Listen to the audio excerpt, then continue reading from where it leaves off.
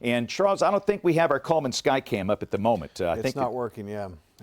We've got the Coleman Skycam that is down, and we have learned through social science studies that you tend to do something if you see a tornado. And understand, there are times where we cannot show you a tornado. We can't have cameras everywhere. Many of the tornadoes we have in this state are rain-wrapped. You can't see them because of hills and trees. We just encourage you, even if we cannot show you live video of a tornado, be aware there's the potential, of good potential for one being here. That's the reason for the tornado warning. And we encourage everybody in Good Hope, Hanceville, Cullman, Welty, Holly Pond, anywhere close to these places to be in a safe place. I'd say there's a good possibility this is going to pass pretty far south of Highway 69 up in here, but still, you're in the polygon, and if you're in the polygon, you do something. You go to your safe place, and if you're not, you don't need to worry about it. For example, out towards Jones Chapel and West Point, there is no danger. You're not even close to this. This is the core central part of Calhoun County, and again, this is going to be an approximate storm track, and these are approximate arrival times. It's about 18 minutes away from Holly Pond. That's up in the eastern part of Calhoun County. Baileyton up in the far northeastern part, a little farther than that. But remember, tornadoes are small and counties are big. But this is the concern, is this circulation right in through here. More than likely, the circulation has crossed over Interstate 65. It's about to cross over U.S. Highway 31 here in a matter of minutes. So this is a tornado warning for Cullman County, the central part of Cullman County. Everybody from Hanceville to Cullman along Highway 31 should be sheltered now. Nobody should be driving along Interstate 65 between Cullman and the Colony exit, and nobody should be driving along US 31 between Cullman and Hanceville. People at Wallace State should be in your safe place, and again, this is going to keep on moving to the northeast. That'll be coming out across the community of Welty and then ultimately toward the community of Holly Pond. And so far, I have not seen any reports of damage. And Charles, I'm going to let you kind of keep an eye on the correlation coefficient product, which is our ability to see debris that is being lofted. And at this point, we have not seen any evidence of that so far. Nope, haven't seen that yet, Right. which is good news. But again, we're going to be monitoring all these different parameters. So again, we are holding it here. It's 410. And you know the deal. If we have a tornado warning for any of our counties, we go on the air and we stay on the air. We'll get to the news as soon as we can. But of course, Cullman County is in our television market. Always has, always will be. So we'll ride you through this. Again, downtown Cullman sits right there, about the L and the M. This is downtown Cullman. That's US 278. That's US 31. Your circulation is going to be down here about maybe 8, 9, 10 miles south of Cullman. And again, this looks like it's moving more east than northeast, which means the threat is very real to the city of Hanceville. So again, clearly everybody in Hanceville and points north of Highway 31 need to be in a safe place. That's Highway 91. That runs from Hanceville back up to Holly Pond. If you're in the community of Welty, you need to be in a safe place as well. Anybody along Highway 278 east of downtown Cullman. I, in a matter of minutes, can give an all clear to I-65. Not quite ready to do that yet, but that circulation is coming up on US 31. That's a beware, a bounded weak echo region. And again, there is very strong evidence that we've got some tight circulation going on here. And the Weather Service in Huntsville, and I think it's a good call, made the decision to post up this tornado warning here, which was issued about 10 minutes ago, about the time the newscast started at 4 o'clock. So again, we're going to hold it here. And we're going to watch the various opportunities we have here to see images, and I'm going to be watching for some of the images that you send us. And again, we've got various spotters out in the field. We've got multiple chasers. We've got Megan Thomas, who's out with Bill Castle today. We've got Stephen Quinn. He's out today, and others. When we're going to watch their stream, of course, we'll focus on this particular thunderstorm that we currently have in progress. That is in Cullman County, very close to the city of Hanceville. So again, everybody that is close to Hanceville should be in a safe place. In fact, what I'm going to do is probably show some images coming in on the fly here. We do know that the best thing we can do is actually show images. That's what it looked like. Again, let's take Wexo 5 for a minute. We'll take this full screen. This is what it looked like. You can see that was in Jasper earlier from this storm that came through there. This was a shot from Dodge City. So this is the first shot we're seeing of this storm. This was when it was crossing Interstate 65 and Alabama Highway 69 South. Highway 69 South going down toward Bug Tussle and Jasper. Again, there's no evidence of a tornado in this shot, but again, that's a lowering back on the right rear flank of that storm, and that was taken near Dodge City probably about 5 minutes ago based on the timing we've seen here. In fact, here's a more current image. This is from Dodge City at 4:04. So this was 9 minutes ago. And again, you can see, I'm not saying that's a tornado, but there's certainly a lowering there. It looks like a wall cloud. And whether there is a tornado in there, we don't know at this point, Charles. But I've not heard of any damage so far from looking at all the reports coming in from the sky watchers we have. Yeah, I'm keeping an eye on that. In fact, let me show you one more that just came in here. That was at 4:06, and that's at Dodge City. So that was Dodge City at 4:06, and this is the storm that is prompting this tornado warning, and that circulation is now very close to or maybe just north of Hanceville. And again, I know we have other storms in progress in the state now, but we're focusing on this storm, and that this is the storm that the only one we have now with a tornado warning at this point. So again, this is a tornado warning for parts of central Calhoun County. Other storms in progress are producing hail. So let's go back to Max 1, and again, we're going to do a lot of different boxes here where you'll be able to see our live streams in the field and some of the images that you're sending us, and those images are very important, and we thank you for that. So we have a thunderstorm that has prompted a tornado warning. This storm is now well to the south and east of Cullman, and again, in a matter of minutes, we can give an all clear to Cullman. The main danger has been down to the south. Again, Hanceville sits right here. Cullman sits right here. That's U.S. Highway 278. That circulation is going to be crossing Highway 31 somewhere near or north of Hanceville, then coming out toward Welty and ultimately Holly Pond if it holds together. So we're encouraging everybody in any of these communities that we've called out to be in your safe place. That is a small room on the lowest floor near the center away from windows. Let's go back to WEX 05. This is a shot coming in from Welty in Calhoun County, looking back into that storm that is approaching their specific location there. And of course, Welty is right in the core of this tornado warning polygon. Welty is between US 278 to the north and Alabama Highway 91 down to the south. And again, that's again a lowering.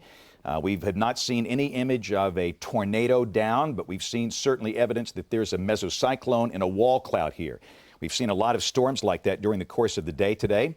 So that's what it looks like. We'll go back to Max 1. And if we can pop on the velocity on this product really quickly, Charles, we'll see if we have any well-defined evidence of circulation. And quite frankly, this is not a classic tornado signature, but still in this zone right in through here, this is where more than likely the concern is. And again, it's near or just north of Hanceville. Again, that's awfully close to Wallace State Community College, and that'll be crossing Highway 91 through here. And again, you've got Berlin here. This is Welty. Community of Walter sits here along Highway 91 going back up toward Holly Pond. So again, and I'll tell you right now, if you're in the city of Cullman, we can give you an all clear. We can give Interstate 65 an all clear.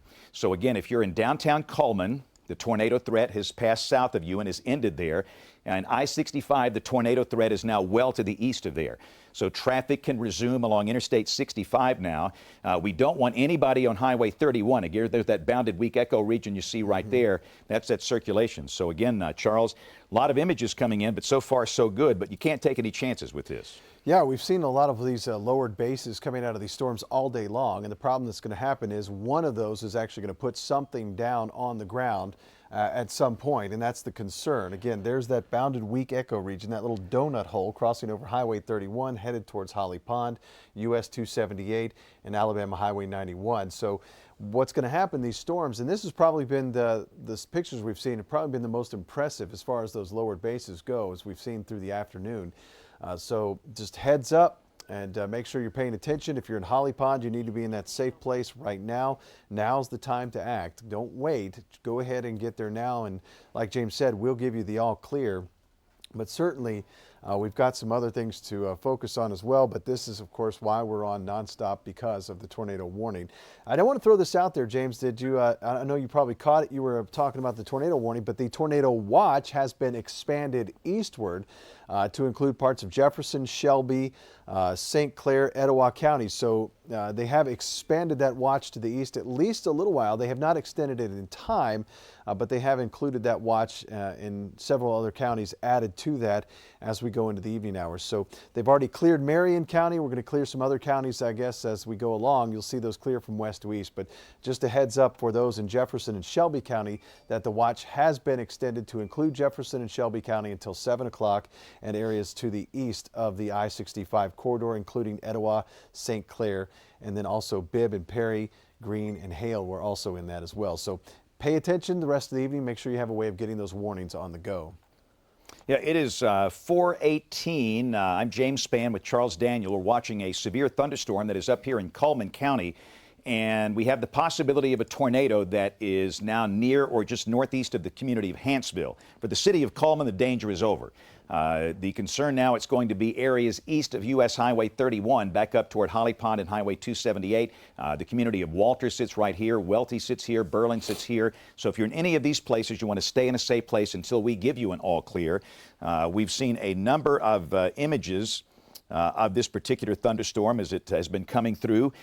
We've seen lowerings, and we have seen what's probably a wall cloud, but so far we have yet to see a tornado. And more than likely, or often it's the case, when this crosses a major north-south highway like Interstate 65, if there's something there, we know about it.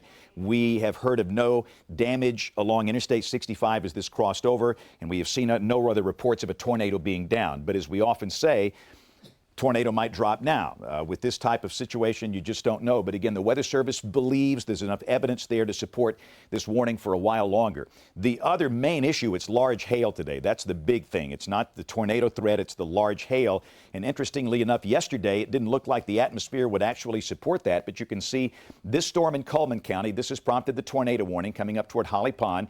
That probably has some fairly large hail. The storm in the southern part of Calhoun County down here toward Bremen, Arkadelphia, that probably has some large hail.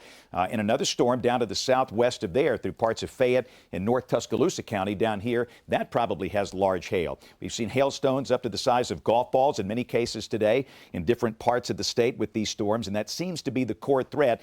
And we have not had that many tornado problems today, which is a good thing. But again, this is the storm we're focusing on. We don't want to forget all these other ones, but these other storms show no evidence of a tornado. There's only one, and that's the one that's up here in Calhoun County. So again, that's US 278 right here. This is the county line. This is northern Blount County. Blountsville sits right here, and we'll see if the Weather Service continues that warning into maybe northern Blount. And this is basically moving almost due east, maybe a little north of due east. So again, that particular thunderstorm that has been showing evidence of a tornado is about to cross over into extreme northern Blount County. This will be north of Aniana, up toward Blountsville, really north of Cleveland, Blountsville and points north up here towards Sneed. If you're in the northern end of Blount County, just keep an eye on this. In fact, we'll check the Weather Service chat sessions. Basically, all they say so far is that they've gotten several reports of wall clouds, and that's it so far, which is good news. They haven't heard of any damage yet. Just kind of waiting to see if they get anything confirmed on the ground for a touchdown. Right. And the Weather Service in Birmingham has issued a new severe thunderstorm warning for parts of Blount, Jefferson, and Walker counties. And let me just give you a big view here for people that are watching in different parts of the state. We've been focusing on Calhoun County. Quickly, here's the big view, and you can see this broken band of strong to severe storms coming through parts of West and North Alabama. We've got the one tornado warning in effect. We have a new severe thunderstorm warning for northern Jefferson. This doesn't include the city of Birmingham, parts of western Blount County for this storm right here. Tuscaloosa looking pretty good for now. There are no severe storms showing up near the city of Tuscaloosa or Northport. We do have some heavier storms in parts of Greene and Sumter counties. Those might produce some hail as well. But the core threat's going to be from about Berry and Fayette County up to about Jasper, Cordova, and Dora and Summerton, and back up into parts of southern Calhoun County. And then, of course, the big cell right here, and this is the one that's prompted the tornado warning. This is in effect for the far eastern part of Calhoun County. This will be out of Calhoun County in probably about 5 to 10 minutes.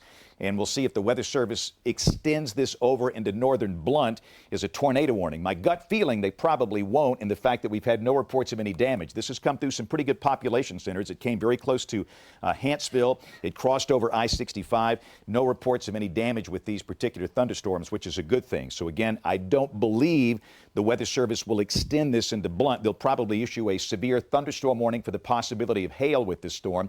And what's interesting, Charles, you know, we've had other storms today with bigger hail cores than this. Some of the storms we saw earlier today really did produce some very large hail across various sections of the state. But I want to go back very quickly, and let's go back to WEX 05 if we can. I just wanted to show this last image of this storm. This is the storm as seen from Welty, and again, that looks like that could be a wall cloud there. You can see that kind of hazy in the distance. It might just be some scud. It's awfully hard to tell from a still photograph. In the spotter training classes, we encourage people to watch storms, if you can safely do that, for tens of minutes instead of just taking one snapshot and going back in. Just watch it for a while to see how it behaves. Wall clouds will stay there for tens of minutes, 10, 20, 30 minutes or longer. The scud clouds, the low-hanging clouds that don't mean anything, they come and they go. But again, that could very well be a wall cloud. There's no doubt this is a pretty well-organized storm. And if you missed it, this is what the storm looked like when it came through.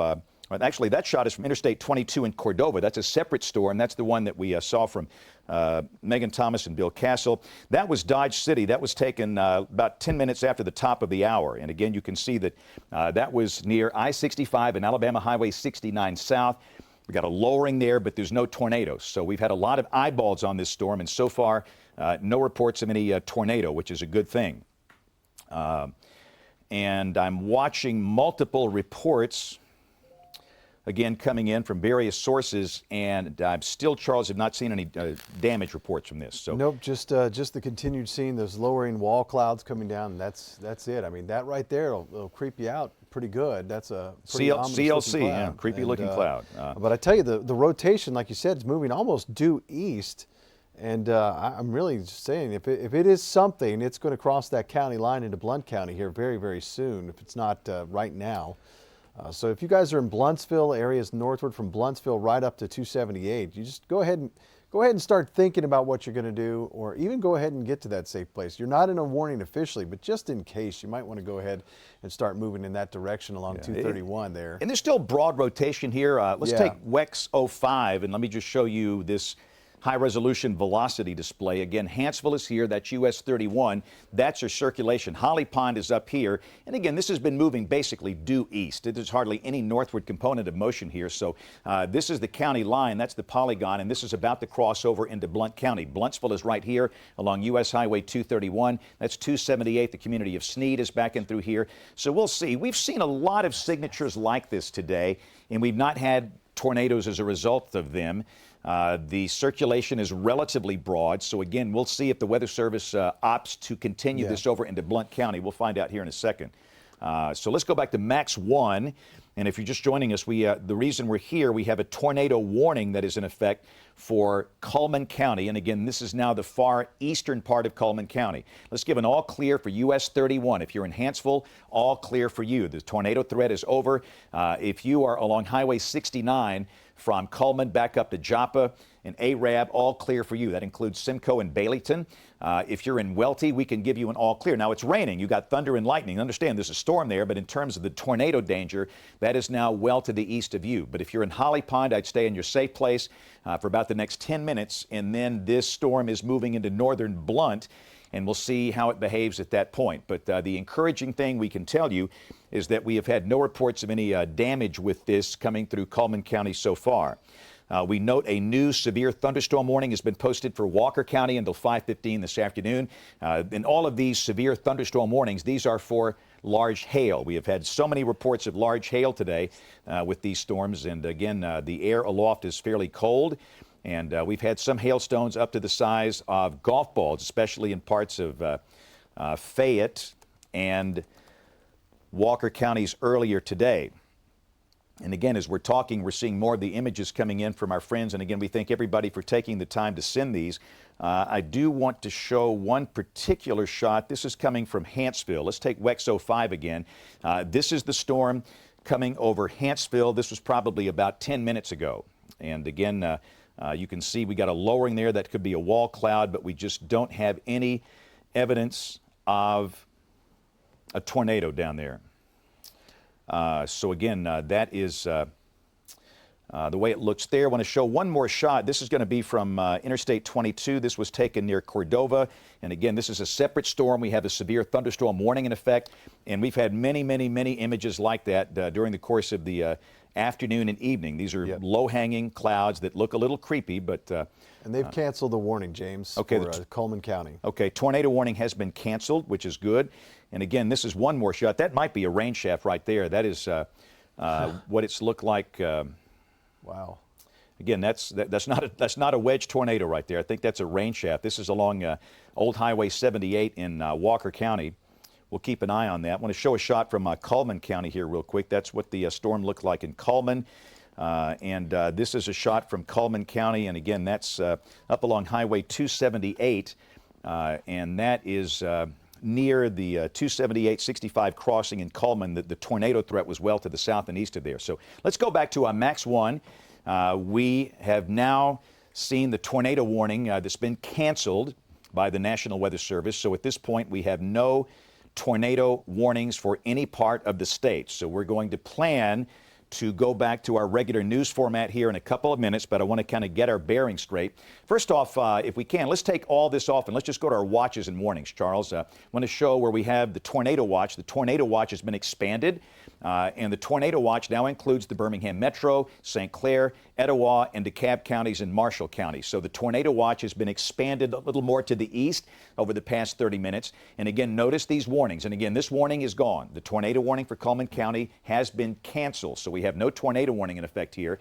We do have severe thunderstorm warnings in effect now for parts of Walker County, northern Jefferson, parts of Blount County. And again, the main concern with all of these storms down here, it's hail. So let's go back to our radar and we'll give you a wide view of this. And you can see that we've got thunderstorms with a lot of lightning and large hail falling in a broad zone from near Holly Pond in Cullman County down to Dora and Summerton in Walker County, down to about New Lexington and far southern Fayette County. Other scattered storms are west of Tuscaloosa and down through parts of Greene and Sumter counties. So at this point, there is no evidence of a tornado anywhere on radar. The concern with all of these storms, it is large hail, as these will be passing through the central and ultimately the eastern part of the state in coming hours. Now, the good news, the dynamic support needed for tornadoes will be lifting away from the state in coming hours. So with time, the tornado threat goes down.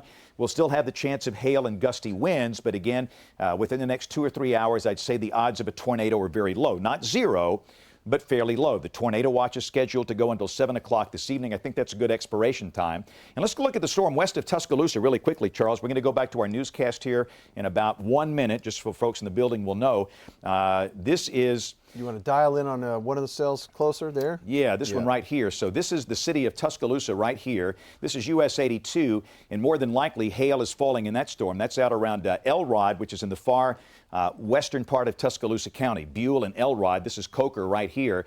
And that storm is moving east, and that will probably affect the cities of Tuscaloosa and Northport. And again, there's broad rotation. There's an inflow notch, and there's something broad here, maybe a mesocyclone, but there's no evidence of any tornado in this. The big issue, it's going to be hail. So with all of these storms, I think, for the rest of the evening, the number one concern, it's hail, but still we'll watch for any evidence of a tornado or any tight circulation that pops up on radar. So we will be here, not going anywhere. And again, there's the big picture. These will weaken later tonight as they move south and east of Birmingham. The odds of any severe weather south of Anniston very low, but again, hail a distinct possibility at this point. So it is now 4:31. We are going to resume our 4 o'clock newscast on ABC 3340. So at this time, we're going to turn it over to Christopher Sine and Pam Huff, and we'll be back in a minute with an update. Thank you, James. And Chris, you have been following some tweets coming out of Cullman County. Right. And James, if you wanted to put some eyeballs on this, if we could go take tag board, if we could do that very quickly. This is a tweet coming out moments ago from the Cullman Tribune. And the Cullman Tribune, I'm just going to read it off my phone. Well, there it is right there. Tweeted out moments ago, do you have damage where you are? Flooding damage reports coming in. Trees down on houses northeast of Hansville in White City area. Flooding on 1st Avenue southwest near King Edward Street in Coleman. So that's information, of course, obviously coming from the Tribune. We will, of Right. course, follow that. We do have crews in Coleman County right now, and we will bring you information as we get it. But you know, it is on days like this that every single household needs to have a working weather radio. And we've got one easy way to tell you about to get ready for this spring tornado season. James Spann will program your weather radio for you Monday, March 18th. He'll be on the 5th floor of the Jacksonville State Stadium. You'll need to bring your weather radio and batteries. That event, by the way, is from 4 to 6 p.m. And the Weather Authority is always working for you with ways to receive weather alerts. Just download the free ABC 3340 weather app right now for up-to-the-minute push alerts sent directly to your phone.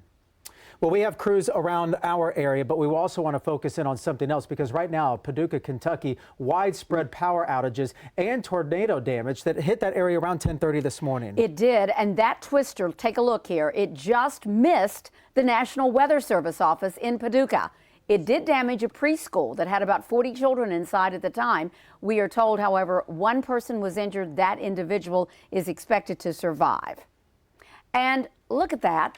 That is a view from space of the storm of historic proportions that right now dumping some snow, heavy rain in the central United States. This is the same system that was over Nebraska and Iowa earlier today. That storm is going to continue to wreak havoc as, of course, it continues its move toward the east. Denver's airport reopened this morning after the Mile High City was slammed by that blizzard. Airlines still canceled hundreds of flights. Almost 1,400 flights had to be canceled Wednesday because of whiteout conditions. And as you might imagine, that created certainly an air travel backlog nationwide. In addition to the blizzard conditions, 3 airlines had to ground all of their Boeing 737 MAX jets. That left a lot of passengers scrambling to just get somewhere. I'm trying to get to the hotel downtown and I can't get an Uber, so it's pretty difficult. We have a hotel, but we can't get there because of the blizzard, so we're just kind of camped out here. Earlier today, President Trump said he hoped the grounding regarding those MAX jets would be for a short time. More on the weather in a moment, but first, some breaking news to get to right now. Fire burning once again at the Old Hospitality Inn on Birmingham's south side. This time, boys, you look at the images there. Firefighters report the fire is in the attic, Pam, of this abandoned building. And this is in a part of the building, as I understand it, that did not burn on Tuesday morning. Tuesday, many of you watched it. Flames broke out at that abandoned hotel. Fire investigators quickly determined on Tuesday that the fire had been set from several locations within that building. That fire damaged or destroyed several other businesses in the area. Well, certainly as we continue this afternoon with our newscast, we know that you are watching any type of severe storm in the area. Alabama's chief meteorologist James Spann and our team of meteorologists, in fact, are updating the weather conditions next at 4.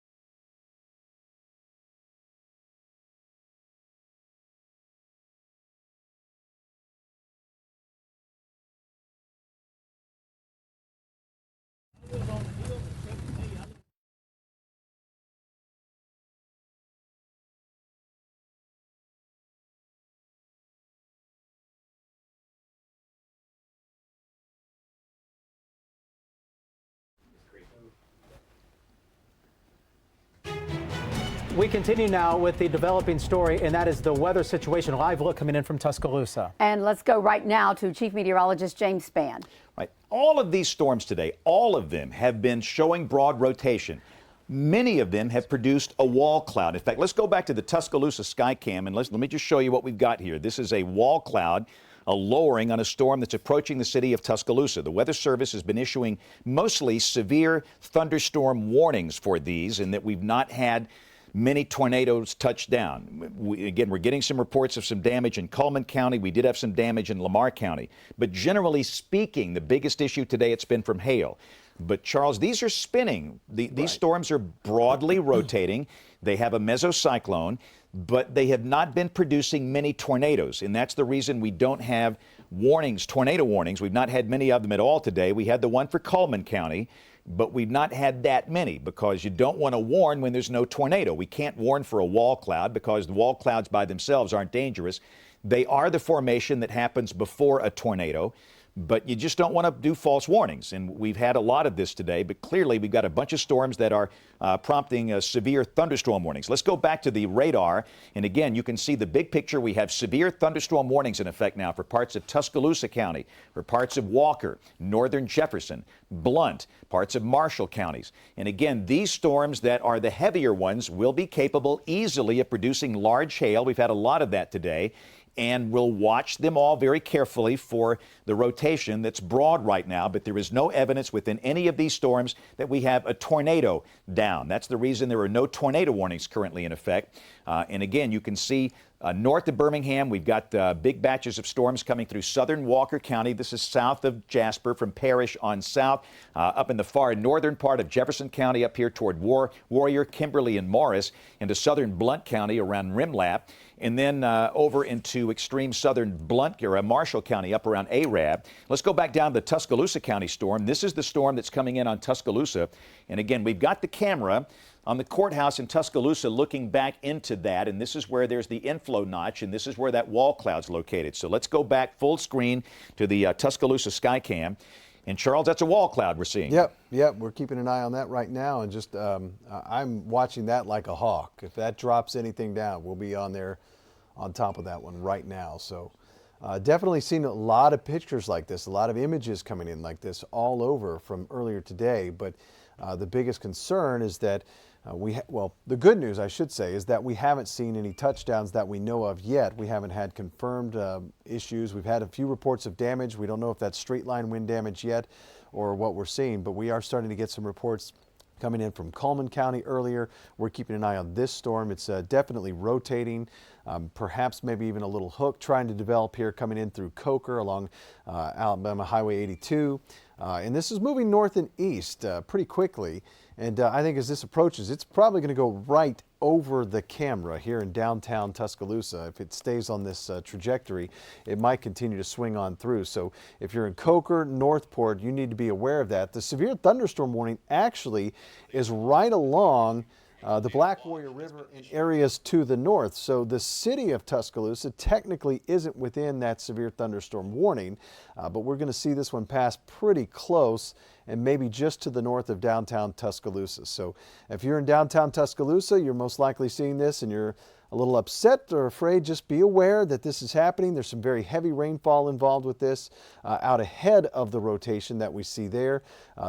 We go into schools and we teach this. You get that heavy rain, possibly some hail. The rotation is on the backside, the rear flank of the storm. And this is what we're watching follow through. So we're going to keep a very close eye on this one as it approaches the city. The flank itself is actually going to be right along Alabama Highway 82 in the distance there. And again, that's going to swing through probably just north of the Black Warrior River or right along the river between Tuscaloosa and Northport. It's going to cross very close to the amphitheater there. So be aware of that along Alabama Highway 69 headed into Northport. That's what we're watching there. 359 coming through downtown in Tuscaloosa, Lurleen Wallace Boulevard. You cross over the bridge there, and we'll watch this one closely. I mean, it doesn't get any more real than that. We've got to keep an eye on it there, but this is what we're watching so far. And I wouldn't be surprised to see at least a little bit of hail coming down with that. We've got some of our sky watchers over in Coker. We've got a pretty good indication of some hail near Coker right now, so probably some I would say at least dime-sized hail, nickel-sized hail, not out of the question out of that. And let me just say too, Charles, I think we've got damage in Cullman County. I'm multiple sources, and it looks like the damage is in the White City community, which is a little north of Hanceville. And again, this was in that tornado warning polygon. And again, as soon as I can confirm some of these images, we'll show those to you. But again, we have reason to believe there has been some damage, possibly related to a tornado, in the community of White City, which is north of Hanceville. That's a little east of U.S. Highway 31. But again, we're watching that storm that's approaching Tuscaloosa, broad rotation, no evidence of a tornado. If we can, Charles, let's expand the radar out. Hey, guys, I'm sorry, I need Charles back. If we can expand this out just a little bit, want to show what's happening around the rest of the state. Again, this is what's happening north of Birmingham. This is that cluster of storms north of Birmingham, northwest of Birmingham, and southern Walker County up toward Pumpkin Center. We've got big storms in progress in parts of Blount County. There are no tornado warnings in effect for the entire state at this point. We have the possibility of large hail, and again, these are broadly rotating, but there is no evidence of a tornado, and again, accordingly, we have no tornado warnings in effect. So let's go back to the Tuscaloosa Skycam, and again, we're going to kind of watch this storm as it comes in, and again, we have seen evidence of a wall cloud there, Charles, but so far, you've seen nothing. Right, haven't seen anything coming down any lower than what we've seen already. I'm afraid we're starting to see at least a little bit of rain starting to wrap around the base of this storm. So what'll make it very difficult to see is as it gets closer, we don't get that vantage point of seeing that lowered base from a distance. And then as some rain, even light rain wrapping around, will make it very difficult to see. So as we follow it along, you can still see it there in the distance. It's almost not as deep as it was or as far lowered as it was before. But you see some scud trying to form in there, nothing major. That'll actually pull on out and clear out here in a second. But again, there's that lowered base. You see that wall cloud that's down. It's almost like it's recycling maybe just a little bit there. But it's not as pronounced as it was just a little while ago. And if we saw anything, if there was anything down, we'd see it in this area here. And this is one of those vantage points that we have from the Skycam network. This is high up. We get to see this. One of the problems we have with our chasers on the ground, it's great to have them mobile and moving around, but it's very difficult to chase in Alabama. We've got hills, we've got trees, visibility is very tough.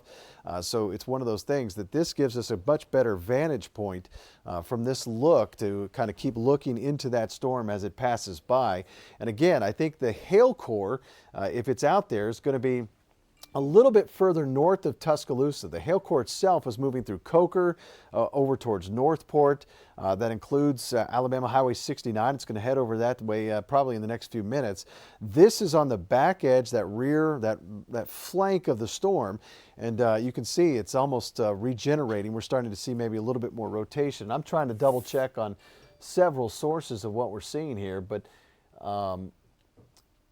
you know, it may be tightening up just a little bit, and that's what we'll watch. We'll keep an eye on it, we'll monitor, and if anything starts to lower, that's good confirmation of what's happening. I can back out and kind of scan to the right here, looking more towards the northwest, but almost to the north, and again, you see that rotation. It's pretty visible here, but it's not as pronounced as it was just a few minutes ago, and I think we're probably seeing some large hail in north side of Northport, up through Tuscaloosa, Lake Tuscaloosa. You've got Lurleen Wallace State Park over there. Anybody out there mountain biking out that way, I'm sure you're getting just pummeled by some hail at this point. You know, that's a big mountain biking park out that way. But you guys be careful. Listen, it's a severe thunderstorm warning. Doesn't fully include the city of Tuscaloosa. The warning itself runs right along the Black Warrior River and north into northern parts of Tuscaloosa County, almost all the way up to Samantha on Alabama Highway 43. So this storm, definitely showing signs of rotation. Anytime we have to monitor it, it could drop something at any time. Again, with these storms, it could be a very quick touchdown, but even then, something like that could happen very, very quickly. That just ruins your day. So pay attention to these storms. Make sure you have a way of getting warnings through the rest of the afternoon. We've got multiple severe thunderstorm warnings across the state, primarily because of large hail. We've seen some golf ball sized hail out of many of these storms throughout the afternoon. Now let's take WEXO 5, fellas, back in the back. This is some of the damage in Cullman County. And again, what you're seeing here, this is damage in the community of White City. And White City is located to the north of Hanceville, a little northeast of Hanceville, really not that far away from Hanceville, maybe 3, 4 miles. And the damage is concentrated in a smaller area there. So again, there's evidence that possibly a small tornado came through there. And understand, this was at a time when they were under a tornado warning. This was the Calhoun County tornado warnings. We've heard of nobody injured here, but again, that's some of the damage coming in from Calhoun County. So what I want to do is quickly go to a reset. Let's go back to Max 1. Let me just kind of give you a big picture where we stand here. First off, we have a severe thunderstorm warning for this storm that's passing north of the city of Tuscaloosa. We've got a big thunderstorm in progress in extreme southern Walker County up here. That's going to pass through the far northern part of Jefferson County. We have a big thunderstorm in progress in western Blount County. This will be coming out toward Aniana, Locust Fork. All of these are capable of producing large hail, and all of them are showing broad rotation of mesocyclone, several thousand feet off the ground. However, we're not seeing evidence of a tornado, and that's the reason we have no tornado warnings in effect. So severe thunderstorm warnings in effect now for parts of Marshall County, for parts of Blount, northern Jefferson, eastern Walker, northern Tuscaloosa County, and also for parts of northern Sumter and Greene counties for that new storm coming in through here. And again, with time, the main upper support will be lifting north. We think the tornado threat will diminish with time this evening, but still they could produce a tornado. That's the reason there's a tornado watch in effect. That runs until 7 o'clock this evening. And again, let's pop the tornado watch back on here. Just if you're just joining us, a lot of folks come and go at this hour of the day. The tornado watch was extended about 4 o'clock and now includes Jefferson, Shelby, St. Clair, Etowah, DeKalb, Marshall, and Blount counties. So again, that's what it looks like in through here. If we've got Megan Thomas, I don't know if we've got Megan Thomas on the phone. She is with Bill Castle out in the field. And Denise, if we have her, just let me know. Megan, yes, are you there? Here. Great. Tell us where you are and what you've got at your location there. Can you hear me? You're loud and clear. Go. Okay, wonderful. We are on I-22, facing the severe thunderstorm that just rolled through. We are about 1 mile south of the Cordova exit, which is exit 72. We're sitting under this overpass because the wind was a bit too intense to get any visuals, but the visibility got down to, I'd say, probably about 15 yards. People were slamming on their brakes, running into a wall of water. The wind could get up to probably, I'd say, about 30 miles an hour, shakes the car so often. But the heaviest rain and wind has now passed us to our east. It has now gone over the top of us. It is now headed for Dora and Jefferson. So we are just about 1 mile south of that sort of 72 on I-22. Okay, and again, you have been out in this all day today, and you have not seen any tornadoes down today, Megan. You've not seen any major damage, correct? We've seen several wall clouds. We've seen a couple different little fronts on the horizon. But other than that, I would say no. I have not seen any damage. I have not seen any trees down with the winds either. The rain is really heavy at times, and it's ponding on the water or on the ground. But other than that, things look okay. Okay, thank you. And again, that's Megan Thomas, our meteorologist, who's with Bill Castle, our chief photographer, along Interstate 22 out in this mess this afternoon.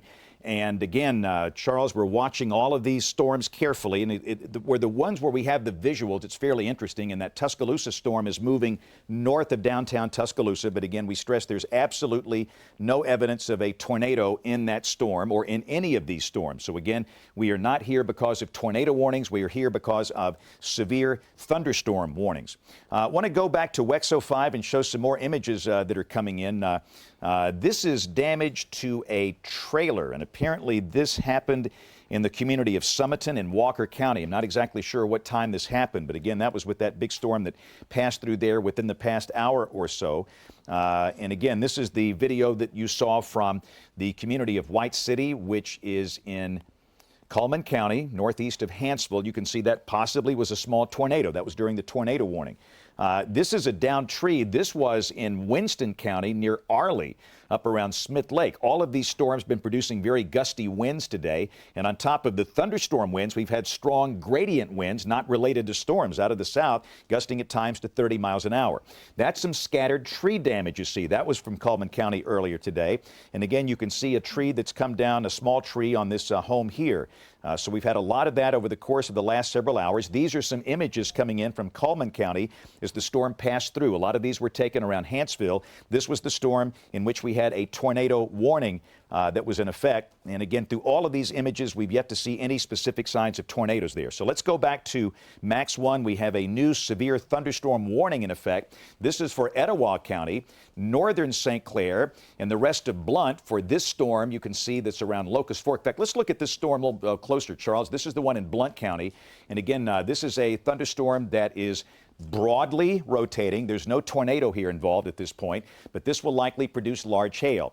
Aniana sits right here. That's Highway 231 going over to Cleveland, which sits right here. So if you're in Cleveland, back over to Aniana. If you're down here in Locust Fork, just be aware you could see some large hail. And again, this is an inflow notch. There is broad rotation down here, but there's no evidence we have a tornado down, and there is no tornado warning. The winds could be fairly gusty with this storm as well. And again, that's going to be scooting out of Blount County, ultimately moving over into Etowah County. That could affect the city of Gadsden. So just be aware the storm in Blount County could be in Gadsden in maybe 30, 45 minutes. In Etowah County, basically the whole county is under a severe thunderstorm warning for this storm that is capable of producing strong winds and hail that's down toward Locust Fork, ultimately coming out toward the city of Aniana. So that's one of the storms we're watching. Let's go to our storm down here in the far northern part of Jefferson, Charles, the one that's affecting southern Walker. This is crossing over into northern Jefferson here. And again, this is going to be coming out toward Sayre, Bagley, Cane Creek, Warrior, Morris, Kimberly, maybe Mount Olive and Gardendale, maybe down toward Adamsville and Forestdale, maybe as far south as Fultondale. This is going to be north of downtown Birmingham, but this storm here moving east, that will be capable of producing some fairly large hail. Again, there is no evidence at all of a tornado, and that's the reason we're not doing tornado coverage. We're just doing coverage of these storms that can produce hail. And let's go back to our storm in North Tuscaloosa County as we tour these storms. And again, this storm is north of the city of Tuscaloosa. That's an inflow notch. There is broad rotation. All of these things are broadly rotating, but you cannot issue tornado warnings for storms with no tornadoes. If you do that, every time you see broad rotation, your false alarm rate will be out the ceiling. It's cry wolf, and nobody pays attention to warnings anymore. We've got to keep the false alarm ratio down. And again, the Weather Service doing a marvelous job of doing just that today, issuing severe thunderstorm warnings. But again, that rotation is north of Tuscaloosa. Charles, how's that Skycam looking north? Yeah, that's what I'm just looking at. It's difficult to see right here. The wall cloud, what we were seeing, that rotation that was lowering, it actually almost just a minute ago lifted back up. That big shadow you see in the back, that's a rain shaft. That's rain coming down. So don't freak out by looking at that, what you see there. That could be pretty scary. But the rotation itself is actually right here along the cloud base. And it almost just lifted back up a moment or two ago, and it was actually starting to lower down again. The rotation looked like it was starting to strengthen just a hair, and then it all of a sudden lifted right back up within just a few minutes. But again, that's a rain shaft there in the distance. It doesn't look terribly bad. You can kind of see the beginning maybe of that cloud, that wall cloud, trying to reform and drop back down. We've got some scud feeding into that rotation coming around. But like James said, it's a broad rotation. These storms are rotating very quickly. We've got winds here out of the southwest at about 27 miles an hour. The gust there was about 38. So you're still going to see some really strong storms roll through. But again, hail, it looks like, is going to be that primary risk for us through the rest of the afternoon. You've got a good rotating thunderstorm, a good strong updraft, and you get some large hail that develops with these storms. So again, right now, kind of keeping an eye on this. I'm curious, I hate that we're starting to get the rain, and that's part of the problem. You get these high precipitation supercells, these rain-wrapped rotations, and it's very difficult to see. And you see some lightning there in the distance. Again, this is the camera on top of the courthouse in downtown Tuscaloosa. We're looking northward across the Black Warrior River into Northport, and that's where we see that lowering base trying to form once again. So keeping an eye on it. It's very difficult to see. It's starting to move away from the camera now. We've got that lobe of rain that you see kind of wrapping around. And let me show you here. The camera is right in this direction, And that's where we're looking at. We're looking back to the north. It's this lobe of rain coming around that's actually starting to make it so difficult for us to see. So again, we're starting to see that rain wrapping around it, and it's going to be difficult to actually penetrate and see through that rain at this time. So again, severe thunderstorm warning for northern parts of Tuscaloosa County, but it's a broad rotating thunderstorm, and we are watching it like a hawk. Okay, so we are coming up on 5 o'clock. This is ABC 3340. And we are going to start our 5 o'clock news now. And the news today is weather.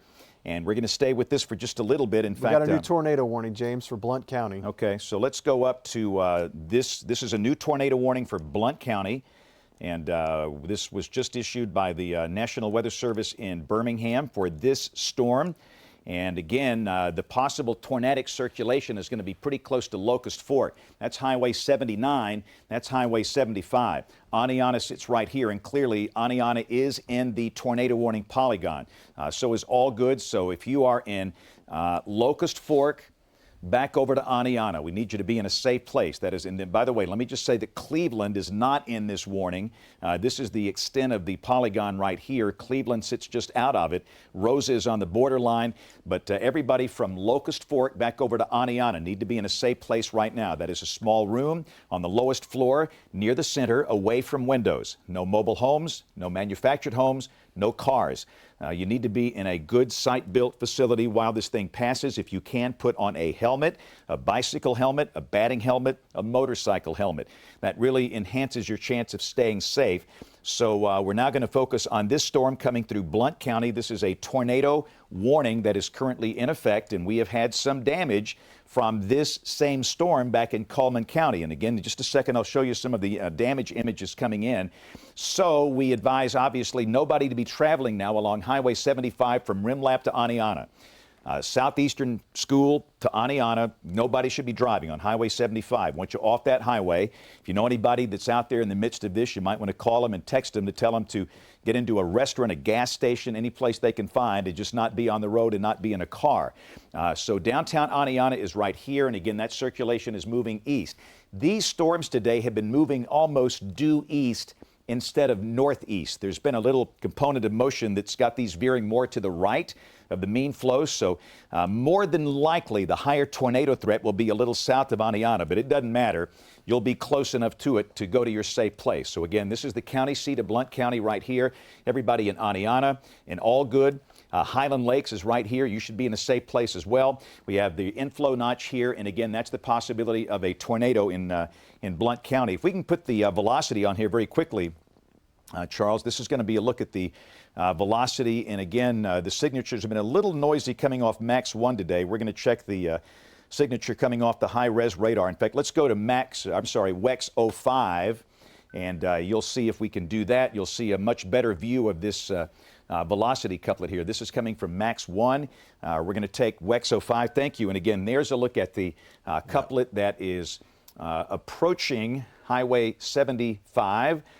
All good, and probably going to stay a little south of Aniana, but still, if you're in the town of Aniana, you want to stay in your safe place. You do not want to be in a car.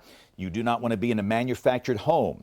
This is when you go to your safe place, and that rotation is still fairly broad. It's not the tightest we've seen, but again, based on the damage that we saw in Calhoun County, we think that the right course of action is to be in a safe place. Let's go back to Max 1 behind me, and again, this will be a different look at the rotation signature, and again, it's clearly located right here.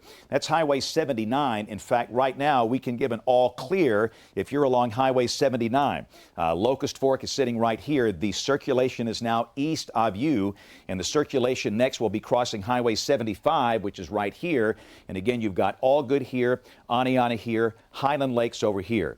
So from Aniana south, right down Highway 79, all the way down to Rimlap, we invite you to be in a safe place in your home, lowest floor, near the center, small room, hall, closet, bathroom, and you don't have to be underground, just first floor. If you got one floor, you're good. But again, the main call to action here, no mobile homes and no cars. You can't be in those during a tornado warning polygon.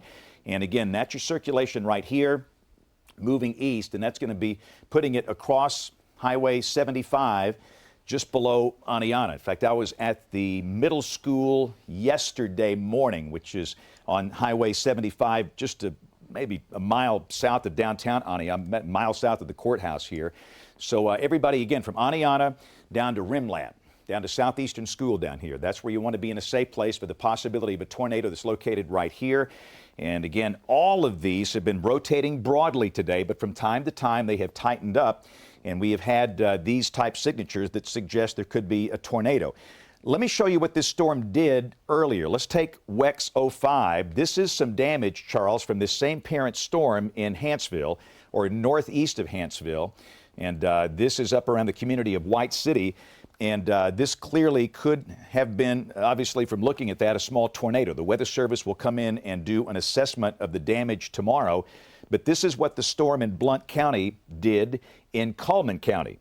And often we have learned if you see what the storm has done, you tend to want to take action. And again, that's some of the damage that was coming in from the community of White City, just a few miles north of Hanceville earlier today. And that is the storm that is now coming through Blount County. So let's go back to Max 1. It is now 5:04. We are here because of a tornado warning in effect for Blount County. Aniana sits right here. This is U.S. Highway 231 here. This goes up to Cleveland. This goes back down toward Whitney Junction and Asheville and Horsepins 40. The community of Allgood is right here. And again, that's your couplet right here, which will be crossing over the highway at any moment now. So again, Aniana, Allgood, you should be sheltered and give us some time. Now, this is correlation coefficient. This is a product in which we can detect if there's something different the radar sees, if it's not a hydrometeor, if it maybe is a part of a building, a tree limb, a brick, a board, a piece of glass, something different from sleet or hail or rain. And we look for these minimum values that are concentrated, and it's not exactly a tight debris signature there, but again, that's a pretty good looking hook, Charles. I'll tell you what, just This to thing the is wrapping west up. of Allgood, we actually had a couple of pixels on the high resolution radar that the correlation coefficient was looking much better on, and that's what I was concerned about. That's why I switched it over. I wanted to see what it looked like, but definitely it looks like in this latest scan it may have cleared up, but definitely a good looking hook coming in through Allgood up towards Aniana. You guys need to be in that safe place immediately.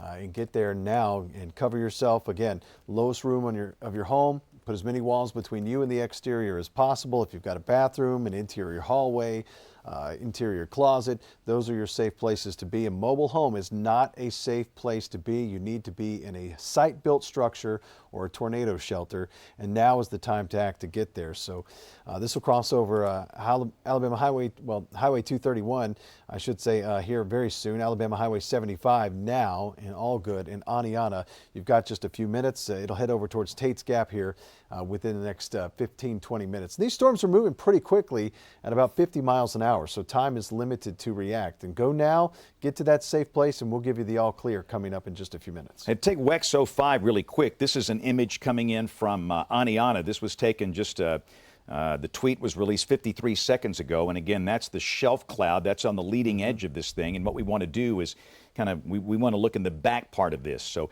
let's go back to Max 1. And this is a very well-defined circulation that is crossing Alabama Highway 75. Again, Aniana's here. This is a bounded weak echo region, and more than likely, if we have a tornado, it's going to be right in this region right here, maybe about 5 miles south of downtown Aniana. But it's close. We don't want to cut corners here. If you're anywhere near this thing, you want to be in a safe place, and that might be some evidence of higher reflectivity within the end of the hook. Sometimes that's referred to as a debris ball, where the radar beam is reflecting off items that might be lofted in through there.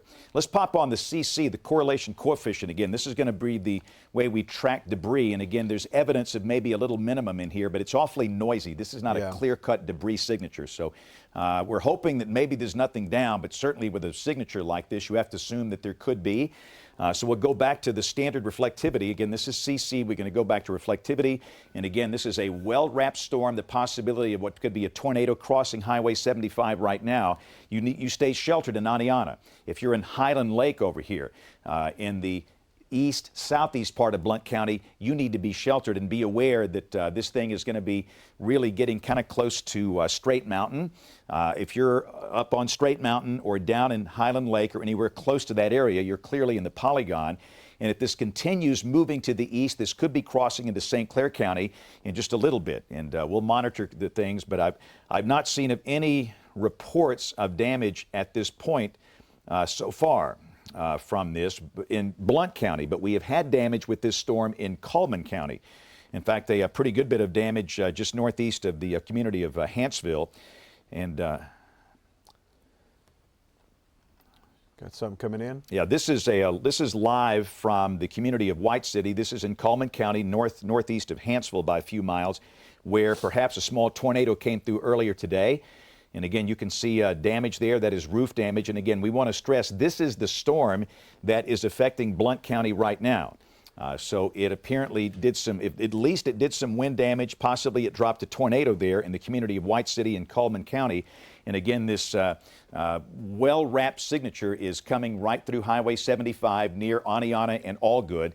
And then it's going to keep on moving to the east. And again, if this continues, the Weather Service, of course, might have to continue the tornado warning over into Blount County. But this is a very, very clear circulation on radar with it looks It's definitely becoming tighter. Yeah, there's as it no moves doubt in. the circulation is pretty tight here. So this is a situation you want to take seriously. If you're in this polygon in Blount County, you respect it now and you go to a safe place. In fact, let's take WEX 05 really quick. I just want to show what that thing looks like. Again, that is a very, very intense velocity couplet here, representing the fact that this could be a significant tornado that is down.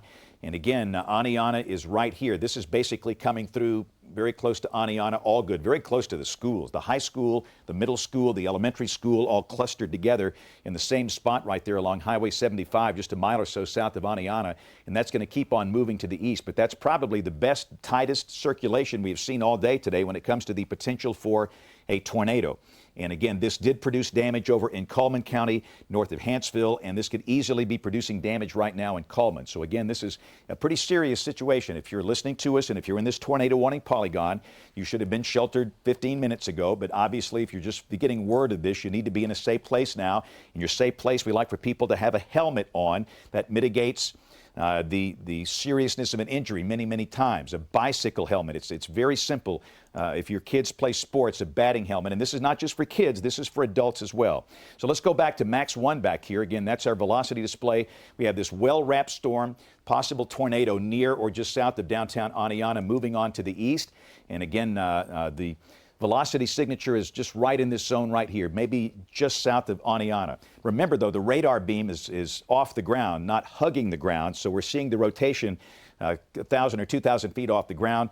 Where exactly that touches the ground, sometimes you don't exactly know that. Storms can be tilted, but clearly it's a very dangerous storm, and again, that's going to keep on moving. Let's expand this out. Let me just kind of show people who's coming up next if this thing stays down. So again, there's your possible tornado right here, moving more to the east. And again, this will probably clip the northern part of St. Clair County. This is Steele in St. Clair County. The bulk of Steele sits up on Chandler Mountain. And that's Interstate 59, U.S. Highway 11 right here. And that storm will keep on moving to the east, crossing up onto Chandler Mountain, and then ultimately crossing Interstate 59 if it maintains its current configuration. And again, this is a pretty dangerous looking storm right here. So if you're just joining us, it is now 5:11. We're here for a tornado warning for Blount County. We have a possible tornado near Aniana based on radar that's moving on to the east. And again, the velocity signatures are still very impressive with this thunderstorm in Blount County. Want to show some images coming in on WEX 05. And again, we thank everybody for taking the time to send these images to us. This is looking back into the storm from Pine Mountain, which is south of the storm. That's where you want to be, looking back into it toward Aniana. And again, well-defined lowering there. And remember, a lot of times in Alabama, tornadoes are rain-wrapped. Our state doesn't often have the clean tornadoes that you see with the good visibility in the Great Plains. We have just different types of storms here. Ours are HP, heavy precipitation. But again, that was from Pine Mountain looking back in that direction. This is a shot also from Blount County. In fact, that's a pretty good look at maybe a wall cloud with that storm. And again, this is the Blount County storm. And we are now getting reports of numerous trees down. This is from John Talbot. John is one of our sky watchers, longtime sky watcher. in the area of Whitewater Drive in Blount County from Blount County 911. And again, we're getting other reports from Blount County 911 that there is a tornado that has been spotted south of Aniana, not too far from Allgood, down on Highway 75. So again, this is a very serious situation, and we encourage everybody in Blount County in the polygon to stay in a safe place. Let me show you one more image here. This is taken from Straight Mountain. Kind of hard to see up on the mountain up there, but they're going to be pretty close to this. That's the shelf cloud. That's the leading edge of that storm. So again, let's go back to Max 1 and kind of do a reset here. It's 5:13. There are multiple storms in progress in the state, but we're focusing on this storm. We believe that one to be life-threatening. This one right here. This is in Blount County, moving toward northern St. Clair. Now we have a warning for St. Clair and Etowah, Charles. Yeah, I did just hit that one up. So we have a tornado warning now for parts of Etowah and St. Clair counties for the Blount County storms. So let's go take a look at... and that's going to be until 6:15, so we're going to draw this one out, just letting the crew in the back know. Okay. So what we want to do right now is take a closer look at this warning, and let's explain who is in the polygon and who is not. So this is your new tornado warning polygon for this very dangerous storm that is now just east or southeast of Aniana. And we've had multiple reports of a tornado down and some damage with this. And if this continues on this current track, this will be moving into St. Clair County. Asheville is not in this polygon. It's for areas north of Asheville. This includes Steele. Steele, again, is in northern St. Clair County. You've got part of Steele that's down in the valley along US 11. Then part of Steele is up on Chandler Mountain where they grow all the tomatoes up there. So everybody, if you've got a Steele mailing address, you need to be in a safe place now.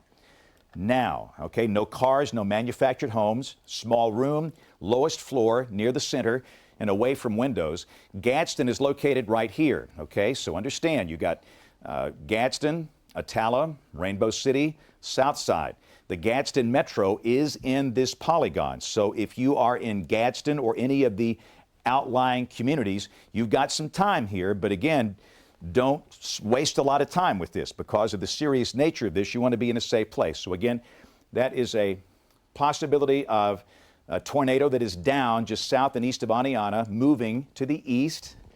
And really not much of a northward component of motion with this. And we're getting evidence, again, it's noisy. This is not your classic tight debris signature, but there's evidence that there could be some debris that's being lofted here. And the Weather Service has not said that this is a confirmed tornado because we're not seeing that really tight debris signature here. But we do have reports now of structural damage in Allgood, which is just south of Aniana, from Blount County Emergency Management. So again, the Weather Service in Birmingham reporting structural damage in Allgood by the Blount County EMA. And again, that's just a reminder that this is a serious situation. And we have other storms. The other storms are producing hail and gusty winds, but this is the only storm in our part of the state with a tornado at this point. And this is a tornado warning for the eastern part of Blount County over into Etowah County and St. Clair County. This is northern St. Clair, north of Asheville, Steele, then back up toward Rainbow City, Gadsden, Atala, Southside, Hoax Bluff. Any of these places we've called out, you need to be in a safe place. The polygon includes Gadsden and those larger suburbs of Gadsden there. Let's expand this out. Let me just kind of show you the extent of this. So here we go. This is Gadsden right here. And again, you keep on going, you wind up in Cherokee County, but here's Hoax Bluff. This is Southside. Rainbow City sits right here. Atala sits right over here. Gadsden, of course, sits right here. And this storm is going to roll out of Blount County, northern St. Clair. This is Asheville. Asheville not in the red. That means you're not in the tornado warning polygon. But if you're north of Asheville, you are up here toward Canoe Creek and Steele, and then ultimately the city of Gadsden. So everybody in Gadsden, Rainbow City, Southside, Atala, Hoax Bluff, you want to be in a safe place until the storm passes. So that's your current warning polygon. And let's go back to the reflectivity. And Charles, this thing is still wrapped up. Yeah, still the rain wrapping around that core rotation. And as you saw, we got an indication of a strengthening updraft. I'm watching a different product called VIL, or vertically integrated liquid. And oftentimes that gives us what we talk about when we talk about hail. And that's going to be right up in here. But again, a stronger updraft is being produced just really just to the west of Aniana, and that data will come in a little bit slower, but really right at Aniana, just north, there's that stronger updraft. You've got this rear flank that comes around, and then you get that weak echo region that's starting to form. So again, that hook that comes around on the base of the storm, that's where we see the indications of rotation. I'm still checking in on that correlation coefficient, and what's happening, I think, is we might be seeing a weak tornado, possibly doing at least some minimal damage in this area. We've got reports of some damage coming in, trying to get those confirmed. The Weather Service hasn't confirmed it just yet, but still beginning to see that one. This one, again, just keeping an eye on it, the possibility of a touchdown at any moment if it's not down already. So again, make sure you're in that safe place. And make sure you are in your safe place now. We'll let you know when you have that all clear coming up in just a little bit. And I apologize, the producer said something in my ear. Okay, we've got some pictures from this storm. This is live video from White City. This was this same storm caused some damage further back, just north of Hanceville, and you can see the damage that it caused earlier. And I think our reporter Andrew Donnelly is up there, and you can see some of that video coming in. And again, some structural damage for sure. Definitely have some issues there, and we'll see this as it continues. So.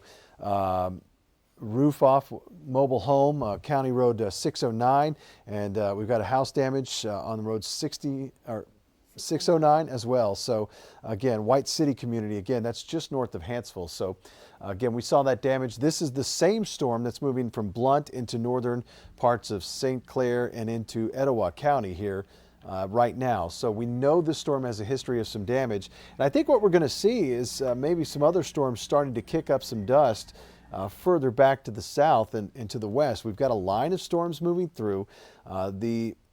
There's still a chance. We've still got the tornado watch, and I'm just throwing this out. I want to show you this storm here in northern parts of Jefferson County. Again, maybe perhaps starting to see a little bit more rotation out of these storms as we get into the later evening hours. So we're not out of the woods just yet. It looked like earlier we might have gotten away with one here, but so far now that is not the case. So make sure you have a way of getting those warnings on the go.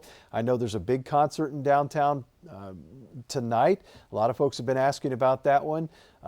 If you're going to go venture out, yes, you can. It is your personal preference if you're going to do that, but it's your tolerance. What can you do? Can I go to the concert downtown? Just be aware. Make sure you have a way of getting those warnings. I think that concert starts at about 7. By that time, many of these storms will be past us, but again, it may not be over with yet. So again, if you have that tolerance to be able to, you want to go downtown to that concert, I've gotten 3 or 4 messages about that so far. So yes, if you have the tolerance to put up with the storms and you're okay with that, go for it. That is a personal preference. So again, we're focusing on a storm that is located now between Highland Lake and Altoona. This is in Blount County, east of Aniana. If you're in Aniana and Allgood, the danger is over. We have heard there's been some structural damage in Allgood, which is just south of Aniana. And as soon as we get video and reports from there, we will let you know. We want people to be safe when you do this. I will say that the circulation is still on radar very clearly, maybe not as tight as it was 5 minutes ago, but it doesn't matter. And again, what's happening now, this possible tornado, which is right here, is in the process of crossing over into St. Clair County. So let's jog this image a little more to the east so we can see more of St. Clair County. Again, Aniana, all clear, all good, all clear. Locust Fork, all clear. The next issue, it's going to be the community of Steele. And again, Steele is up in northern St. Clair County. Steele is north of Asheville. From Asheville south, Pell City, this has nothing to do with you. This is the far northern end of St. Clair County and Etowah County, all right? So Gadsden is sitting over here. This is Steele. That's your possible tornado. That's the inflow notch. And again, this is going to be coming towards the east. More than likely, this will be crossing over Interstate 59 and US 11 within the next 15 minutes. And you know what I'm about to say. Nobody should be driving along Interstate 59 between, let's say, Gadsden and the rest area near Asheville, okay? Nobody should be driving along Interstate 59, and the same thing for US 11, which parallels Interstate 59 for that segment right there. So really from Gadsden all the way down to the rest area near Asheville, nobody should be traveling. Give it about 40 minutes, and we'll give you an all clear as soon as we can. But this is a time where a lot of folks are driving home. It's now 5:22, and you should not be on Interstate 59 between Asheville and Gadsden right now, as we have a tornado that has caused damage in Blount County that is approaching. And again, that'll be first off crossing US 11 and then coming down along Interstate 59. Those are side by side. The tornadic circulation is pretty much coming up on top of Chandler Mountain now. And again, this is going to be coming down off the mountain, down into the valley, and then ultimately perhaps affecting cities like Rainbow City, perhaps Gadsden, okay? Now, let's look at our Skycam in Gadsden, Charles. I want to get that thing focused on to the west. So if we can take our Skycam full screen, that's looking east. We're going to turn this thing and go west. And we'll be watching together to see if we can see anything. The Skycam is in downtown Gadsden. For those that are watching out of town, that body of water below, that is the Cusa River. The major highway down below, that is US Highway 411. And as we veer the camera back around to the west, you're going to see parts of downtown Gadsden. If we had better visibility, you could see Chandler Mountain very easily from the Skycam site. So we'll kind of stop it there. And again, that's the view we'll be focused on from our Gadsden Skycam, looking right back into the storm. Remember, the storm is coming right at that camera.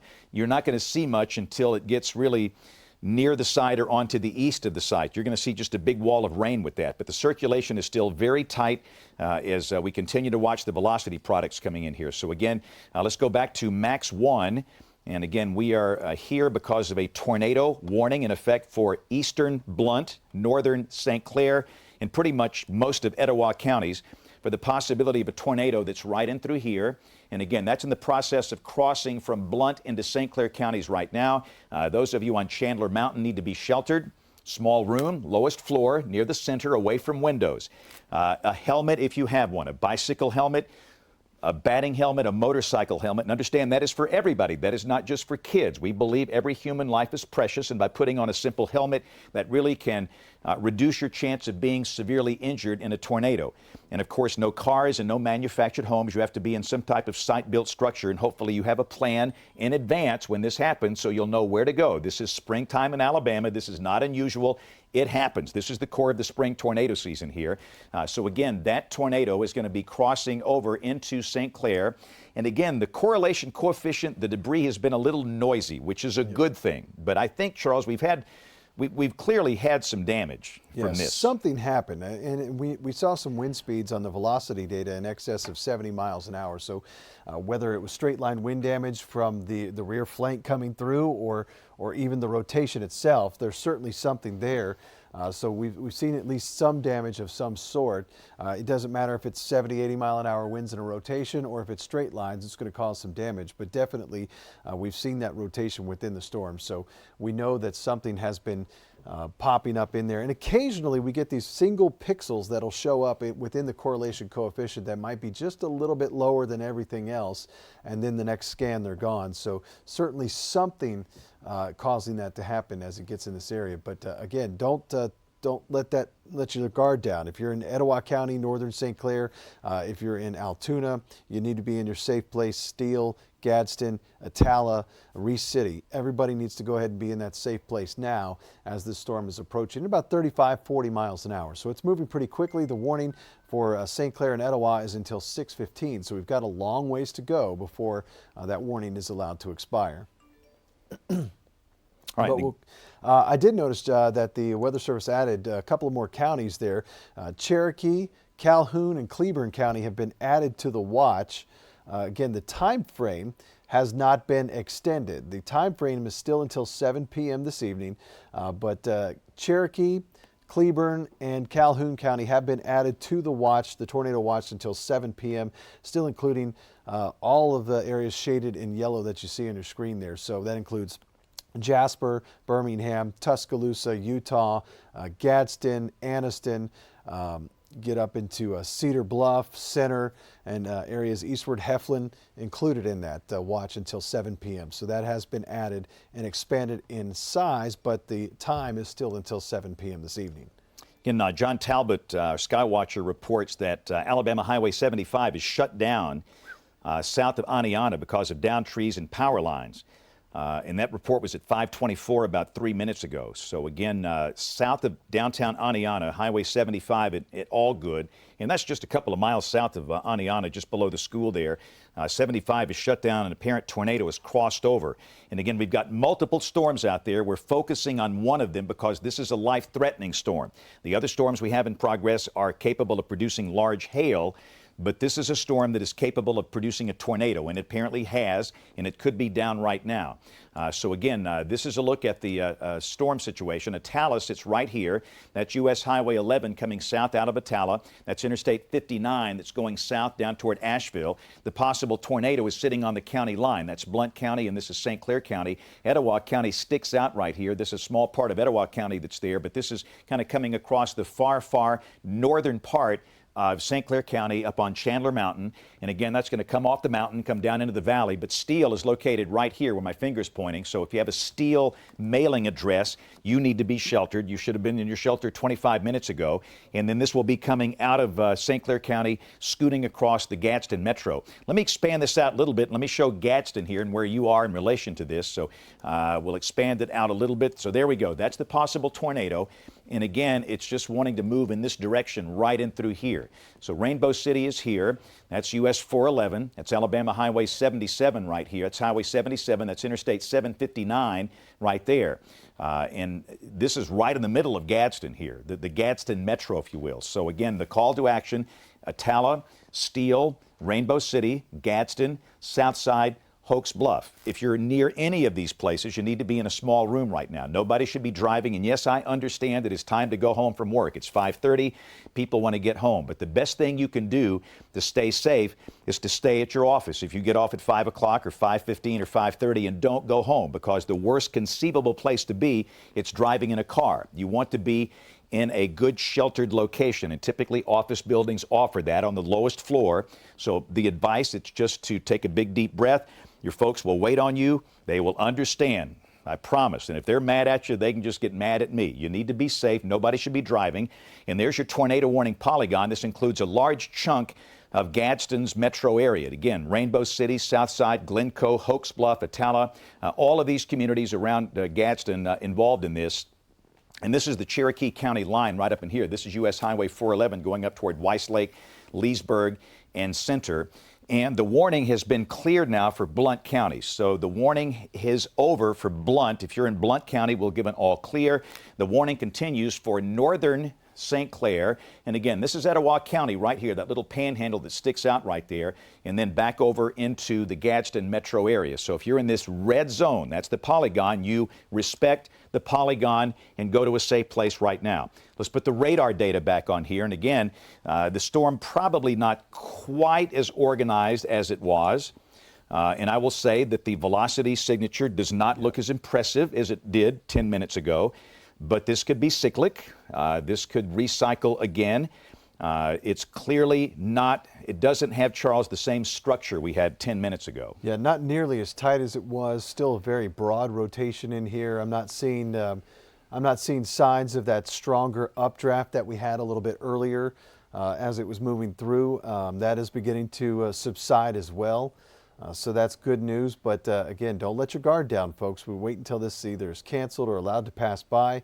But like James said, in Blount County, the warning has been cleared for you. If you are in Blount County, you are given the all clear right now. I still don't see anything on the Gadsden HD cam. I know it's still a ways away. Let's take Charles' camera over there. Charles is a good-looking guy. Get him on camera there. We don't need me on camera. You know that. But you can see here the Gadsden HD cam. Again, we're looking back towards the west. We're looking into this storm, right into that inflow where this rotation would be. It's going to be very difficult to see. The sun's going to go down soon. Right now, what we're looking into is probably some heavier rain out ahead of the cell itself. You get that heavy rain, the possible hail. We see some lightning flashes there. And then if there is a tornado in the storm, we already know that there has been damage. Most likely it's going to be rain wrapped, so we're not going to be able to see it. It's a very hilly area. You get a lot of those foothills of the Appalachians in here, and you can't see because of the hills. So it's a very difficult area to chase in, very difficult area to spot and pinpoint. We can kind of move back and forth here, but I tell you, we're not going to see a whole lot until it gets very, very close to the camera at this point. But we are starting to see some of those flashes of lightning there in the distance. The heavy rain is about to move into Attala, possibly some hail. It's going to cross over U.S. Highway 11. I-59 from Steele to Attala up towards Gadsden. Again, everybody needs to be in that safe place. This warning is until 6:15, and we will let you know if that warning is allowed to expire or we just ride it out until this one is allowed to go. So everybody needs to be in their safe place if you're in northern parts of St. Clair, Etowah, and even into Cherokee County. You've got to have that heads up ready to go as this storm is moving eastbound at about 35-40 miles an hour. All right, so it is now 5:33, and again, we apologize. Typically, we'd have World News Tonight on the air, but we have a dangerous storm that has produced confirmed damage in Blount County. Now, the storm is much weaker and more disorganized at this point than it was 15 minutes ago, which is a marvelous thing. We hope that continues. And if that trend continues, then the Weather Service will cancel this warning, but they have not done that. And until they do that, we're going to stay with this. So again, the circulation is much weaker. The storm is more disorganized as it's crossed over into Etowah County and St. Clair County out of Blount. Gadsden sits right here. This is Attala. Rainbow City is down here. Southside is down here. Steele is right here on US 11. Chandler Mountain sits right here. And again, as soon as we get images from Blount County of the damage, we do that safely. We'll get that to you. But again, the good news is that the circulation is considerably weaker. Let's go back to our Gadsden Skycam. This is looking right back into the storm. The storm is getting very close to Gadsden. And again, this is looking west from the municipal complex. And we're not going to, if we had a tornado down, this is not the way you want to see it. When a storm is approaching, you'll see a shelf cloud and a lot of rain. You would see the tornado back on the back part of this, but still, oftentimes you might get a clue there's something going on as the storm approaches. So we've got a tornado warning for Etowah and extreme northern St. Clair County, and that's the reason we're here. This does include the city of Gadsden. That is a live look at our Gadsden Skycam. We understand that Highway 75 south of Aniana has been shut down near Allgood because of downed trees and power lines, and there's been some confirmed structural damage from the emergency management people in Blount County. Beyond that, we don't know any more specific details. We'll pass things along as we get them, but we're going to watch this storm coming into Gadsden from the west. So let's go back to the radar, Max 1, and I want to show a big picture. There are multiple storms that are out there, and a lot of these storms are producing some ominous clouds. So Charles, let's expand this thing out and want to show the big picture, if you will. And you can see we've got thunderstorms now lined up from near Greensboro up to Tuscaloosa, north of Birmingham, then back over to Gadsden. This is the only tornado warning we have in effect here. We've had storms passing north of Birmingham that have been pretty ominous. In fact, let's take WEX 05. And again, this is a look at a storm that was from Fultondale looking north. And that's probably a shaft of heavier rain and some scud clouds. That's no tornado. There's no tornado warning for northern Jefferson County, but certainly some very ominous clouds there. A few other quick images coming in. This is from Cleveland, a lot of rain. We have some minor flooding issues, nothing major at this point. This is going to be an interesting shot here. This is from Southeastern High School, and that is Alabama Highway 75. And that is looking north back into the storm that crossed over at Allgood. And this was about 20 minutes ago. So again, that was the severe storm that possibly dropped a tornado, and that could be that section where there's a tornado located. And again, Highway 75 is closed in Allgood because of this. Let's go back to Max 1, and let me just, a few reports coming in. Again, Alabama Highway 75 is closed south of Aniana.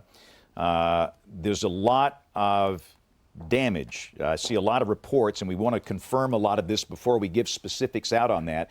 But there's a lot of damage in Blount County from this tornado. So again, just be aware of that. But again, things are looking awfully noisy right now. This is a noisy signature that is not really a tornado signature here that's coming into northern St. Clair and Etowah. Let's go back to the reflectivity. And again, you can see that we've got a storm that is still broadly rotating. This is an inflow notch right in through here, and this is the part of the storm that we'll be watching. This is crossing U.S. Highway 11 between Attala and Steele. That's kind of sitting on the St. Clair-Etowah County line. And that segment of the storm is going to be cutting across from Gadsden south, downtown Gadsden, down toward Rainbow City, which is right down here. Again, that's U.S. Highway 411. That's Alabama 77. That's Interstate 759 right there. That's U.S. Highway 278, better known as Meagan Boulevard, coming through Gadsden. So we're going to keep an eye on this. Let's go back to our Skycam in Gadsden, looking back off to the west. And again, Charles, it looks as though we're not going to see a lot. We knew that. But again, I have great concern that there's been a good bit of damage here. In fact, what I'm going to do is pull up the Blount County 911 Twitter feed. We're getting a number of reports from Blount 911 of trees down and weather damage. And good afternoon, guys. We're here at White City at the community. Not so sure what we're hearing here. Do we need to take that? That's a briefing Let's take that real quick. Let's do a double box. Let's take that.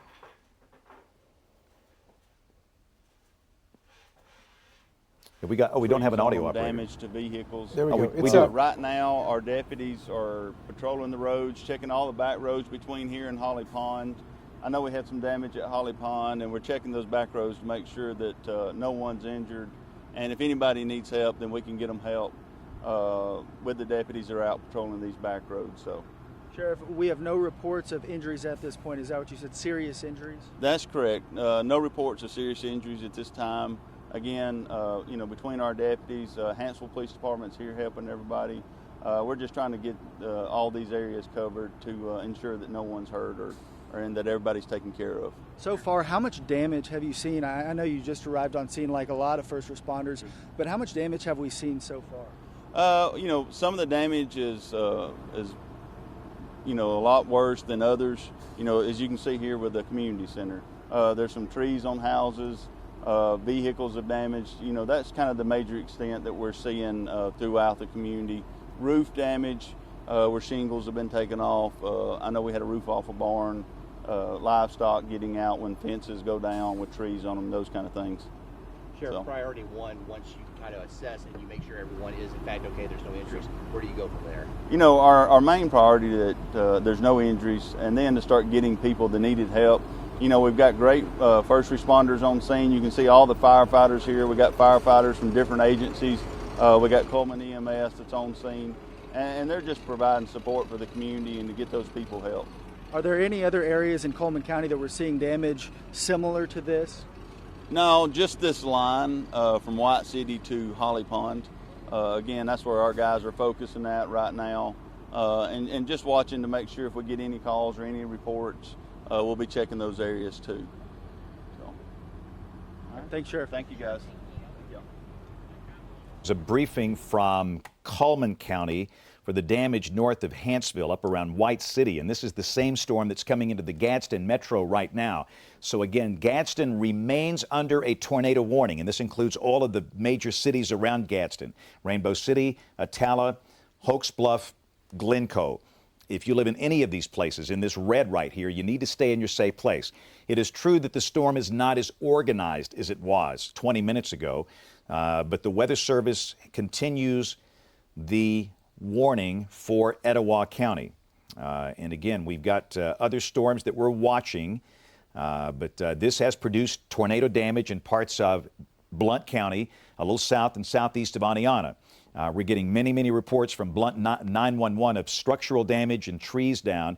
It looks like the tornado damage is just south of Aniana, down toward Allgood, south of the high school, the elementary school, the middle school. So again, the Aniana itself seems to be fine, but the damage is just south of there. And we've heard of no injuries so far, but of course this is very early in the game here. It's often sketchy getting data back because of data issues and other problems, but as soon as we get some good hard facts on what's happened in Blount County, we'll pass that along.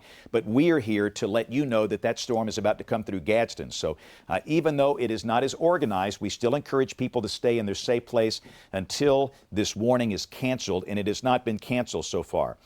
The warning for Etowah County will remain in effect until 6:15. 6:15. So that's about 30 minutes. And they're going to cancel it right now. And I think that's a good call. Yeah. So the Weather Service has just canceled the tornado warning for Etowah and St. Clair counties. So we have no active tornado warnings at this point. This thing has clearly become disorganized. There is no tornado signature here. And if you're in Gadsden, you can now go back about your business. So you can drive home. Again, the tornado warning has been canceled for Etowah and northern St. Clair County. So that's great news. So here we are at 5:42, and the circulation has dissipated.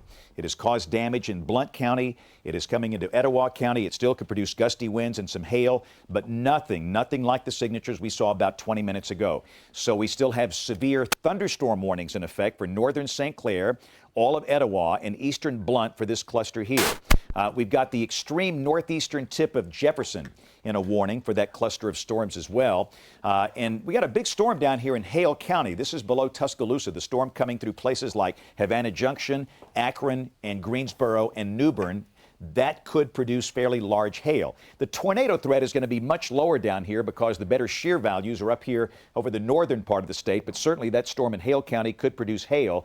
And again, that's working its way onto the east. For the city of Birmingham and the Birmingham Metro, there's going to be some thunder, some lightning, some gusty winds, but there is no sign of any severe weather near downtown Birmingham. Some heavier rain back up toward Pleasant Grove, back out towards Sylvan Springs, Oak Grove, McDonald Chapel, places like that, but that is not severe. In fact, really, there's not that much lightning showing up in the activity in Jefferson County. So for now, the only part of Jefferson County under a severe thunderstorm warning is this northeastern tip up around Argo.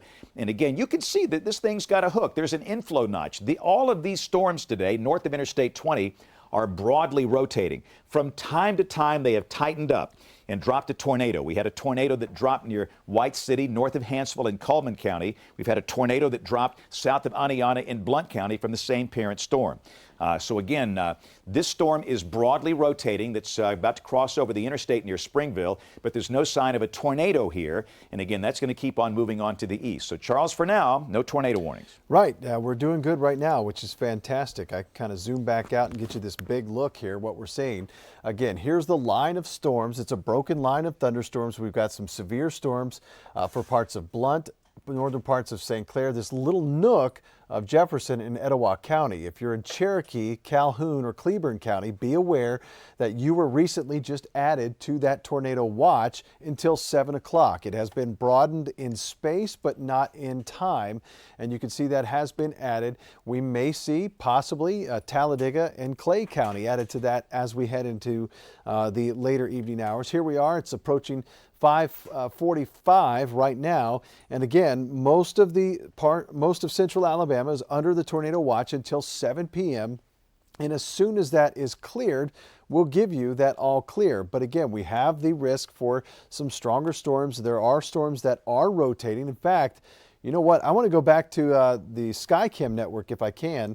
Let's take a look at the Gadsden HD cam. This is that storm we were just talking about. So right now you've got that lowering coming into downtown Gadsden. Right now there's that wall cloud that you see in the distance.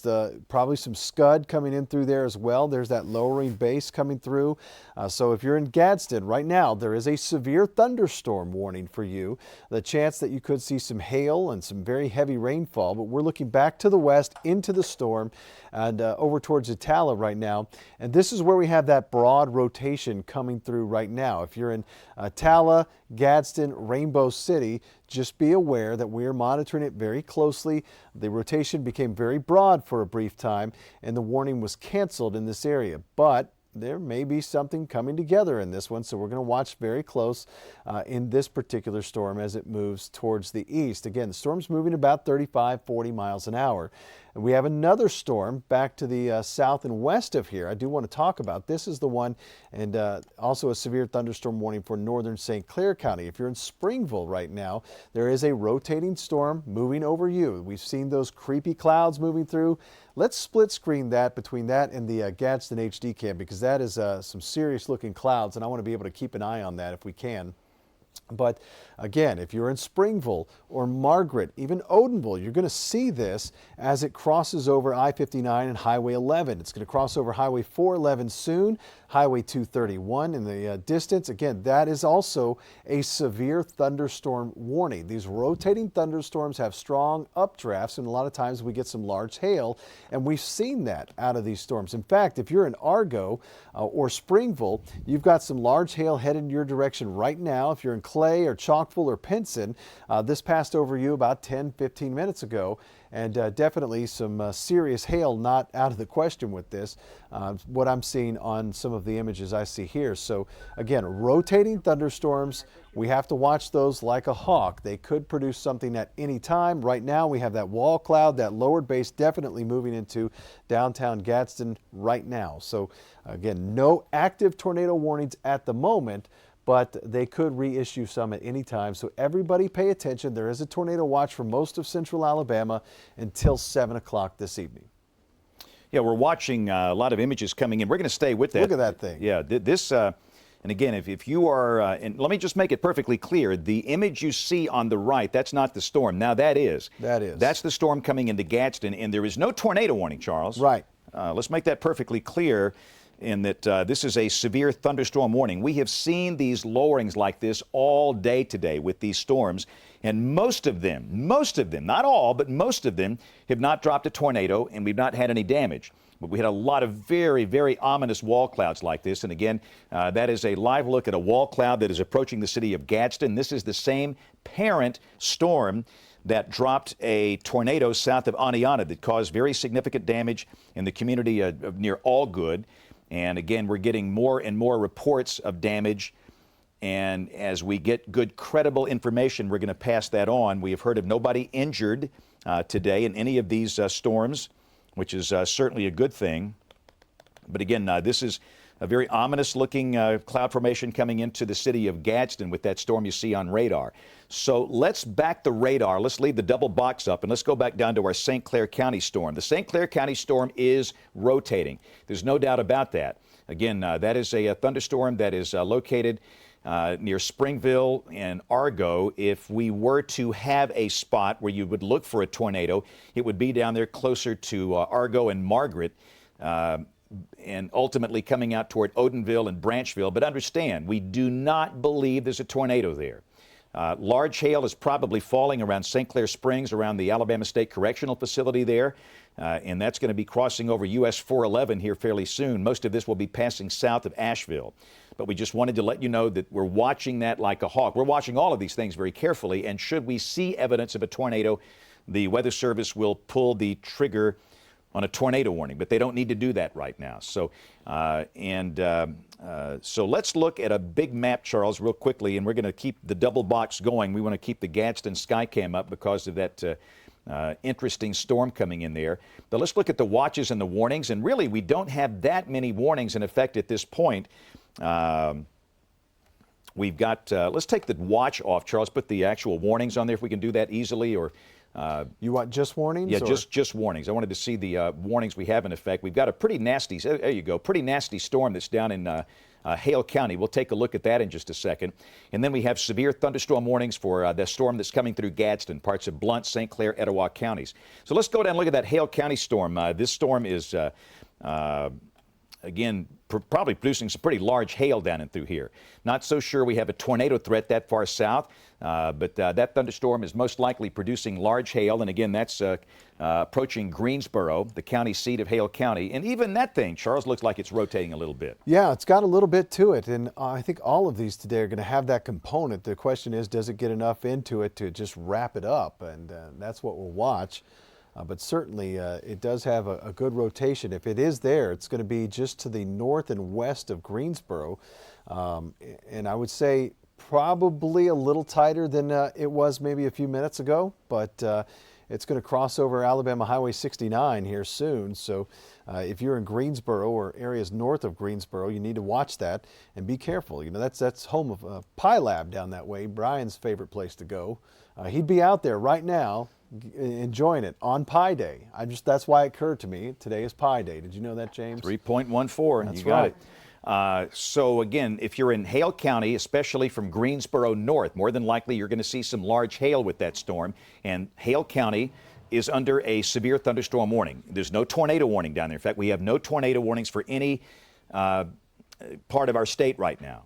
But we are watching very, very carefully all of these storms. So let's work our way back up. Let's look at our St. Clair County storm. And again, we stress the camera that you're seeing, that's our Gadsden Skycam that is at the municipal complex in downtown Gadsden, looking back to the west. And that is the storm that did produce some damage in Blount County, probably tornado damage. We don't know that for sure. What happens, the survey teams go in tomorrow to determine exactly what type of damage we have. But again, that is a storm that is broadly rotating, that is just southeast of Springville, around St. Clair Springs. That is coming out toward Odenville. That'll be passing really between Odenville and Asheville, crossing US 411 and US 231. And again, that's going to keep on going into the Shoal Creek Valley and over toward Raglan. No sign of a tornado at this point, just broad rotation. We're keeping an eye on that, but that storm, it has a mesocyclone, no doubt about that. So let's go back up to our storm approaching Gadsden. We're watching the visual on this. And again, the storm up there is much like the other storms. We're watching the radar velocity signatures like a hawk, and it's fairly broad in both the St. Clair County storm and the storm in Etowah County. They're spinning, but it's broad rotation, no evidence of a tornado, and again, we have no tornado warnings at this point. The minute we do, if we get another one, we'll of course let you know right away. The tornado watch is set to expire at 7. I think that's probably a good call. The main dynamic support pretty far north of the state, lifting north. And I'm telling you, Charles, if the trough would have been farther south, we'd have a big day today. Yeah, I think it started to pull away just in time that it didn't turn out to be one of those long, drawn-out days. But certainly that's good news for us. I think what happens is these storms are leaving these little pockets of maybe leftover shear left behind. Just these little pockets that are out there, and that's what we're starting to see, where they hit these little pockets, they spin up real quick and strengthen just enough, and that's why it's one of those hit or miss kind of days to keep an eye on this. But yeah, if that trough had stayed south, we'd be rocking and rolling all day with storms and tornado warnings. But so far, really, I think we've gotten really lucky as far as the day has been so far. Right, and again, as soon as we know more from Blount County, in fact, if we could get maybe somebody from Blount County EMA on the line with us, that would be helpful, because that would be the officials that are talking. They might be a little too busy for that right now, but we're watching a storm in Gadsden that has prompted a severe thunderstorm warning. There's no tornado warning in effect here. That's a severe thunderstorm warning. A lot of lightning with this. There could be some hail falling. Looks like the greater chance of hail is up toward Duck Springs and Reese City, a little north of Gadsden. And that'll be crossing over US 411 fairly soon. And we encourage folks, everybody has a different tolerance level about driving. People say, can you drive during a severe thunderstorm warning? That's a very individual answer for people, in that some people just don't like to drive in heavy rain and storms. Others can do it effectively. We'll just say there is a severe thunderstorm warning, but there's no tornado warning in effect at this point for Etowah County. But there's a lot of lightning in this thing. I've seen some pretty good lightning strikes off that camera as well. That's the heavy rain about to roll through town right now. You see how dark it's getting so fast on that camera. Right, and again, we're going to lose visibility very, very quickly in just a second. And again, once we get things settled down here, we're going to try and start our 6 o'clock newscast here in about 5 minutes. So again, we have no tornado warnings. We are watching storms carefully with severe thunderstorm warnings, but we do want to get some news in. So again, at the top of the hour, we'll plan on trying to start our 6 o'clock news. And of course, we'll have frequent updates during that 6 o'clock newscast. And if we have a tornado warning, we'll come right back on the air and stay on the air.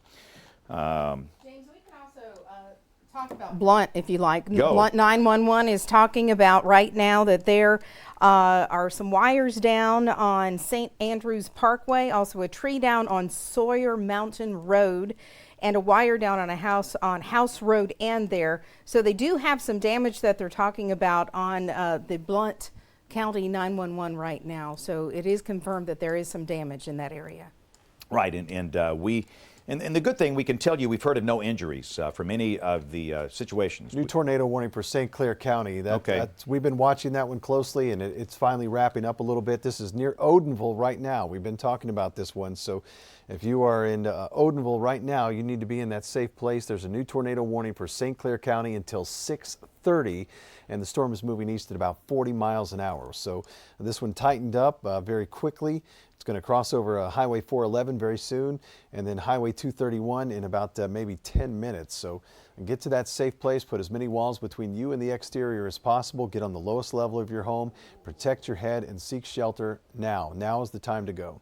Okay, so let's take me with Max 1 behind me. We want to talk about this. This is our new tornado warning, and this is going to be a storm that will be passing south of Asheville. Now, Asheville's in the polygon. If you're in the polygon, you respect the boundaries and you go to a safe place. Let's expand this out. Let me show that whole polygon, okay? So this is St. Clair County. The polygon includes Asheville, Shoal Creek Valley, Raglan, and let's go down to the south. And again, this probably includes the suburbs of Odenville, if you can say that.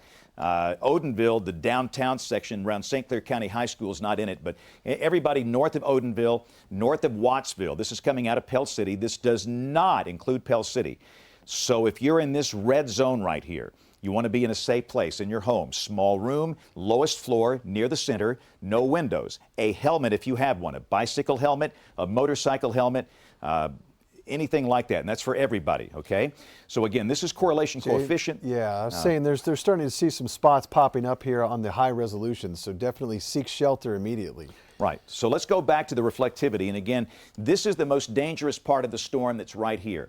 That's Alabama Highway 23. This goes from Asheville down to the correctional facility in St. Clair Springs, then back over to Springville. That's Interstate 59. This will not affect Interstate 59. This is going to be moving to the east in this direction right in through here. This is US 411. This is the split right here. In fact, today I was at Asheville Elementary School, which is right here where my finger's located. The split is down below the schools. You got the technical school right here. 411 goes down to Branchville and Odenville here. 231 goes down to Pell City. This possible tornado is going to be crossing 411 between Odenville and Asheville, and then 231 between Wattsville and Asheville in the next 5 to 10 minutes. So this is the call to action. So if you're located along 411 south of Asheville, 231 south of Asheville, you need to be in a safe place. Again, this includes obviously Shoal Creek Valley, and that of course was hit so hard April 27, 2011. And then ultimately, if this continues, it's going to affect possibly Raglan, which is located right here. So again, if you are south of Asheville, downtown Asheville, the one of the two St. Clair County Courthouse county seats right here, if you're south of downtown Asheville, you want to be in a safe place. Again, that's the inflow notch. That's the possible tornado right there coming across right in through here. You need to be sheltered. And again, no cars, no mobile homes. When it comes to driving in this situation, nobody should be driving along US 231 between Asheville and Pell City. Nobody should be on US 411 between Odenville and Asheville over the course of the next 5 to 10 minutes. We'll give you an all clear as soon as we can. And then that's going to come through Shoal Creek Valley, moving over here toward Raglan. And we'll see if it maintains its identity. And Charles, this one's been one where it's tried to get going, and it finally did. Yeah, and that's it finally might, like I said earlier, it might have hit these little pockets of some leftover energy or leftover rotation, and it's out here. And so what we're seeing, you've got Asheville, you've got the Asheville High School down here, probably some large hail in here, which is a good indication of a very strong updraft. The heavy rain wrapping around, and then it's that nook right there. There's your inflow coming around that bounded weak echo region. We want to see that.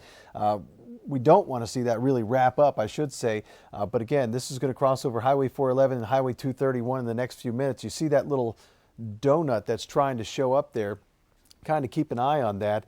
And I am seeing some differing correlation coefficients here. Let me switch over to a different product. Right there, James. Look at that. Between Highway 411 and Highway 231, you've got that little bullseye that's starting to show up. So we are starting to see that something other than rain, something is being lofted into the air. And most likely we are seeing potential debris signature starting to show up here on the correlation coefficient. Right, and again, we know for a lot of people that's a bunch of mumbo jumbo. The bottom line is that enables us to see anything different from precipitation. It might be parts of a tree being lofted, a branch, a limb. It might be part of a building, a part of a roof, shingles, boards, bricks, glass nails, and a lowered CC value. In fact, let's put the CC back on there. The lowered CC value would suggest that just maybe that is something different. And if we see a consistent lowered CC like that with a velocity couplet, that's a sign debris is being lofted. And that could very well be the case right there. Yeah, So the again, Weather Service says definitely a tornado debris signature, so seek shelter immediately. right. So what we have now, this is a confirmed tornado based on radar, and we encourage everybody to seek shelter immediately. We now have a 80-knot gate-to-gate shear on this as well. And again, Charles, that might be a little more east. These things are moving almost due east today. So let's drag that to the east and do some ETA, and that's perfect right there. And again, you can see Ragland in 13 minutes. That would be about 6:15. Ohatchee, if it makes it over to Calhoun County, that would be in about 25 minutes. And please don't take these as gospel. This is just an approximate arrival time. But the clear message here, if you are really in Shoal Creek Valley or Ragland, you've got to be in a safe place right now. And again, that is a small room, lowest floor, near the center, and away from windows. And this is a confirmed tornado based on a debris signature on radar that is south of Asheville. And again, this is moving to the east, almost due east. And everybody south of Asheville, you need to be in a safe place. We can pop me back on here. Maybe we can somehow get me back on here. Thank you. So again, just to get your bearings straight, Asheville sits right up here. This radar banner is kind of blocking Asheville. Asheville is right up here. There's Asheville. Thank you, Charles. That's 231 coming south out of Asheville. That's Alabama Highway 23. That's US 411 going down to Odenville and Branchville. This is US 231 going down to Wattsville and Pell City. The possible tornado has crossed over US 411. It's crossing over 231 right now, about 3 miles south of the split, and that's going to keep on moving east. And again, the next community in the path of that is Ragland, okay? Alabama Highway 144 is right here that runs from Ohatchee and the Lake Neely Henry Dam back down toward Wattsville and US 231. National Cement sits about right here. Ragland High School sits about right here where you see the A. And everybody that has a Ragland mailing address, you need to be in a safe place now. And again, no mobile homes. You should be in a site-built structure, a business or some type of shelter. And of course, no cars. And again, let me just stress that if you're on Interstate 59, this tornado, you're good. This will not affect you. This is way south of Interstate 59. And again, if you're in Asheville or north, downtown Asheville or north, this will not affect you. This is going to be in areas down here to the south. You might have an Asheville mailing address. You might have a Ragland mailing address, maybe even a Pell City mailing address. This will not affect the city of Pell City at all. But again, it's going to be coming across the southern part of this polygon right down in through here. And again, this is a very dangerous storm. So this is a confirmed tornado based on radar that is coming through St. Clair County. And we know that you that watch often will not do anything when we show radar. We've learned that through social science studies, but we would prefer that you just take our word for it and understand that there is great danger here and that you need to do something about that. So we want you in that safe place until we say that the warning has been canceled or the warning expires. And again, especially the concern now, it's along and east of US Highway 231, back over here toward Ragland. Anybody around Highway 144, Hardin's Chapel Church, back into Ragland around the high school, back over toward the dam, the Neely Henry Dam. You need to be in a safe place. And if you live in Ohatchee, if this holds together, a tornado warning will be required for parts of Calhoun County, including Ohatchee. So you need to watch this one very carefully. And again, that tornado indication is right here. This is a lot of rain in through here. There could be some hail falling. And again, this is what Asheville is dealing with. The tornado is south of Asheville, right here, about, I'd say, 8 miles south of Asheville and about 8 miles west of Ragland. And again, you can see on that latest scan, we've still got evidence of the tornado right here, getting very close to the community of Ragland. So if you live in Ragland or have a Ragland mailing address, you need to be in a safe place. If you know somebody that lives there, you need to call them or text them and let them know that they need to be in a safe place. Let's check the correlation coefficient again. This will be the product where we see debris being lofted. And again, there's a negative value right in through here. It's a little noisy, maybe not as sharp as it was earlier. And the tornadoes today have had a history of being down for a while and getting up. This is not a day where you expect long track tornadoes that go on for hours and hours. They get down and they come up. We're now getting reports from the St. Clair County Sheriff of damage to structures on County Road 22. And again, this is going to be this storm right here. So again, this is the first reports. And again, thanks to John Talbot, our sky watcher, So St. Clair County Sheriff is reporting damage to structures and a lot of trees down on St. Clair County Road 22, and that would be right in the path of this thing. So understand, this is a very dangerous storm that has now produced damage. We know of that, and that is moving on to the east, getting very close to Ragland. So if you are, again, have a Ragland mailing address, you need to be sheltered right now. If a site-built home, lowest floor, you don't have to be underground. Just on the first floor, you got an upstairs and a downstairs, you go down. Small room near the center, away from windows, with a helmet. We don't want anybody in a manufactured home, a mobile home, or a car in a situation like this. You've got to be in something more substantial. And obviously, we encourage no travel along Alabama Highway 144. That's the major highway that runs through that area. We'll give an all clear to US 411 right now. The road from Asheville down to Odenville, an all clear. And quite frankly, we can give an all clear to Highway 231. US 231 from Asheville to Pell City, all clear for you. So 411, 231, all clear. The concern now, it's going to be areas east of 231 coming back over here toward Ragland as far north as Shoal Creek. So if you're in any of these neighborhoods we talked about, you want to stay in a safe place until this thing passes. Watching the velocity, again, Charles, it's gotten noisy on us a little bit. Yeah, it looks like it's maybe broadened out just a little bit, but that we've seen storms, they're cyclic. We'll see them sometimes wrapping back up, as we've seen with many of these throughout the day. So that doesn't mean you're in the clear, but it does look like it's become just a touch more broad at the moment. Monitoring it very closely as it continues to move eastward. So again, if you're in Ragland, you need to be in that safe place now. Ohatchee, start thinking about if the storm wraps back up, if it tightens even more, what are you going to do if the warning is extended into Calhoun County?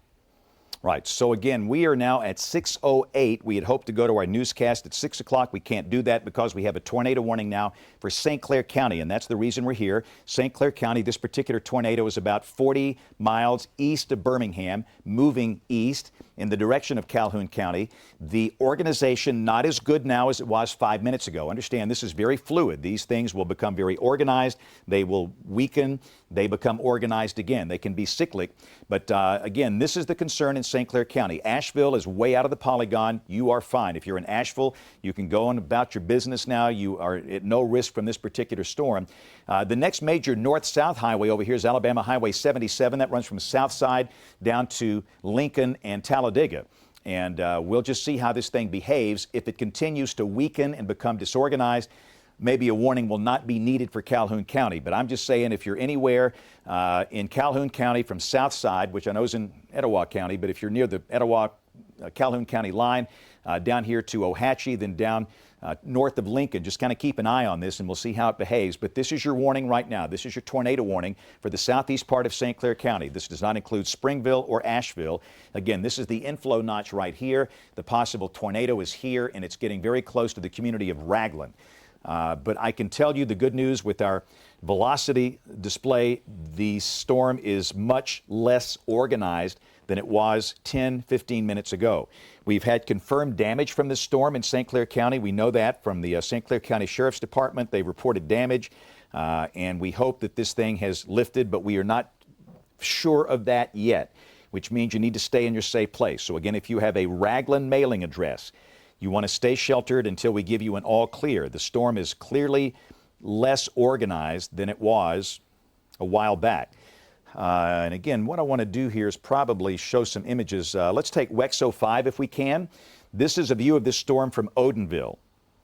And that's what this thing looked like. And again, you can clearly see the wall cloud.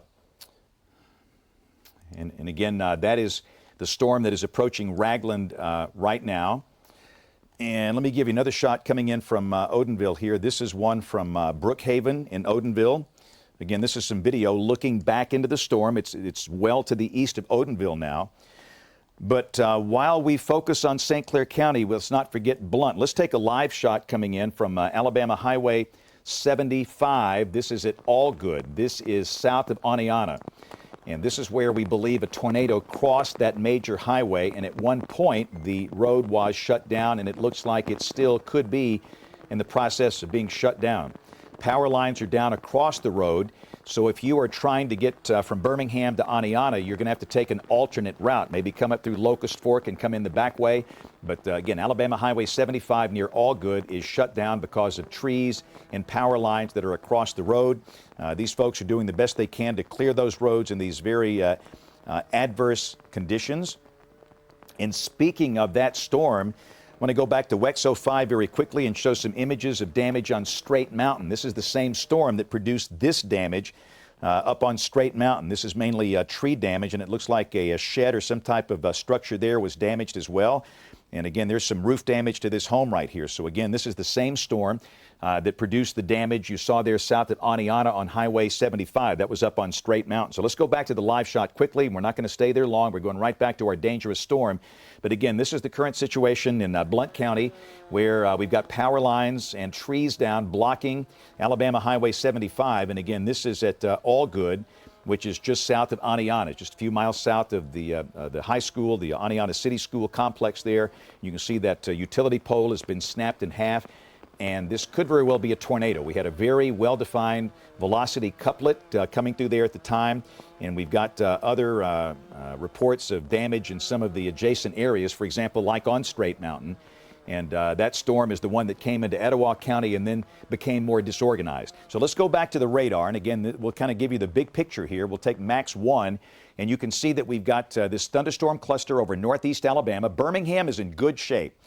We have no warnings for the city of Birmingham, for Jefferson County. We've got a storm cluster that is affecting northern Perry and southern Bibb that might be producing some hail. In fact, it looks like that might be coming up towards Centerville and Brent. But let's focus in on the storm in St. Clair County. This is the reason we're here. We focus on the storms that are capable of dropping a tornado. And this storm really tightened up.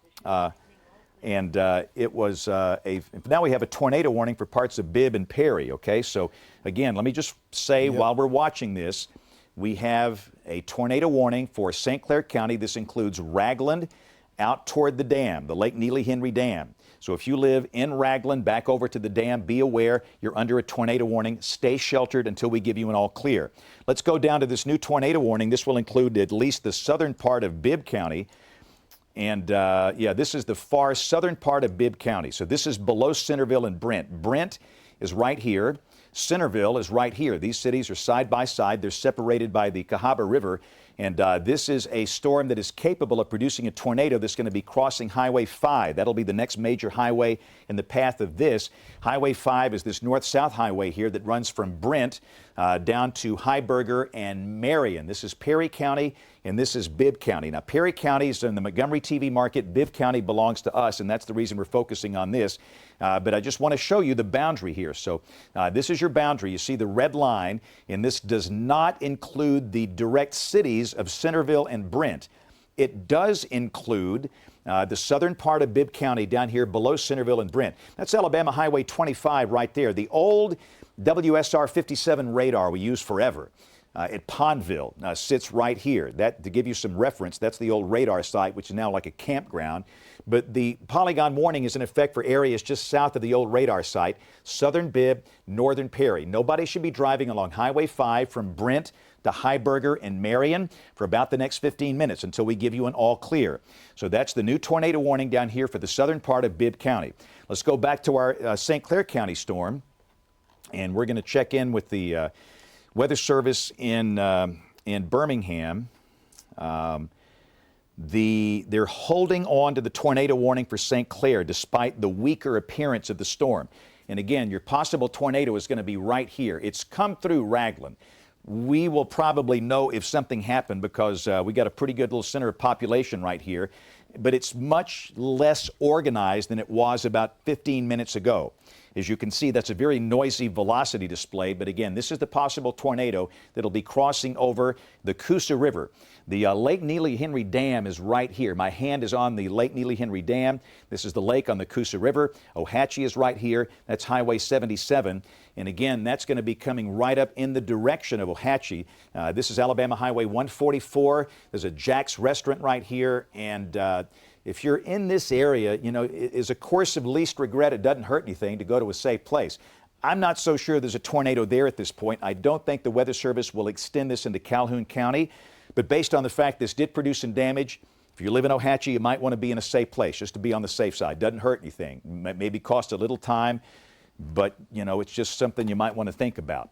But the velocity signature is much weaker and the storm is not as organized. That's going to continue out across Calhoun County, and we'll keep an eye on that. Again, that's Alabama Highway 144 that goes over to 431 toward Alexandria. And we'll watch that. But again, for now, I don't believe the Weather Service will extend the warning into Calhoun County. This warning is set to expire here in a matter of minutes. And the newer warning is the one for Bibb and Perry. So we're going to bounce back between these two storms. And we stress that the Birmingham Metro is in good shape, Tuscaloosa in good shape. These storms are not close to those cities, and the storm that has come through Gadsden, your risk of severe weather is fading as well, even though it's raining still fairly heavily. So again, Alabama Highway 5 right down through here. This is Heiberger. You keep going down past Heiberger, you run into Marion, the home of Judson College, Marion Military Institute in northern Perry County. And again, this obviously is the tornadic signature here. There's a fair chance that this stays in Perry County, that it doesn't cross the line. Again, this is the line right here. This is Bibb County, and this is Perry County. And based on what we have seen so far today, a lot of these storms have been steady state storms moving to the east and not really to the northeast. But still, we'll keep a close eye on that. So certainly northern Perry County. And Marion's not in this. Marion is not in this polygon. It's north of Marion up into southern Bibb, and the reason we're on this is because Bibb County belongs to us. That's in our Birmingham television market here. Brent is up here. Centerville is right here. That's Alabama Highway 5. This is US 82. That's the road between Tuscaloosa and Montgomery, and the polygon extends out to US 82 just below Centerville and Brent. So we'll see how that behaves, but at the moment, the core of that looks like it's going to stay in northern Perry County. All right, we got a tornado warning for Calhoun. They're going to. I figured they would. Yeah. It looks like it's tightened back up. I was just looking at that. So if you're in Ohatchee, you need to be in your safe place right now. Right. So what this, I told you, if is a course of least regret. If you're in Ohatchee, you might want to be in a safe place. Well, let's get in a safe place now. We now have a tornado warning. This is for northern Calhoun County. We have a possible tornado that is near the Neely Henry Dam right here. Again, that's Highway 144 that crosses the dam. Ohatchee is here. That's Highway 77. Ohatchee High School, the elementary school, sits right here where my fist is located. That's your tornado, and again, that's moving in this direction. So again, everybody in Ohatchee with an Ohatchee mailing address, you need to be in a safe place. Let's expand this out. Let me show you the polygon, who's in and who's out, because often people have legacy systems that warn for entire counties. We have not warned for entire counties in a long time. It'll fill in a minute. Okay, so where you see here the darker shades, that's your tornado warning polygon. This does include the city of Jacksonville. So this includes the campus of Jacksonville State University. This includes the town of Alexandria. This does not include places like Anniston or Oxford or, let's say, anywhere south of Interstate 20. This is for the northern half of Calhoun County. This does include Piedmont and Jacksonville. And again, you've got Nance's Creek right over here. It includes Nance's Creek along Highway 9. Alexandria is right here. You've got Pleasant Valley School, which is about right here. These are many communities that we called out last year on March 19th. It was hit by an EF3. We're not saying that's going to be the same track this year or the same thing's going to happen, but we're saying you're in the polygon. So if you're in this red zone, we want you to be in a good, safe place. The warning for Calhoun County is set to, let's see, expired, Charles? 7/15. 7/15. So, and a new watch will be coming soon, and that we still have the active weather in progress at this point. The current watch is scheduled to expire at 7. The Storm Prediction Center believes that a new watch will be needed, and I think that's probably a good course of action here, because you can clearly see that we've got these polygons nearing the edge of the current watch here. So this is tornado warning number 1. This is for northern Perry and southern Bibb. Tornado warning number 2, the far eastern part of St. Clair and northern Calhoun, not including Anniston. You might hear something where you think you're under the warning. If you live in Anniston, Oxford, you are not. This is basically from Weaver north, certainly including Jacksonville, Nance's Creek, and Piedmont. And the storm of concern, it's right in through here. And again, it's basically coming through the Highway 77, Alabama 144 intersection, which is now a little east of the Cusa River, east of the Lake Neely Henry Dam, and that'll be continuing pretty much roughly along Alabama Highway 144. which runs over to US 431. So if you are in that zone and through here, you need to be in a good, safe place. Oak Bowery Baptist Church sits right there where my finger is located. And again, that's the intersection of 431 right here. So anybody along Highway 144, close to any of these places we talk about, you want to be in a safe place as the circulation has tightened up again. So the warning for St. Clair has been canceled because the storm is now out of St. Clair County. It's exclusively into Calhoun County. So if you are anywhere in St. Clair County, the danger is over for you. If you live in Ragland, you're good. And so, Charles, I'm going to flip it to you. I'm going to look for some damage reports here. Seen a lot of traffic coming in. Let's see if we can find any damage. We hope we don't. We hope we don't, but if there's anything out there, we need to know about it. All right, here's what I'm going to talk about. I want to show you again. This is the current watch that we have right now until 7 o'clock. We're coming up on that very soon. Most likely this watch will be expanded. We've seen it expanded in area as we've gone through the afternoon. This time probably expanded in time frame because every storm that is along this boundary is rotating. That's basically what we're seeing. We've got these cells that are all rotating. They have a potential of putting down a tornado at any moment, really, as they move eastward. If you're in Hamilton, if you're really, I think, in Marion, Walker, Winston, Fayette, Lamar, the risk is really winding down for you. It's going to be the eastern half of the state, anywhere like right along I-59 and to the south and east, that have the higher risk of seeing the activity through the rest of the evening. But these cells are all rotating along this line. It's a broken line of thunderstorms, nothing really not that typical squall line that we would see as the front moves through.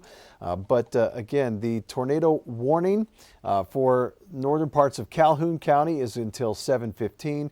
Other warning back to the west into parts of Bibb County is also, I believe, until about 7 o'clock. I think it was 7.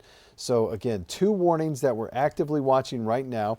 Got this one here, northern Calhoun County, southern parts of Bibb, northern Perry County. The circulation is just south of the county line there in Perry County. So we're continuing to follow that and keep a very close eye on all of the cells that are still left out there. And this one's got a pretty good little notch coming through it. Here's your heavy rain, your hail would be right in here. Here's that little notch coming through, maybe a little debris signature trying to form there north of Heiberger along Alabama Highway 5.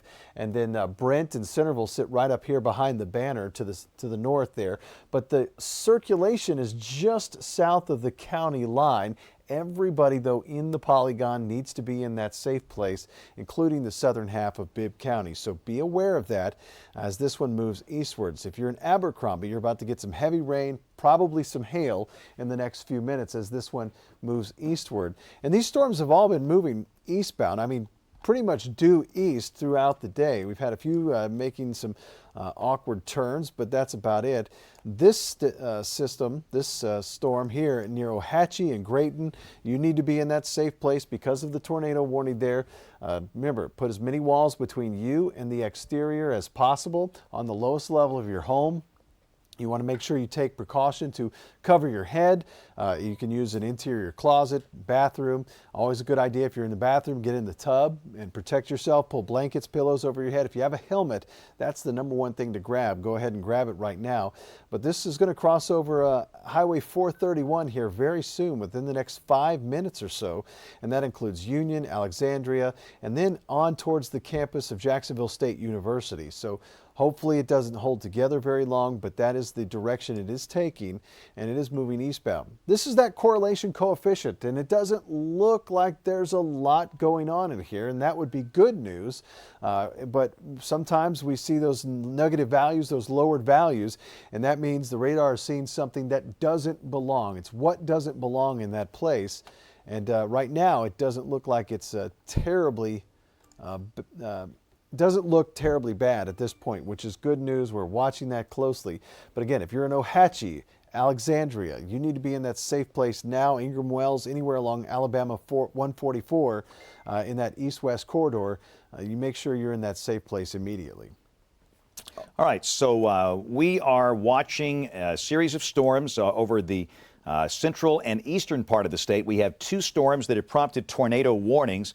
One is for northern Calhoun County, And again, what you're seeing here, this is video coming from Blount County. This is Alabama Highway 75 that has been blocked by an apparent tornado that came through about 1 hour ago. That storm went into Etowah County and weakened, but we know there's been a good bit of damage in parts of Blount County. And I want to show some more images coming in if we can. We'll take WEXO 5 full screen. This is a tree through a mobile home. And let me check to see exactly where this one is. This is in Allgood, south of Aniana. So again, that's the same spot where you saw the damage earlier. We don't know if anybody was home. We don't know if anybody was injured. But again, that's a tree through the center of that mobile home. This is some damage in St. Clair County. This is near the prison around Alabama Highway 23 and U.S. Highway 411. These photos coming in from Joshua Vest, very close to the prison, and it sure looks like a tornado could have come through there. You can see some damage. You can see many first responders on the scene there, and that's the storm that is coming into Calhoun County right now. So again, understand this storm has had a history of producing damage. I've not heard of any damage in Ragland, but we certainly have some damage in St. Clair County at this spot. So let's go back to the Max 1 here, and we have 7,000 Alabama Power customers without power, by the way. We should point that out. So again, Charles, let's put the new polygon. I think they've updated this polygon. Want to take the radar data off and just simply go to the polygon. So let's expand this out, and if you're in Calhoun County, Alexandria, and by Alexandria, let's just define that as where the school is located, the high school, the elementary school. From the school south, you are not in this. North of the school, you are in the red area right here. This does include Highway 204, Angel, Pleasant Valley. It includes Jacksonville. Jacksonville is on the edge of this polygon. It does include Piedmont and Nances Creek along Highway 9. It does not include Sachs, Linlock, McClellan, Weaver, Anniston, Oxford. You're not in this. This is for the northern part of Calhoun County. The areas here you see in red for this storm that is coming out of Ohatchee, moving in this direction. So if you're in Jacksonville, we encourage you to be sheltered. That includes students at Jacksonville State University. We also encourage everybody not to be traveling along US 431 between Glencoe and Alexandria. Nobody should be traveling along Alabama Highway 204 between US 231 and Jacksonville, and obviously Highway 21, Highway 9. Car's the worst place to be. So let's pop the radar data back on here. And again, this is a storm that is a little less organized than it was 15 minutes ago, but still it is capable of producing a tornado. The possible tornado is in this part of the storm here. That's 431, so the most dangerous part of the storm is now really, and I tell you what, Charles, it might be still back in this region. You know, this is one of these things where it gets so noisy, yeah, you have to be careful with this. So again, I would suggest that more than likely, let's call this area here. Again, that's the inflow notch, and I think that would be the proper spot. So again, along Alabama Highway 144, that'll be crossing U.S. Highway 431, a little north of Alexandria, then crossing out Highway 204, around Angel, Pleasant Valley School, then approaching maybe Jacksonville, back up to Piedmont, somewhere in that area. The velocity, Charles, we've been watching this, and it comes and goes. And I'll say the velocity is pretty noisy, much like this reflectivity, but still the Weather Service believes there is enough evidence because we have had damage to continue this. So this is tornado warning number 1, northern Calhoun County. Let's go down to tornado warning number 2, which is down in southern Bibb County. And again, this is for a storm that's southwest of Birmingham. The most dangerous part of this storm is in northern Perry County. Not Bibb County, but still, because it might clip the southern part of Bibb County, the Weather Service has that part of the county under a tornado warning. This will not affect Brent. This will not affect Centerville. And again, on some legacy warning systems, you might hear that you're under a warning, but this is for a very small part of southern Bibb County. Here's your polygon warning right here. In the core threat, it's going to be down here into southern Perry. This, by the way, is the Cahaba River. That's Alabama 219. That runs from Brent down to Selma. That's Alabama Highway 5, Brent down to Marion. So let's pop the radar data back on here. And again, you'll see a pretty well-defined hook. There's your inflow notch and the possibility of a tornado near Heiberger crossing Highway 5 in northern Perry County. and that more than likely will be coming out, crossing the Cahaba here in a matter of minutes, then ultimately crossing Highway 219. The better chance of this crossing 219 would be south of the Bibb-Perry County line. But still, as a course of least regret, if you live in southern Bibb, the advice here is to stay in a safe place below Centerville and below Brent, and we'll keep a close eye on this. So this is tornado number 1. Let's go back to the second one. Again, this is the one that's up in Calhoun County. And again, we're watching the chat sessions, and the rotation is fairly broad in this thing, Charles. It has really broadened out a pretty good bit. And the Weather Service has noted that, and hopefully we can reduce the warning and cancel it here soon. A note from John Talbot, the Shelby County Sheriff's Office. They're reporting US 411 completely blocked south of Asheville with trees down. This is below the split, below that 231 split. This would be about 6-7 miles south of Asheville. Again, here's the split right here. And I would imagine the tornado crossed right about there where my finger's located. So we're getting reports now that 411 is blocked between Asheville and Odenville with trees down. And that report came from the St. Clair County Sheriff's Office. That makes sense based on the reports we saw back around the St. Clair Correctional Facility, again, which is located right here. That tornado came right through this area here. So again, that is the storm that is coming into Calhoun County right now. So I've got some more images I want to show here in just a second on WEXO 5. This is going to be coming in also from St. Clair County. Let's take a look at this. This is some damage from the same storm. This is obviously some roof damage to a farm-type complex. And whether that was straight line winds or a tornado, the Weather Service will send a survey team in there tomorrow. But again, this was taken near Springville. And again, this is probably representative maybe of a small tornado. And again, we'll get specifics on that later. So let's go back to Max 1. If you're just joining us, it is now 6:32. I'm James Spann with Charles Daniel, and we are working a severe weather event. It's March in Alabama. This is when this stuff happens.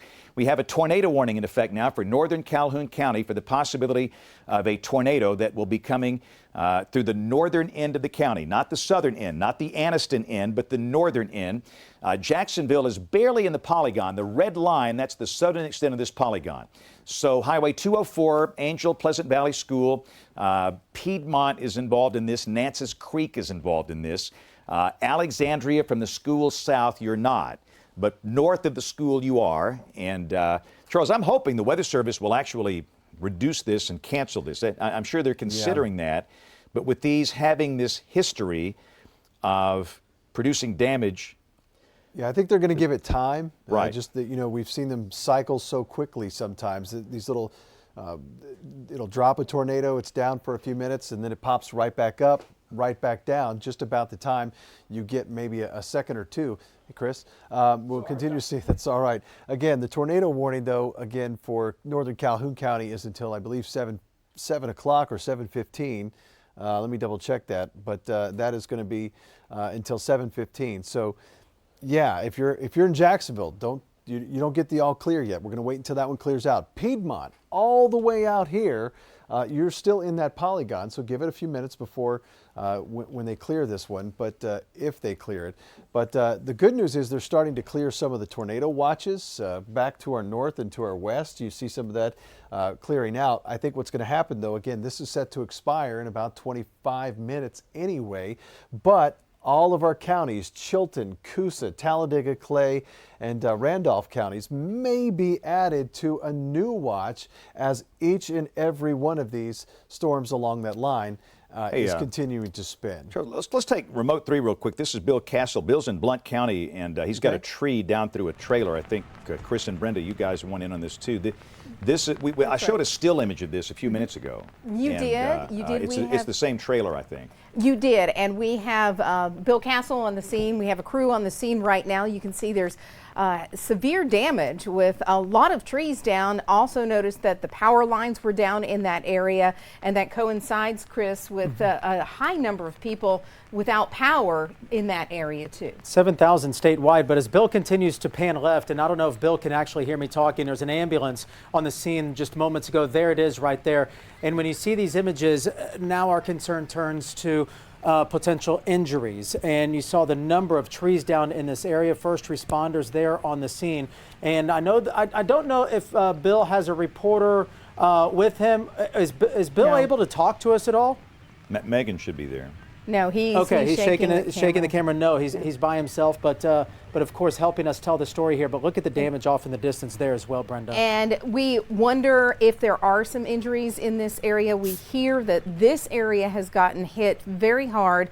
Of course. And I'm sorry, let me interrupt. If we could double box this, we've got still a tornado warning. I want to be sure. Go ahead, James. Go ahead, No, take it I want away. to be sure we double box this. Let's double box Bill's damage and the storm in Calhoun County. Okay, we've got a report on the Weather Service chat, and this is coming from Calhoun County 911. Charles, this is a report of a tornado near Alexandria moving east. We can't confirm that, but again, this is just to let you know that we still want people in northern Calhoun to be sheltered. What you're looking at, this is damage from Allgood in Blount County from a storm that came through earlier. That's from Bill Castle. That's the box you're seeing on one side, but we're going to stay on this side because we still have a possible tornado that's very close to Angel and Pleasant Valley School and getting close to Jacksonville. So we want everybody in Jacksonville to stay sheltered. Jacksonville State University, the town of Jacksonville.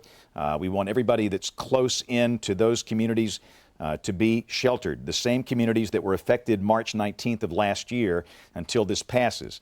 And again, just based on that report I saw come through the 911 system, we just wanted to be sure that you're there. It doesn't look that healthy on radar, but it doesn't matter sometimes. The radar beam is several thousand feet off the ground. What happens down at the surface can be different sometimes. So once again, we've got a tornado warning for northern Calhoun, not including Anniston, Oxford, Linlock, Sax, Weaver. This is from Alexandria north. And again, this is going to include, obviously, Jacksonville State University, the town of Jacksonville, anybody up Highway 21 going up toward Piedmont, anybody on Highway 9 around Nance's Creek, you need to be in a safe place as well. Let me show you a quick image on WEX 05. We'll take this full screen. This is what this storm looked like from Alexandria. This was taken not that long ago, and again, there's obviously some very good structure there. So again, this is what it looks like in Calhoun County at this point. And I'm thankful we have the extra daylight. We're back on daylight saving time now, so we have the opportunity to see these storms a little longer. It gets awfully hard at night to see this stuff, but that's the storm coming up on Jacksonville at this point. And we've also got, this is from Nance's Creek, and again, this is on the other side of the mountain from Jacksonville, and of course you won't be able to see much, but that's what it looks like from Highway 9 looking back over toward Jacksonville. So we'll put me back in the double box, and again, we're showing damage from Blount County in one box. This is where a tornado came through south of Aniana earlier today, and we're working a tornado warning for northern Calhoun County. Again, that's Alabama Highway 204. Jacksonville is here. That's Alabama Highway 21. The Houston Coal Library sits about right there where my finger's located. And again, we're watching this area right back in through here. It seems like that rotation is kind of hugging the southern end of this polygon. So again, everybody in Jacksonville, on the campus of Jacksonville State University, be in a safe place until this thing passes. This tornado warning, I think, goes until 7:15. Charles, is that correct? 7:15, correct. Yep. Right. So we've got, and I wouldn't be surprised if they're going to have to extend it. I don't think it's going to get to Piedmont that fast. It might, in about 30 minutes. Right. And again, I'm watching the velocity, and we've still got pretty strong evidence of rotation here on a good high-res radar that's very close to Jacksonville, that kind of zone between Alexandria and Jacksonville. So we encourage anybody listening to us, especially in the southern edge of this polygon, you need to be in a safe place. Alexandria, Jacksonville, Nance's Creek. And that's a small room on the lowest floor near the center, no windows. A helmet for everybody. A bicycle helmet, a motorcycle helmet, batting helmet, anything like that to protect your head. That really mitigates your chance of getting a serious injury if you take a direct hit. No cars, no manufactured homes. You should be sheltered at this point in some type of site-built structure. So this is a tornado warning in effect for northern Calhoun County. And again, while we covered this, in the other box you're seeing the damage that is in Blount County at Allgood. This is south of Aniana from a separate storm that came through earlier this afternoon. And that obviously is a large tree down through a mobile home. We don't know if anybody was home, if anybody was injured. But again, this thing seems to be reorganizing, Charles. You know, these things, they go through these phases. But there's clearly evidence that this is still, there's no doubt this storm is spinning like a top. The question is, do we have a tornado down? And you just can't take that chance based on the history. All the damage shots you saw back in St. Clair County, it was done by this storm right here.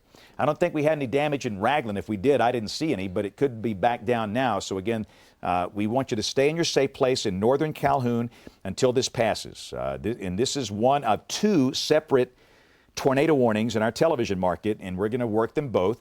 In fact, let's go back down. In fact, we got a new tornado watch. Let's pop this up real quick if we can, Charles. This is a new tornado watch until midnight tonight. Yeah, and those counties will fill in here in a moment. Right. It just came out just a second ago, and it's probably not in our graphic system yet, but this is going to include counties south and east of Birmingham until midnight tonight. So just be aware of that. But let's go down, look here at our second possible tornadic storm. This is the one that's kind of hugging the Perry-Bibb County line. This is down in central Alabama. This is southern Bibb, and this is Perry. And again, there's your possible tornado. Wow. This is crossed over Highway 5. Next over, it's going to be crossing Alabama Highway 219, which is located right here. That's Alabama 183 that goes east and west. 219 goes north and south. That'll be crossing 219 near the Bibb-Perry County line. So if you are south of Brent and south of Centerville, we obviously don't want anybody traveling along Highway 219. Possible tornado crossing near the county line. This is Bibb, this is Perry, and again, if this jogs a little more to the north, it could get up into Bibb County. One way or the other, this will likely be crossing U.S. Highway 82, and everybody in Chilton County just needs to kind of keep a close eye on this, just in case it stays intact. So we have a tornado warning in effect now for northern Perry and southern Bibb. Let's go back to our Calhoun County storm, and again, we're going to bounce between these two during our coverage this evening. And again, we're watching our tornado watch filling in. Let's just update this storm, and then we'll take a look at the new tornado watch. So this is Highway 21 right here. Jacksonville is right here. That's Highway 204 that runs back over toward 431. Pleasant Valley School sits right up in through here. And while this is a noisy signature, we want people to stay sheltered in Jacksonville and around the campus of Jacksonville State until this passes or until we can give an all clear. Now, in the other box, we have more live video coming in. This is from damage in St. Clair County. This is going to be near the St. Clair Correctional Facility, either on Alabama Highway 23 or US 411, maybe a county road. Okay, this is on US 411, and again, this is below the split, below that split where 231 and 411 splits off, you saw there.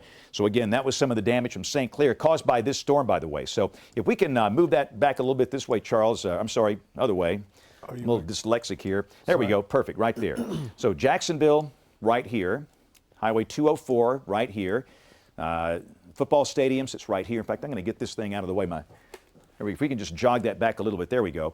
Football stadium sits right here. Houston Cole Library sits right here. And again, we've got this broad circulation right in through here. And until this crosses Highway 21, stay sheltered. The minute it gets east of 21, we'll give you an all clear. And the same thing over here for Nances Creek back up to Piedmont. We want you to stay sheltered until this gets east of you. This has produced a good bit of damage in St. Clair County. So it's now 6:44. And let's put our new watch on here, Charles. We want to show our new tornado watch. This is in effect until midnight tonight. And this will include a number of areas, basically, I think, from south and east of Birmingham. So here's your new watch.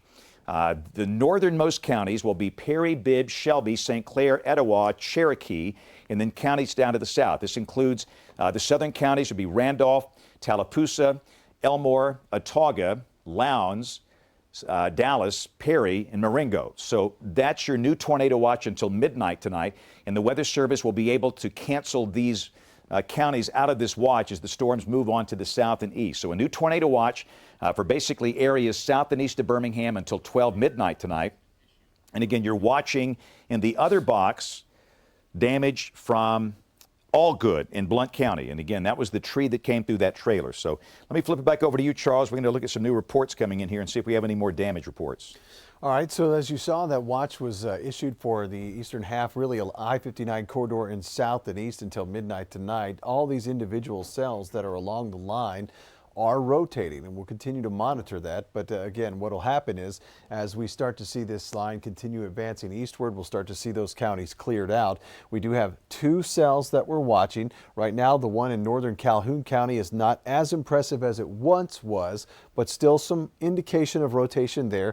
The rotation here in the southern end of Brent and Perry County, or Bibb and Perry County, south of Brent and Centerville, is right along the county line, and there is a debris signature with that one that we've seen showing up on the radar. So as we go through the evening hours, I think we'll still see a few more of these storms cycle like they have been. Again, if you're in Jacksonville right now, this is the time you need to be in that safe place.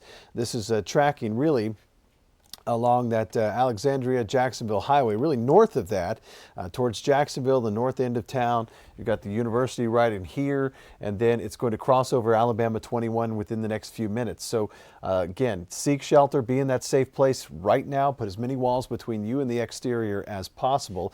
That's warning number one, and that storm has a history of producing damage back to the west. Our second warning is this one to the south, and again, Bibb and northern Perry County. And this one may be starting to break up just a little bit. You notice again, heavy rain in the southern half of Bibb County, and then it starts to break up maybe perhaps just a little bit, but that's not a good idea to say we're in the clear yet. That's going to cross over Alabama 219 here in the next few minutes.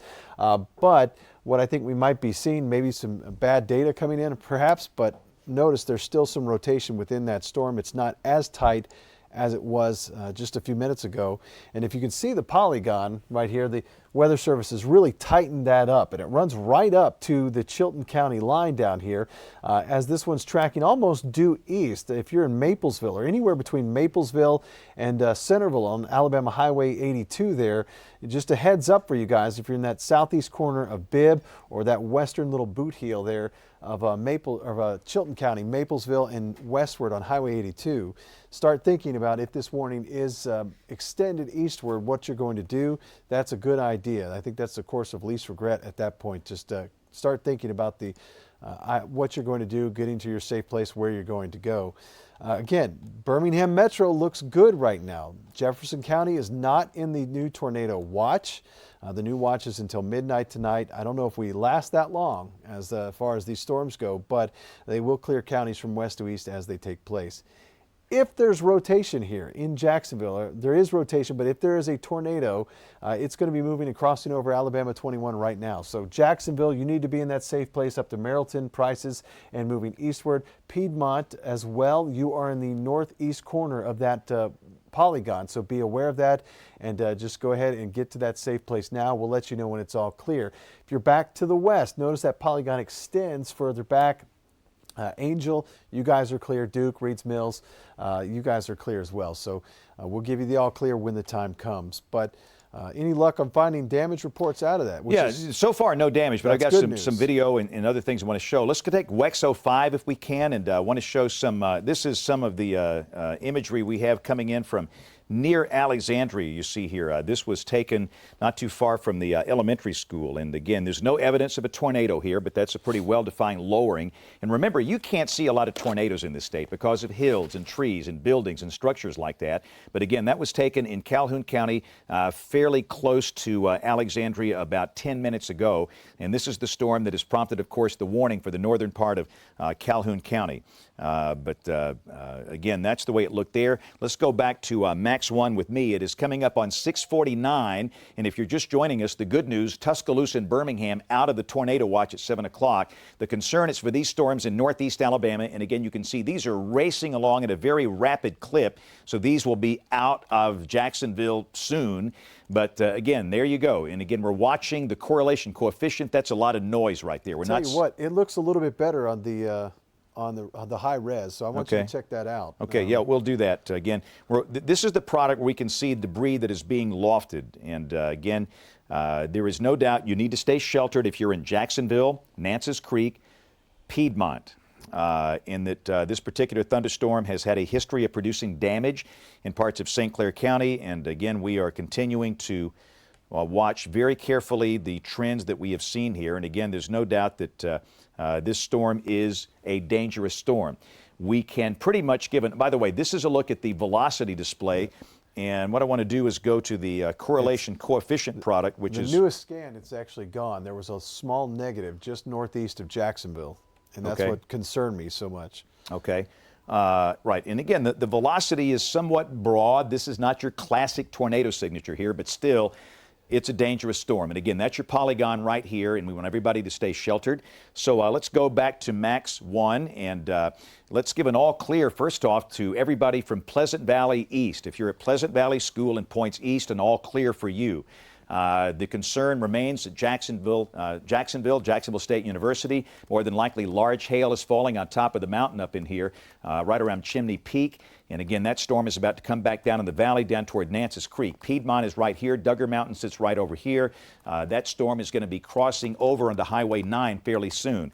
Jacksonville, we need about 10 more minutes. I know a lot of people are sheltered and a lot of people are a little anxious after what happened last year, but if you could just stay sheltered for about the next 10 minutes or so. We have a new tornado warning for parts of Chilton County, so I want to go back to the second one. We're going to come right back to Calhoun, but we have a tornado warning for parts of Bibb and Chilton counties until 7:30. We have a possible tornado that is south of Brent, moving east at 35 miles an hour. So again, this is the second tornado. Again, Alabama Highway 219 is right here. We have a possible tornado that is sitting on the Perry-Bibb County line, moving towards the east-northeast. And again, here comes our new polygon. So let's expand this out. Let's show who's in and who's out. Because remember, we do not issue tornado warnings based on county. We issue tornado warnings based on these small geometric shapes we all know as polygons. In fact, let's keep expanding this out here, Charles. I want to show Clanton. And we'll move it up. In fact, I need to, there we go. Things in the way. Yeah, Clanton is right here. Downtown Clanton is not in this polygon. However, we've got Jemison and Thorsby that are in the polygon. So Jemison and Thorsby, Interstate 65 north of Clanton. By the way, the Big Peach is located about right here. The hospital is located right here. Jeff State is located right here. So that part of Clanton is in it from those places on north, and then back into the far southeastern tip of Bibb County around Randolph. Maplesville is not, by the way. You can see Maplesville right here. So we've got a possible tornado that's pretty close to Highway 219 south of Brent, moving east-northeast in this direction. So again, this clips the southeastern part of Bibb County and parts of northern Chilton County. So this is a new tornado warning for Chilton County. This is going to be in effect this evening until 7:30. So if you are in Jemison or Thorsby or any points back to the Bibb County line, back toward Randolph, you want to be in a good safe place until the storm passes. So a tornado warning for parts of southeastern Bibb and Chilton County for this tornado. And again, this thing is really wrapped up. That's your tornado right there, moving towards the east-northeast. Let's go back to Calhoun County. We're working 2 storms with tornado warnings. This is the second storm, and again, this is the one up in northern Calhoun. And we've got a possible tornadic circulation near Jacksonville that's about to cross over Chimney Peak, then back down in the valley down toward Nances Creek. And again, that's Alabama Highway 9 right here. This is Piedmont. That's 21 coming out of Piedmont south, Highway 9 coming south down toward White Plains. And again, possible tornadic circulation seems to be a little east of Jacksonville. Let's give you about 2 more minutes and we'll give Jacksonville an all clear. We are on the verge of doing that right now. So in a matter of minutes, we'll be able to give Jacksonville an all clear. Not yet, but we're close. And again, a lot of folks that are there experienced a horrible, horrible EF3 tornado a year ago, March 19th. And I know this brings back anxiety from that event, but we're so fortunate that with that event, we had no loss of life. And we know that folks in Calhoun County always take these seriously, and we certainly want you to continue to do that. But again, for Jacksonville, about another minute, we'll give you an all clear. But again, if you are in Piedmont down to Nances Creek, you want to be in a good, safe place until these storms pass.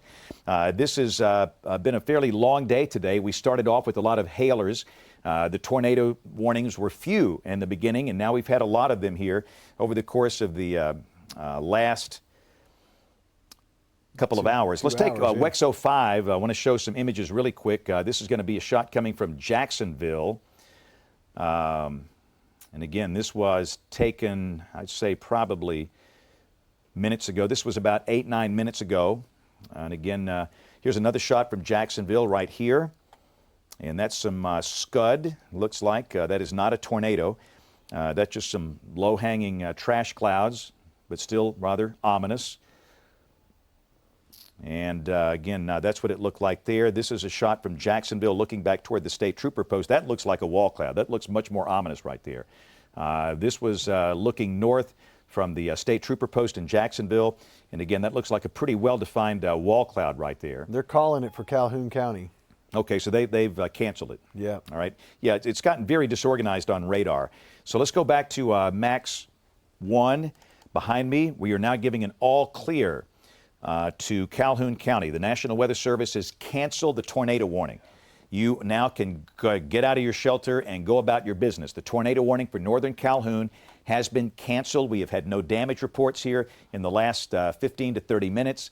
And the part that was in rotation is now east of Jacksonville, approaching Highway 9. But again, it's just, there's not much evidence of anything being there. So again, the Weather Service in Birmingham has canceled the tornado warning for Calhoun County. So if you're in northern Calhoun County, you are now free to get out of your shelter, out of your safe place, take your helmet off, relax, have some pizza, and enjoy life a little bit. As these storms are moving on by, the risk of severe weather will end for you as these storms pass. No more storms are coming tonight. So let's focus on Chilton and Bibb. We've got one storm left here that's prompted a tornado warning. And let me just say, Charles, in the new tornado watch, Tuscaloosa and Jefferson counties are not in it. Right. So in 4 minutes, you're out of the severe weather risk. In fact, you basically are now. So this is the storm we're watching. And again, this is a wrapped up storm that is sitting where Perry, Bibb, and Chilton counties all come together. You've got Centerville Brent right up here. That's U.S. Highway 82 coming down into Chilton County. This is Bibb County. This is Chilton County. This is Randolph. This is in Bibb County. And again, there's your possible tornado, and it's hugging the Bibb-Chilton County line. That county line sits right here, and that's US 82 right here. Maplesville is here. There's a rest area along US 82 right here, just above Maplesville, and that possible tornadic circulation is about to cross over US Highway 82. So needless to say, at this point, we recommend no travel between Centerville and Maplesville along US 82. Let's let this thing get east of US 82, then we can give an all clear. So again, we've got a tornadic circulation about to cross US 82. Then ultimately, it's going to be crossing Highway 139. This is the road that runs through Randolph from up here in near Montevallo, down through Randolph, and then down to Maplesville. So it's going to be crossing US 82, then Alabama Highway 139. Nobody should be traveling on either one of those roads over the course of the next 30 minutes or so. And if it continues moving in that direction, it's ultimately going to be crossing US Highway 31 over here toward Thorsby or Jimison, if it holds together. And with the upper support lifting away, we'd like to think that as we get the sun going down, the air becomes more stable, the threat will greatly diminish. In fact, I think most of us in the weather business assumed that we would not have a new tornado watch. But sometimes, the weather's going to do what it's going to do. It doesn't read models, it doesn't read maps, it doesn't listen to me or you. It just does what it's going to do. And again, obviously, the threat is still there. So a tornado watch for parts of central Alabama until midnight tonight, areas south of Birmingham, and obviously this is one storm in that watch area. This is Jimison right here. This is Highway 191 that runs down to Alabama Highway 22, and Thorsby sits right here. So Jimison, Thorsby, that's your possible tornado right here moving in this direction. This is Bibb County. This is Chilton County. Community of Randolph sits right here, and Maplesville sits right here. Maplesville is not in the tornado warning polygon. Clanton is not in the tornado warning polygon. Jimison and Thorsby, you are. So again, in the community of Randolph as well.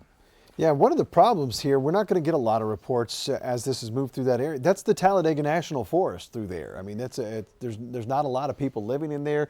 As it gets closer to Highway 82, it's leaving the forest. It's going to get into some areas that are a little bit more densely populated, which is good. But again, I don't think we get a lot of reports back here because of the Talladega National Forest. There's not a lot of folks that are going to be out and about in there. But you got that little hook coming around, the donut trying to show up there on the reflectivity data.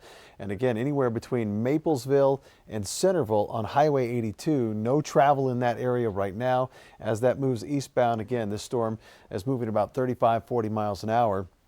And that warning is, again, we're going to keep a very close eye on that one. But that warning is until, I believe it was 7:30. I'll have to go back and check. But definitely want to watch that one. Again, the warning is until 7:30. And it does show some signs of some debris signatures per the Weather Service. It's not showing up on our system, but if it were, there'd be some right in here. And again, that is about to cross the Highway 82 corridor. So just monitor. The watch is until midnight tonight. The new watch, the old watch has since expired for all of western Alabama, really areas along the I-59 corridor and to the north and west. You are in the clear except for parts of Etowah and that little sliver there of St. Clair County. So I think the watch will be cleared from west to east as that line continues, but along that line, again, these storms are rotating and we have to monitor them until they are gone and out of our state a little later this evening. So the new watch, again, the area shaded in yellow, that is until midnight. The tornado warning for parts of Bibb and Chilton County until 7:30, which is about 30 more minutes. So we're going to stay with this until either the watch is expired or canceled. Of course, that's our policy to stay with you on the air. All right, so it's 7 o'clock and we are down to one tornado warning. One. If you're in northern Calhoun, your warning was canceled about 10 minutes ago. This is the storm that has prompted hopefully our last warning. We can't guarantee that. But again, you can see the possibility of a tornado right here along US 82. That's Alabama Highway 183 that goes over to Sprott. This tornado is going to be crossing US 82 north of the 183 intersection. And then it's going to be crossing Highway 139 right here. Highway 139 runs from Montevallo down to Maplesville, and so nobody should be traveling along US 82 between Centerville and Maplesville. Nobody should be on Highway 139 below Montevallo down to Maplesville. And then ultimately, if this thing holds together, it's going to come out crossing Highway 191, then maybe affecting places like Jemison and Thorsby. Jemison is here, Thorsby here, Interstate 65 over here. This is US Highway 31. That's the interstate. So understand, this could be affecting a major north-south interstate highway in about 15 minutes if this thing holds together. So the focus will be on that one storm. We have no other tornado warnings in effect for any part of Alabama, which is good. But again, we've got clear rotation with this. In fact, let's pop the velocity display on here, Charles. And again, it's right in through here, and it looks awfully good on most displays that we're seeing here. So, and in fact, at one point we had a small evidence of some debris being lofted, but like Charles says, there's not much down here. This is the Talladega National Forest, and for now we're not seeing that. But this is a dangerous storm that's about to cross you. In fact, it's crossing US 82 right now. Next, it'll be crossing Highway 139, probably a little south of Randolph. And again, this is in the far, far southeastern corner of Bibb County. This is Chilton. This is Bibb right here. This is Chilton over here. That's Highway 191 right here. So understand that we are going to watch this carefully. And while we are talking in the other boxes, you are seeing a number of different sources. We've had a lot of damage in other counties. We've had tornado damage in counties like Cullman and Blunt and St. Clair. We have heard of no one injured from these tornadoes, and I say tornadoes, we assume them to be. Some of this might be from damaging straight line wind, but based on the radar signatures, I think it's safe to say we probably have some smaller tornadoes passing through those counties earlier this evening. And we're watching the cleanup efforts going on in the other boxes on your screen. We're having the large box for this. Okay, middle box is Blunt, the bottom box is St. Clair. Blunt County is near Allgood, that's south of Indiana. The St. Clair damage is near St. Clair Springs and U.S. Highway 411 near the correctional facility, the large prison there, the state prison in St. Clair County. And again, these were two separate storms producing damage at both of those locations. But again, the one warning we have, it's for this storm. It looks very impressive on radar. And again, next up, it's going to be crossing Alabama Highway 139 from the community of Wilton, which is near Montevallo, down to Maplesville. And that part where the tornado is going to be crossing is going to be close to the Chilton County line. Probably a little south of Randolph, but again, if you're in Randolph and Bibb County, you want to be in a safe place. You're in the polygon, and then over here into Chilton County, it'll be crossing Highway 191, Jemison here, Thorsby here. This does not include the city of Clanton, okay? I know a lot of folks, the large population center in Chilton County is Clanton. You're not involved in this. This is north of you. And the reason we went to this new storm-based system years ago, there is absolutely no need to warn an entire county that a tornado's coming. Tornadoes are small, counties are big. You just need to warn a small part of a county, and that's the reason we have the polygon system. So if you're in it, you respect it. You do something, and if you're not, don't worry about it. And if you're in Clanton. You are not in the polygon. You're good for now. But we'll keep a close eye on that. And again, that's a very well wrapped up storm. That's a very strong organization. And again, that's going to keep on moving to the northeast. And next up will be the towns of either Jemison or Thorsby, north of Clanton by about 8, 9, 10 miles. And then I-65 is right here. Understand this thing is be crossing the interstate. First off, it'll cross Highway 31 and then the interstate. So if this continues, we certainly would discourage travel along Interstate 65 from Calera down to Clanton until this thing passes. The Shelby County line down to the first Clanton exit, the Big Peach exit there. So there's your possible tornado moving in this direction. This has been over a very sparsely populated part of the state. We don't get a lot of reports there because a lot of people don't live there. But again, it's going to be into an area with much higher population density. And if there's something there, we'll find out fairly soon here, Charles. And again, I'm looking at all the emergency vehicles in these other shots. And again, the way we do things here, as soon as we clear this tornado situation, we can turn it over to news and they can tell you what's happened so far. But if we've got a tornado down or a storm that's dangerous like this, we like to keep it. And the minute we're through with our part, the news folks will take over and they can tell you what's happened so far across the state today. So again, Bibb County right here, Chilton County right here, US 31 right here, Interstate 65. This is Mineral Springs, this is Jemison, and this is Thorsby right here. And then ultimately, this is Highway 145.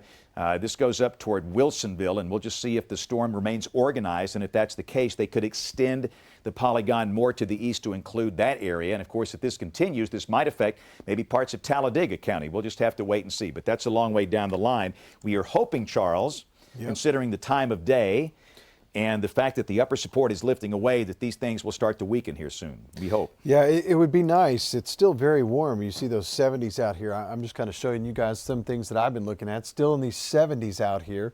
We'd like to see those numbers a little bit lower than that. And then we've got a lot of moisture in the air. Dew points in the mid to upper 60s. Anything above 60 during a severe weather event. It's a lot of moisture to tap into. But look up here in Tupelo, down to about 45. That's the changeover behind the front itself.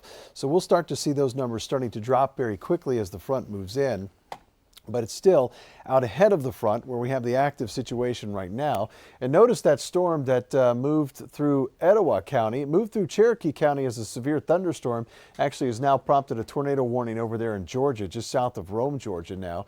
But again, this is our primary concern for you guys in the southeastern corner of Bibb and then Chilton County, just north of Clanton, Jemison, and Thorsby included in that warning. And again, that's going to cross over Highway 31 and then I-65 within the next few minutes.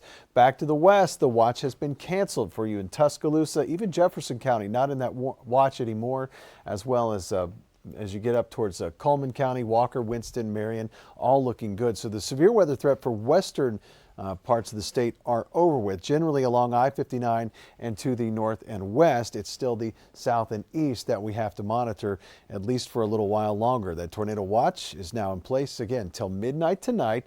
Counties will be trimmed out of this as we go along, as the line continues to advance eastward, but it's going to take some time for that to happen. So be cautious and don't venture out there. I know that we've had some damage reports. I always like to say, give those first responders time to clean up. Give them time to react. We don't need you out there, especially as the sun is going down, driving out trying to find stuff.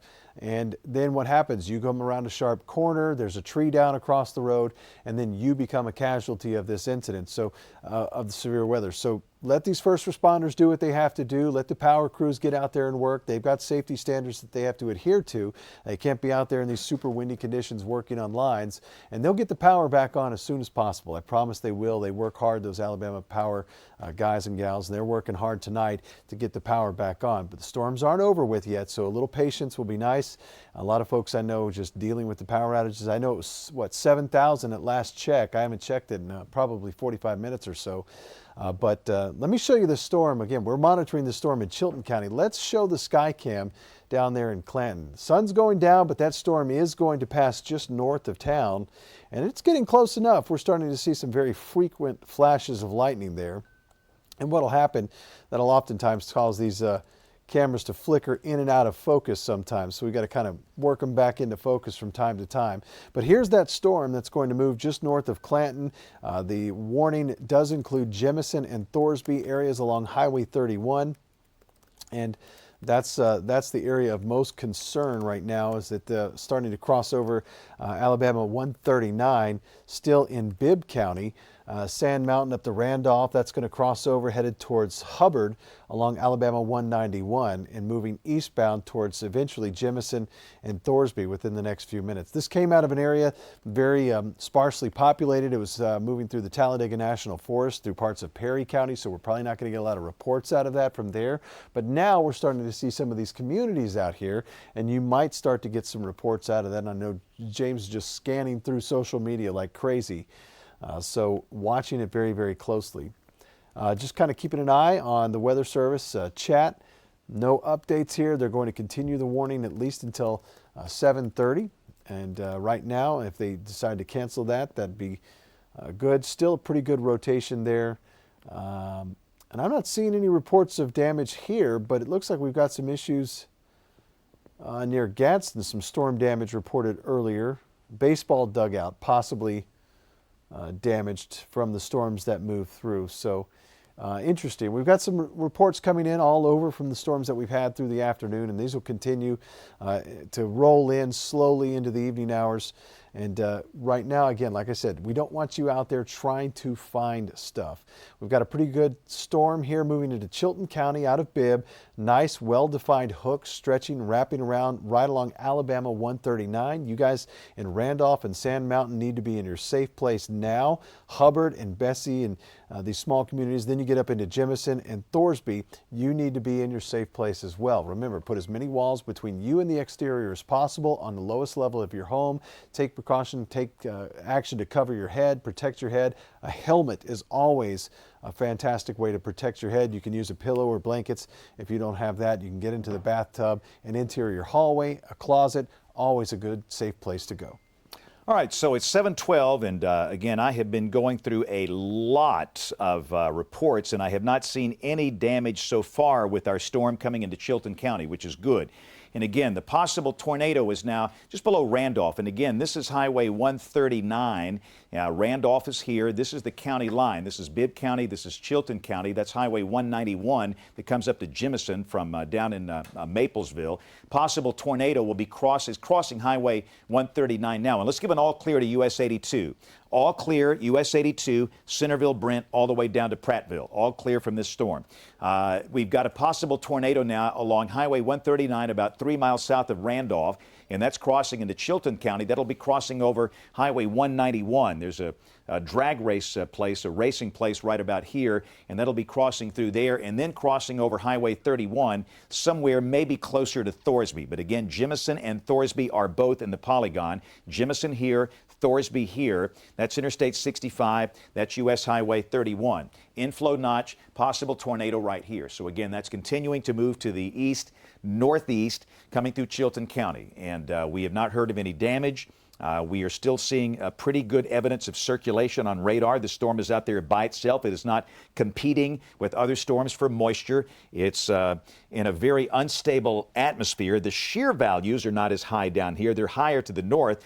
And again, we're hoping that with time, as the upper support begins to lift away from us, that this storm will weaken and the tornado warning will be canceled and we can go about our business, and this will be the last one for the night. We hope that's the case, but we can't guarantee that. And keep in mind, there is a tornado watch for areas south and east of Birmingham until midnight tonight. So if you are south and east of Birmingham, a tornado watch until midnight. Birmingham north and west, the risk of severe weather has ended. For the Birmingham Metro, the severe weather threat over.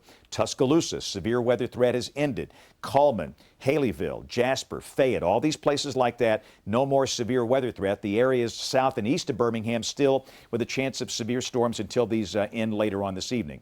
So this is our storm. Let's take a live look at that Skycam. This is coming from Clanton. And again, Charles, we're watching the horizon, the western horizon, and we're getting into that time of the evening where we have to depend on lightning. But I will say, there's a lot of lightning with this storm. Yeah. And I'll be honest with you, the Clanton Skycam is going to be in a very favorable position to see something if there's something there. The storm is going to be passing north of that location. Clanton is not in the warning polygon, but that's where you want to be. If you are a spotter, that's where you want to be. Looking north into a storm that's moving to the east. It's not going to bother you, but you can see the right rear flank, which is where if you have a wall cloud or a tornado, that's where it's going to be.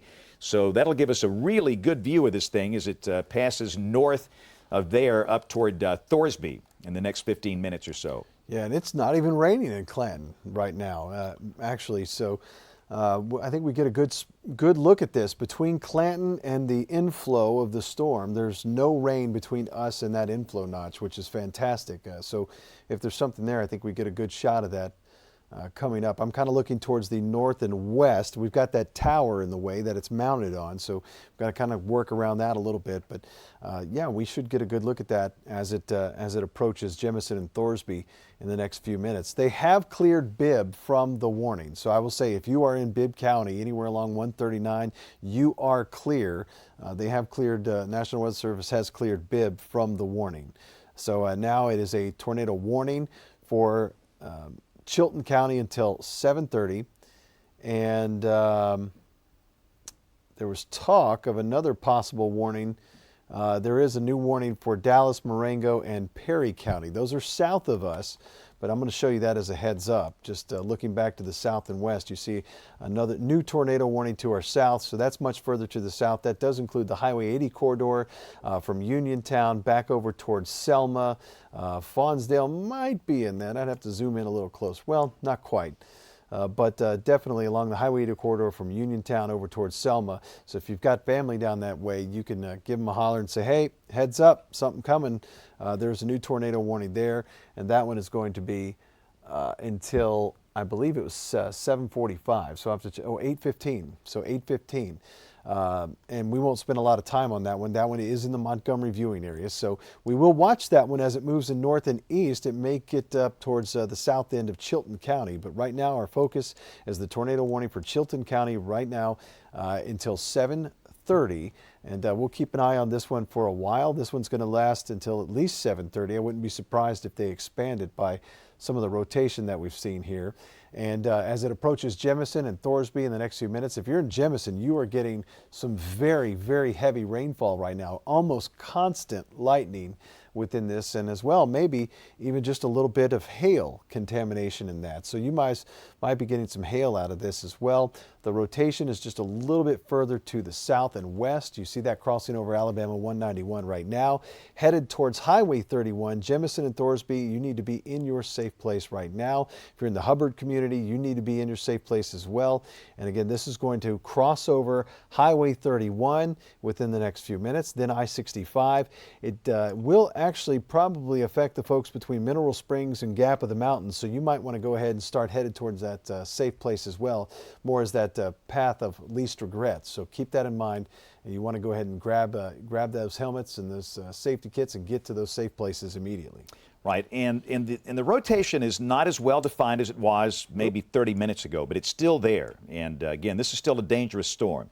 So we want everybody on US 31 to be in your safe place right now, including Jemison and Thorsby. And if you are, say, the northern fringe of Clanton, maybe from the Peach Tower north, you want to be in a safe place. This does not include downtown Clanton, but again, the possible tornadic circulation is right here, crossing Highway 191, and again, that'll be crossing US 31, Thorsby, Jemison, Interstate 65 right here. Let's take that Clanton Skycam full screen. And again, we're going to get a pretty remarkable view. And what we're going to do is watch this. We're going to point it more north, Charles, kind of maybe up toward Jemison a little bit. And we're going to watch the bases and see if we see anything back here. And again, I will say, looking at the high-res velocity product, the rotation is not as defined as it was 30 minutes ago, but still, it is a dangerous storm. And if you're in Clanton, downtown Clanton, this will not affect you. And again, I just noticed the numbers there. You got a temperature of 75 and a dew point of 66. That's pretty ripe air mass for March. So a dangerous storm that is coming up on Thorsby and Jemison. No cars, no manufactured homes, no mobile homes, no trailers. You've got to be in a site-built structure. If nothing else, go to a gas station, a restaurant, a business. Nobody should be driving along US 31 between Clanton and Calera. Nobody should be driving along Interstate 65 from the first Clanton exit where the Peach Tower is located back up to the Shelby County line. And this will be east of the interstate fairly soon. This is moving along at a pretty good clip. This is not a slow-moving storm. But again, the Weather Service in Birmingham believes the danger is high enough to maintain the warning effect. And if we can maybe go to a double box with a Clanton Skycam, there we go, perfect. A lot of lightning there. Yeah, and again, it's getting into a challenging time of the evening where we have to rely on lightning to find features like a wall cloud, a rear flank downdraft, a tornado if we have one. And but sometimes you can with lightning strikes, and with almost continuous lightning like we have on this storm, maybe we have a chance of seeing something. So we're all going to watch this together. We have a tornadic storm, potentially tornadic storm, that is approaching U.S. Highway 31 north of Clanton. This is in Chilton County, about 45 miles south of downtown Birmingham. Those of you in Thorsby and Jemison need to be in a safe place right now. That's a small room on the lowest floor near the center away from windows. Everybody needs a helmet, a bicycle helmet, a batting helmet, motorcycle helmet. That really increases your chance of not being seriously injured in case you take a hit from a tornado here. The helmet thing is very, very important. And once it crosses over US 31 near Thorsby, it's going to be crossing Interstate 65 just north of Clanton, just north of the rest area there, and then ultimately crossing Highway 145. And the Weather Service will have a decision to make. Do they extend the warning over into Talladega County across the Cusa there?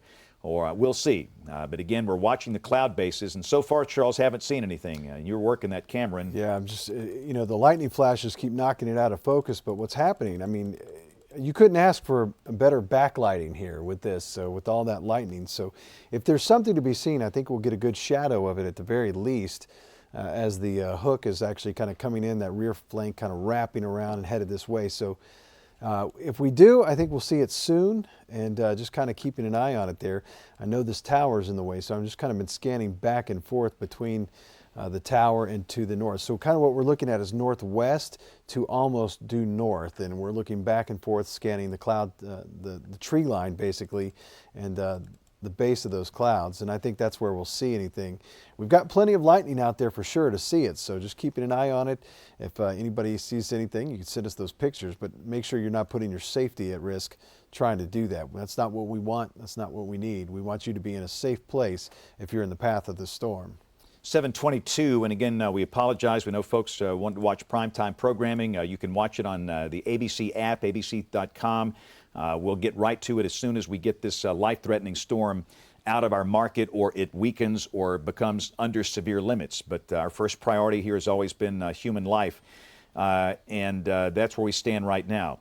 The storm is still well organized, but the velocity signature not as impressive as what we saw 5-10 minutes ago. And we can only hope that just perhaps we will have a situation where the warning will be canceled early, but we still have a dangerous storm. They've reissued it to a new warning now until 8:15.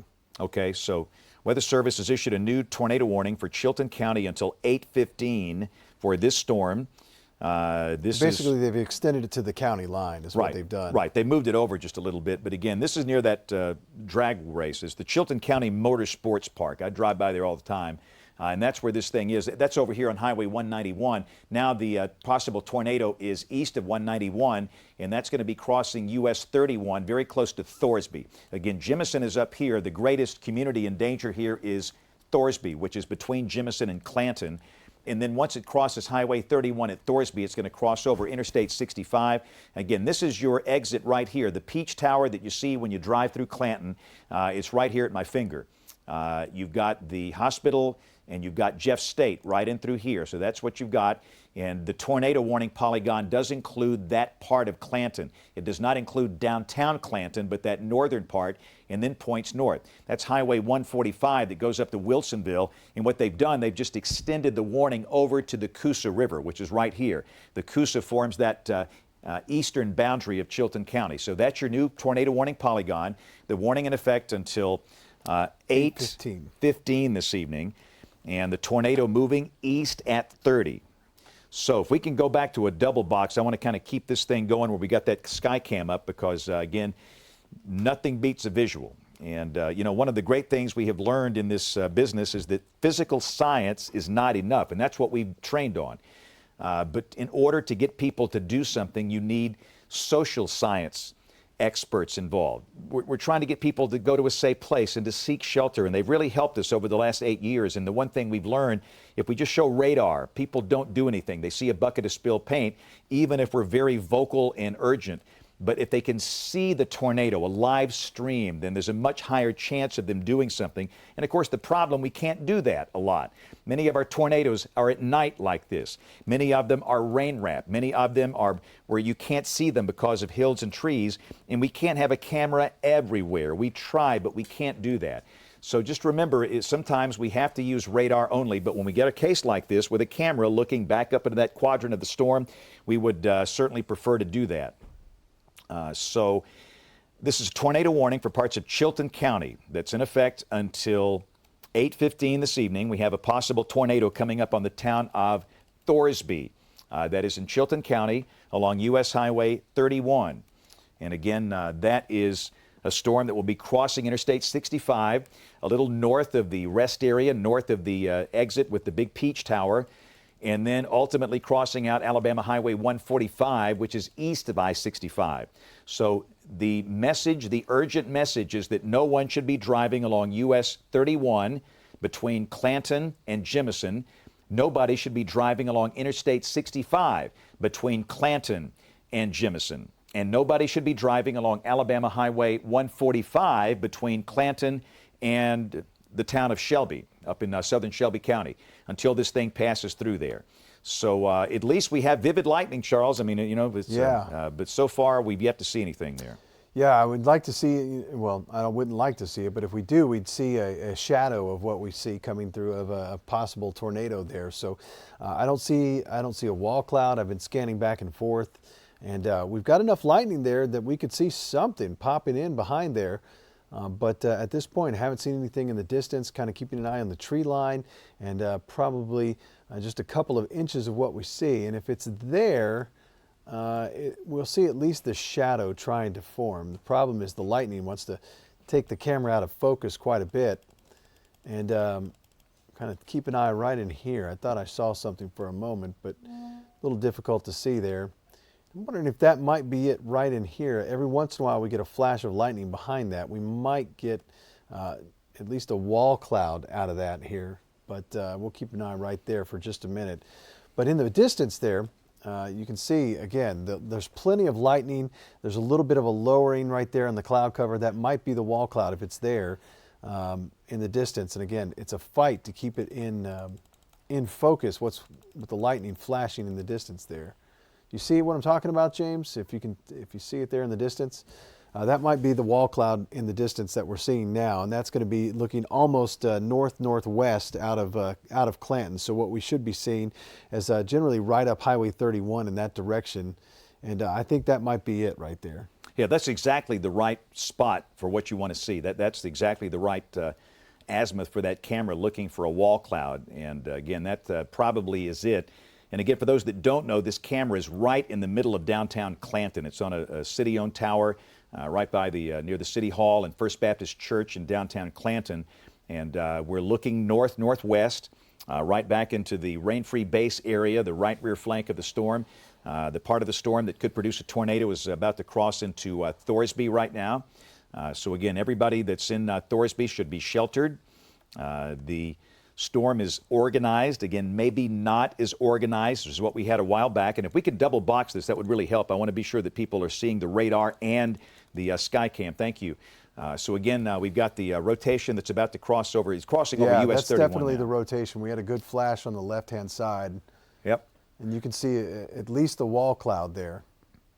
So again, we are watching on radar the storm with a hook and a possible tornado, and we're watching the visual live with our sky cam in Clanton with a possible wall cloud. Now, we don't know because of those trees if there's a tornado down, but that wall cloud would be in the vicinity of right at Thorsby, maybe a smidgen south of there, but very close to Thorsby, just north of Clanton by maybe 5 miles. And that's crossing over US 31 right now, and it's going to be crossing over Interstate 65 in a matter of minutes. So again, the call is fairly urgent for people that are watching us or listening to us on radio not to be driving along Interstate 65 or US 31 between Jemison and Clanton. Just stop, pull over, whatever you need to do. Just don't be in a car in that zone. And that if this is a tornado down, it can flip a car or take a car airborne in a heartbeat, and your odds of being injured are high. There's just some things in life not worth it. We're all busy, and I certainly understand that. Time management is my greatest struggle, but sometimes you just got to stop and do the right thing and take it safe, and that's what we encourage people to do in this case when it comes to driving. And again, all clear, by the way, for US 82. We've already given the all clear there. We'll give an all clear for Highway 191 right now. If you're on Highway 191 from Jemison down to Maplesville, all clear for you. The concern now, it's US 31 and I-65. And this storm is fairly close to the radar, so we got a good low angle at it. And again, it's not the most overwhelming signature in terms of velocity, but it is clearly rotating. And we still have the hook and the inflow notch, and it's a dangerous storm. We've had no reports of damage so far. That's the one encouraging thing we can say with this. But again, the warning will continue until it's scheduled to expire at 8:15 this evening. And we hope this thing weakens, goes away, fades away, rides off in the sunset. But for now, it's still to the point where the Weather Service in Birmingham, they believe that the warning needs to stay in place. Now, if you're in Jemison, you are really not in danger of the tornado now. You're up in the part of the storm where you're going to have maybe some small hail, very heavy amounts of rain. And it's pouring rain now along Interstate 65 in the northern part of Chilton County. The greatest concern, it's going to be that segment down there where you've got the hook and the pendant that's crossing Highway 31 at Thorsby. And if there's any way you can double box me, I would like to be in that box with the radar. That would be of great help if maybe we could do that, where you see me with the radar behind me. Thank you. That's bingo. So again, that's your tornado right here. US 31, Jemison here, Thorsby here, Clanton here. Again, this is the Peach Tower right here. That's the Alabama 145. That's the Lay Lake exit. And that goes up toward the town of Shelby and Wilsonville. That's Interstate 65. This is moving due east. It's crossing 31 now. It's going to be crossing Interstate 65 in about 3 or 4 minutes. Then it's going to be crossing Highway 145 in about 10 minutes. So again, the call to action, no driving on 31, Interstate 65, Alabama 145 from Clanton to Jemison, and Highway 145 up to Shelby. The tornado warning has been extended to the Cusa River over here on Lay Lake. So that's your current warning situation, and we encourage everybody, we've been calling out in these places to be in a good, safe place. And we continue to watch the velocity, and I'm encouraged by every sweep I'm seeing on the velocity that the rotational signature gets a little weaker and a little weaker and a little weaker. Understand, it is still there. We're not telling people to get out of your safe place. It is still there, but it's clearly not as intense as it was a while back, which is a really good thing. In fact, I'm about to pop the high-res radar so you guys can see this at home. Yeah, let's put WEX 05 back here, and you can see that this is pretty broad. This is not really a tornado signature here. So if this keeps up, there's a chance the Weather Service will cancel the warning. But again, that is just a broad circulation near Thorsby, about to cross over I-65. And we've had a pretty good look at that thing, and I think we've got a wall cloud, Charles, but I've not seen any evidence of a tornado so far. Yeah, and I think what we saw in the distance was maybe a good wall cloud, a nice lowering there, but you know we can't confirm it from this distance. But trying to see it still, it's very difficult here. Get the camera up because that's what we're looking at. We're looking back towards the north now at this point. There we go. From Clanton, we're looking north almost between 31 and 65 here, and we're kind of trying to split the difference there, and that's where we would see that wall cloud if it's in there, still in this area. And again, it's a good distance away, but occasionally we get a good lightning flash in the right spot, and you can still kind of pick out that lowering. So monitoring it very closely. It's moving eastbound at 35, 40 miles an hour. And these storms are just kind of chugging right along, and we'll keep an eye on them. But again, the warning has been extended all the way up to the county line, really the Cusa River there. But know that if you were in Jemison, you still got some pretty heavy rain. I think give it 5 more minutes, you guys will be clear. If you're in Mineral Springs, you need to be in that safe place anywhere along I-65, Gap of the Mountain, Jumbo, and eastbound. You need to be in that safe place. Again, there's still that little hook there. And you can see the new polygon, what they did is they've trimmed it down just a little bit. And that's going to include Lomax, Thorsby. You're still in that polygon, but give it a few more minutes and you'll be clear. Mineral Springs, Gap of the Mountain, anywhere between the 145 exit and northward up to the Jemison exit on I-65. You need to be in that safe place at least for a little while longer as the storm rotates and moves eastbound. So again, still some rotation. It's a little more broad than it has been. I'm not seeing as much, James, on this camera as I was, but I've got a feeling it's still there. It's hiding from us in the distance there. And I think what we're going to get is right here, that what's happening, there's an area where the trees are a little bit higher, but we're going to get a gap right here. And what's going to happen is as it comes out in that gap and this lower tree line, I think we're going to see that wall cloud again start to pop back in here. So if I can get the camera to focus, because it doesn't want to because of the lightning, I think we're going to see it right in here. And we might maybe just right there. Not 100% sure yet, but that's the area we're going to watch. And it's either that or it's the rain that's starting to cross over that area. You see the darkening on the left-hand side of the screen, the lightning flashing behind it.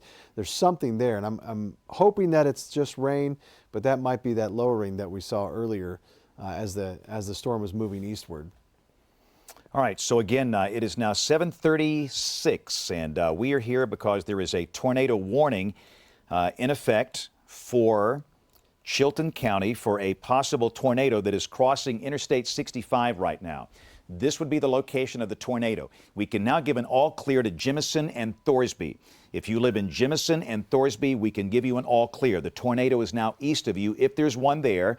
And again, this possible tornado is about to cross over Alabama Highway 145, only about 2 miles north of the Peach Water Tower. It's moving east. There's no northward component of motion here. And then ultimately, it's going to be over here close to the Cusa River. The circulation is much more broad at this point than it was 20, 30 minutes ago. But still, the circulation is there, and the Weather Service believes at this point that there's enough evidence to maintain the tornado warning.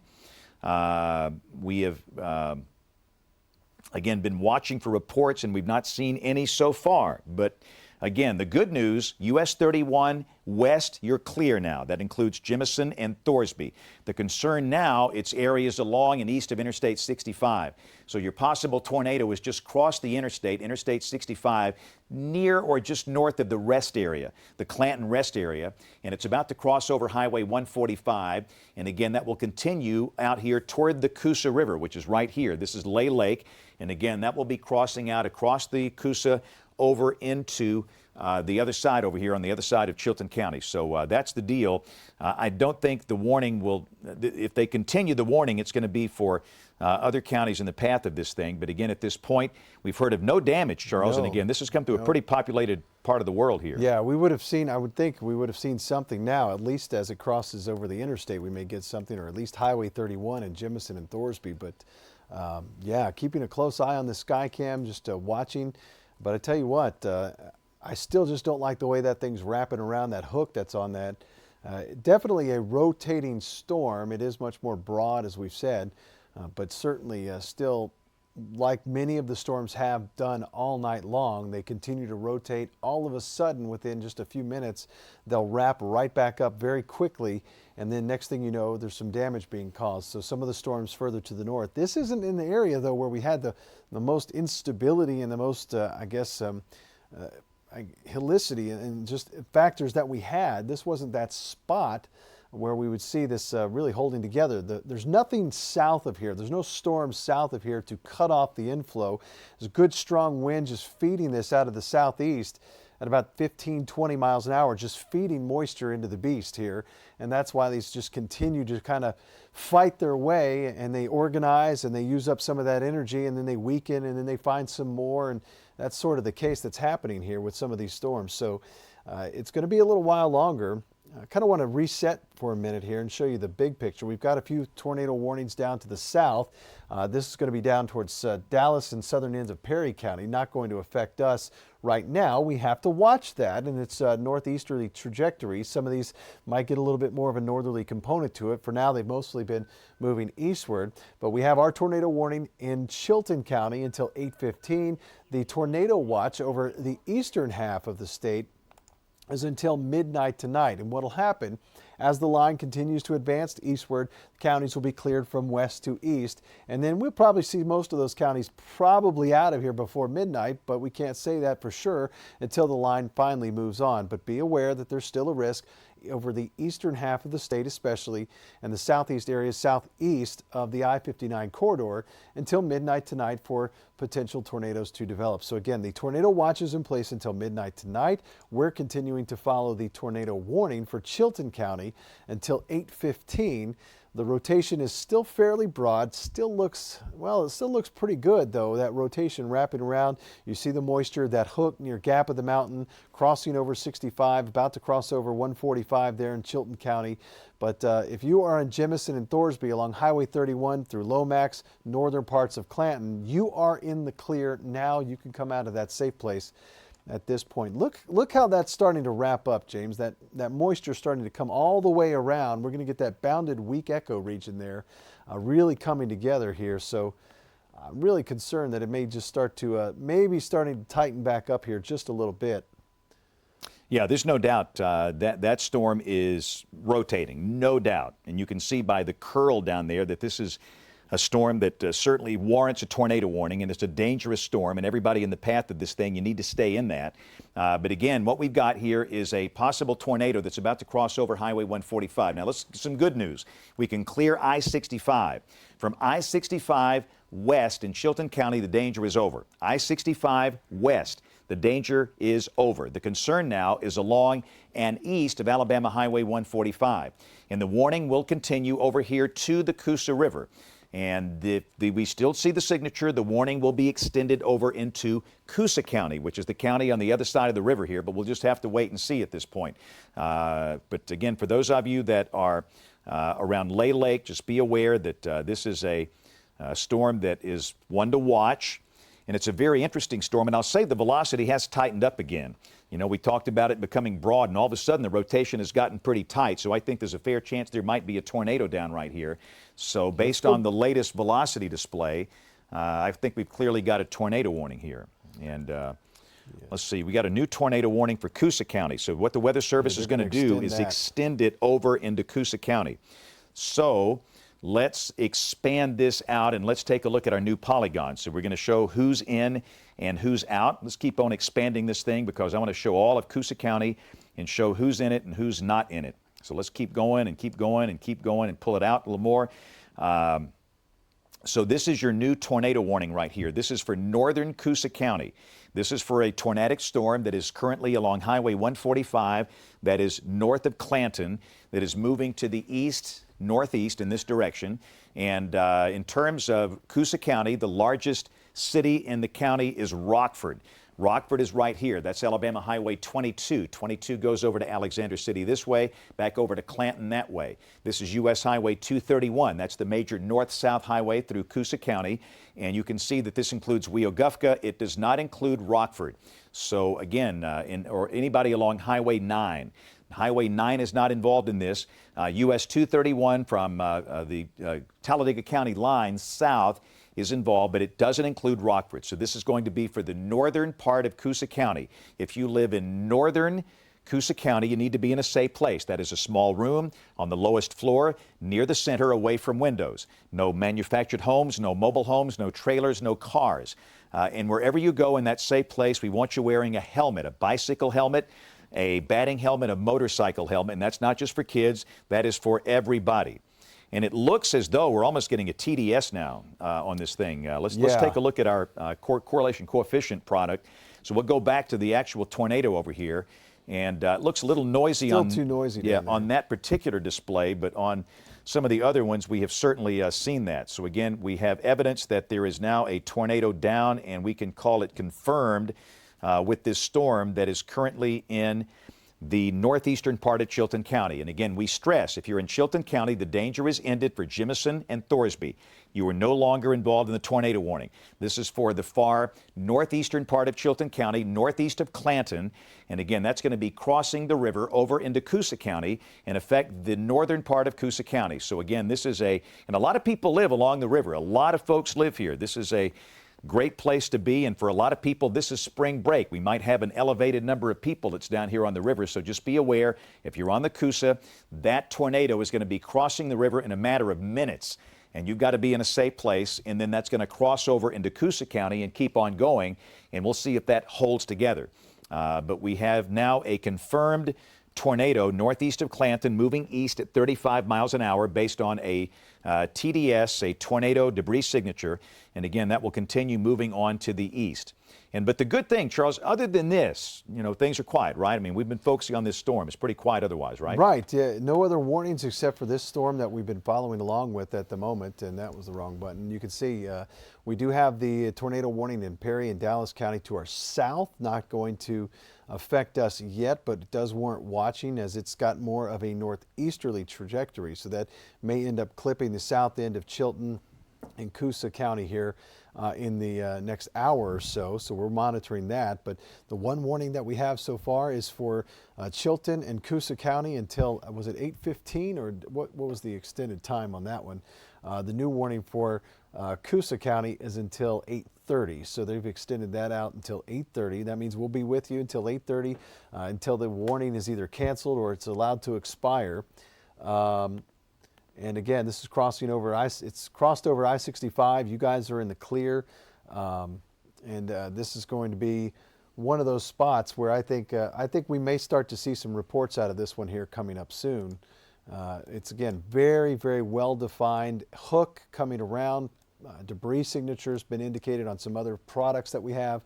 So if you are in Chilton County from really I-65 or I should say 145 at this point all the way to the river, you need to be in that safe place. If you're in Cusa County and Quincy, all the way over to Gold Branch, Weogufka, you need to be in that safe place now. Go ahead and get there.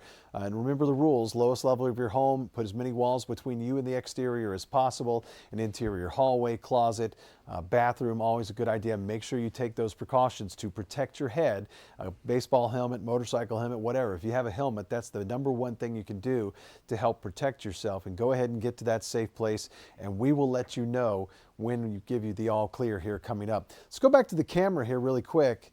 We got a good flash of lightning. Hopefully we get another one just like that. The question is that a power flash or is that lightning? Exactly. Yeah. That was my question. It looked, it was very, very bright here. And we may be seeing the back side of this thing as it's beginning to move away. But there was definitely a lowered base here, a wall cloud in the distance. And I'm wondering if we're looking right at it. It was in this area right here.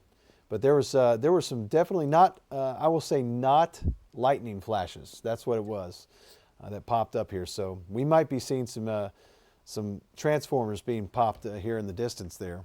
Right. And again, just a call to action. A lot of people are on the river. They are on the Cusa. They are on the lake. And if you are near this thing, you cannot be in a mobile home. You can't be in a car. You've got to be in some type of sturdy structure. And hopefully, definitely a lowered base there. Did you see it? Yeah. Again, we're all watching this and look at that. Wow, goodness gracious. It is so challenging doing this at night. In that if this were during the day, we'd have that camera looking right into it, and now you have to wait on the lightning to eliminate these features, and the lightning will come and go and not be in the right place. But clearly, there's a lowering there. And again, we have seen evidence of some debris being lofted. The velocity is tightened up again. There was a while where the velocity signature weakened a good bit. It tightened up again, and it's very tight right now. There's very strong evidence that we have a tornado that is down, and it is about to cross the Cusa River. And again, a lot of folks are down here. And we encourage everybody around the river to be in a safe place. Don't play around with this. Some things in life aren't worth it. And this won't take long. This thing is moving along at 35, 40 miles an hour. It's not going to be a threat for long. In fact, we'll give the river an all clear here in about 15 minutes. So just understand this is a dangerous storm about to cross the Cusa from Chilton County into Cusa County. And again, the next, major, I say major, the next sizable community in the path of this is going to be Weogufka most likely, and then it's going to cross over US 231 north of Rockford. And again, in Cusa County, this warning does not include Rockford. Remember, for tornado warnings, we don't warn for entire counties, we warn for parts of counties. That's the reason for these polygons. There's no need to do anything if you're way down in the southern end of Cusa County. This is an issue for the northern end of the county. So again, that's your possible tornado right here. That's the river. That's the Cusa. It's about to cross the river now. In fact, I've got some video, Charles, of what seems to be a water spout earlier today over Smith Lake. Really? Yeah.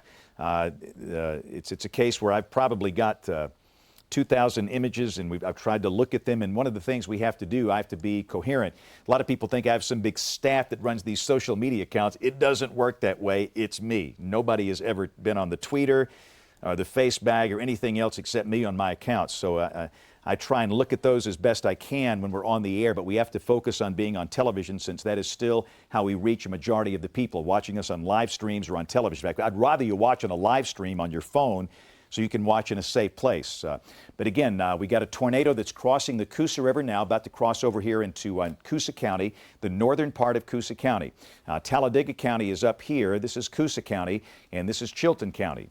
And we have seen very strong evidence of a tornado there. So let's double box this thing if we can. We're going to be out of range of that sky cam pretty soon. Yeah. Where we're not going to be able to see much. But while we still have it, we want to be able to see it. We're looking northeast from downtown Clanton, kind of over the ballpark there where the high school team plays.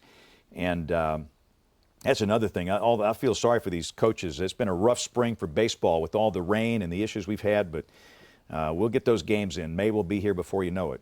But that's a very dangerous looking signature on radar, looking at the velocity display. I would say that there is a very, very high chance we have a tornado that could be down at this point. In fact, if you can maybe put WEX 05 behind me just really quickly, I mean, that's your velocity couplet right there. Man, that's tighter than a tick's backside. This is a very dangerous storm that is sitting on the river. Again, this boundary right here, this is the Cusa River. This is Chilton, and this is Cusa County. And again, you can see that just screaming velocity signature, very tight couplet. And while we've got this up here, I want to check and see the correlation coefficient product to see if the radar can detect anything different that might be happening with these echoes. Maybe looking at tree branches or some type of debris that might be being lofted here. This is part of the dual polarization products that we have. And again, it's kind of noisy. This is not a classic TDS in through here. So, and again, you do have a little lowering right in through here, and that might represent some debris being lofted. But let's go back to Max 1, and again, we're kind of reset. We're at 7:52, and we're working a severe weather event in Alabama. This is James Spann with Charles Daniel. We've been here for a long time, and we'll be here for a while longer. This is the only storm in the state that is tornadic. Well, I take that back. There is one to the south. Yeah. We have one to the south down in the Montgomery television market that is located really approaching Selma down here. This is in far western Dallas County, but again, that's out of our television market. In terms of our market, this is the only tornado warning we currently have in effect. So this particular storm is sitting on the river, on the Cusa, and it's crossing the Cusa now, and if there's a tornado down, that means for a brief time there is a water spout there. And then it comes back on the Cusa County side, and that will be ultimately crossing Highway 231. This is going to be about maybe 12, 15 miles south of Sylacauga. And again, Talladega County is not involved in this. This is exclusively for northern Cusa County. But US 231 sits right here. And again, this is the county line. This is Sylacauga right up here. That's 231 that goes down to Rockford. That's US 280 that goes down to Alexander City. And again, that's the possible tornado. So, and in fact, a little segment of US 280 is actually in this polygon up here in the far northeastern part of Cusa County, but that's a long way down the line. We were hoping this thing would weaken. It's hanging in there like a rusty fish hook. I mean, it doesn't want to go away. The Weather Service says law enforcement reporting damage to a building with debris in Gap of the Mountain. So that's where it just crossed over on 65 and 31 there. It crossed over at 145. So we are getting some reports of some damage and numerous power flashes down there. Yeah, and we saw some, there's no doubt some of what we saw on the sky cam, those were power flashes. So there's clearly evidence of a tornado that's down. And again, law enforcement reporting some damage to a building with debris in gap of the mountain right in the path of this thing. So despite the fact that it's getting dark, despite the fact that the upper support is moving away, it's hanging in there like a hair in a biscuit. So it's 7:55, and again, we are at this point still in tornado coverage. We will stay here until this storm weakens or the storm moves out of our territory. At the rate this thing's going, it might, maybe it'll make it to Georgia. We'll see. It's got some staying power. Yeah, and let me say this too. This is a sparsely populated area right now. Once you get up into Cusa County, north of Rockford, there's not a lot of population density here. So we're not going to get a whole lot of reports. But the tornado is out of Chilton. Let me just say this. If you're anywhere in Chilton County, we can give you an all clear. We can give those of you on the Cusa an all clear, on the water. This tornado is now exclusively in Cusa County. So this is Chilton County over here. You're good. If you're on the Cusa, you're good. That's the tornado. It's now exclusively into Cusa County. And the next issue, it's going to be crossing over US 231. And again, we stress that if you are in Rockford, you are not in this tornado warning. You are not in the polygon. Some of the older legacy systems, they ring up countywide. And even weather radios still ring up countywide. That's why we encourage you, if you get a warning, check us out and you'll know if you're in or if you're out. And those that are in this segment right here. This is the northern part of Cusa County. Weogufka is right here. US 231 is right here. So if it hangs in there, it's going to cross US 231 and ultimately US 280 down here below Sylacauga. So we'll keep a very close eye on this storm as it continues moving on to the east. And increasingly, Charles, as we are at night, it's hard to get damage reports. Yeah, it's going to be dangerous for folks. If we can hear you. Hello, Charles. Did you give me a dead battery? Hello. Give me a dead one. Okay. How's that? There you go. Now we got you loud and right. clear. Got me now. So what I was going to say, we don't want you out there trying to find damage, trying to find reports. There are trained spotters out there doing this stuff, but you know, it's very dangerous. You get these county roads, they're very dark. You come around a curve or up over a little hill, and then there's trees down, and then you become part of the situation. And then first responders who are trying to respond to somebody else that needs help, now they've either got to stop and help you, or they've got to, and it just makes the situation worse. I know that a lot of folks are going to have power that's going to be out for the evening. It's going to be out probably maybe until tomorrow morning for some of you. But Alabama Power, I promise those guys and those ladies out, they're going to be working their tails off trying to get the power restored for you overnight. And salute to them for what they have to do. They have to get out there tonight, start clearing all this out. But we ask that you stay indoors. Don't go look for damage. Don't try to get us pictures. We want you to be safe. We want you to stay inside the rest of the night and just ride this out if you're in these areas, because we don't want you to become a casualty of the situation. And it just makes the situation worse for everybody if you're caught out there and something happens. So be careful. And let the crews, first responders, do what they have to do to get this cleared up and cleaned out. Guarantee if you just kind of hang tight and watch some movies the rest of the night, you know what? Probably be cleared up by tomorrow morning in most spots. So again, unless you've been hit or you've seen some damage. At this point, I'm going to say that the storm itself was probably way too far away from the Skycam for us to really worry with that. We may still see some flashes in the distance. I think we actually caught the tornado on camera. I don't know if, James, if you saw that from one of our former interns, Jacob Dickey. He sent us a screen grab of the flash. That's the one that caught my attention. I think we actually caught it as it was crossing to the north. And I was going to mention too, Chilton County 911 just sent us a note. They've confirmed damage to at least one building and trees down in the 1500 block of Chilton County Road 55. They are investigating more at this point. So again, law enforcement in Chilton County, they have confirmed damage to at least one building. We don't know if that's a commercial building or a home, and trees on Chilton County Road 55.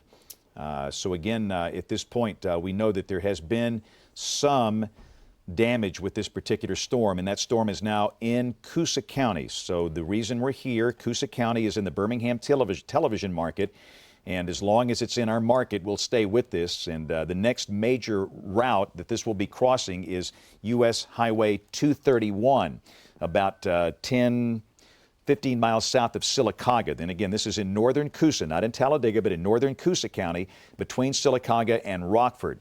And again, if it continues to stay intact, it's going to be crossing over U.S. Highway 280. And I will say, Charles, the signature is still very impressive. This has probably had the most staying power of any storm we've seen all day today. Yeah, still wrapped up very, very tight. Looking at the velocity data on our high-res stuff, doesn't look quite as impressive here, but even there, that's still probably one of our most aggressive really signatures that we've seen throughout the day. So folks in Quincy to Gold Branch to Weogufka, you need to be in that safe place immediately. We know this has a history of causing damage.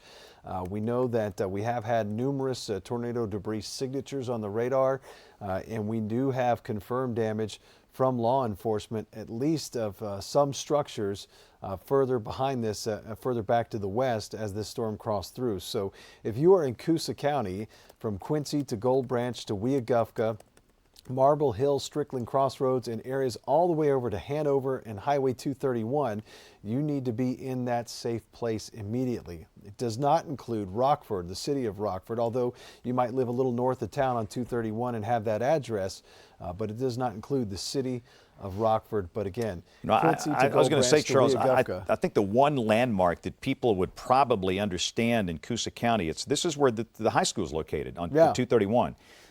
Central High School, Central Elementary School, and this is going to be really close to that location.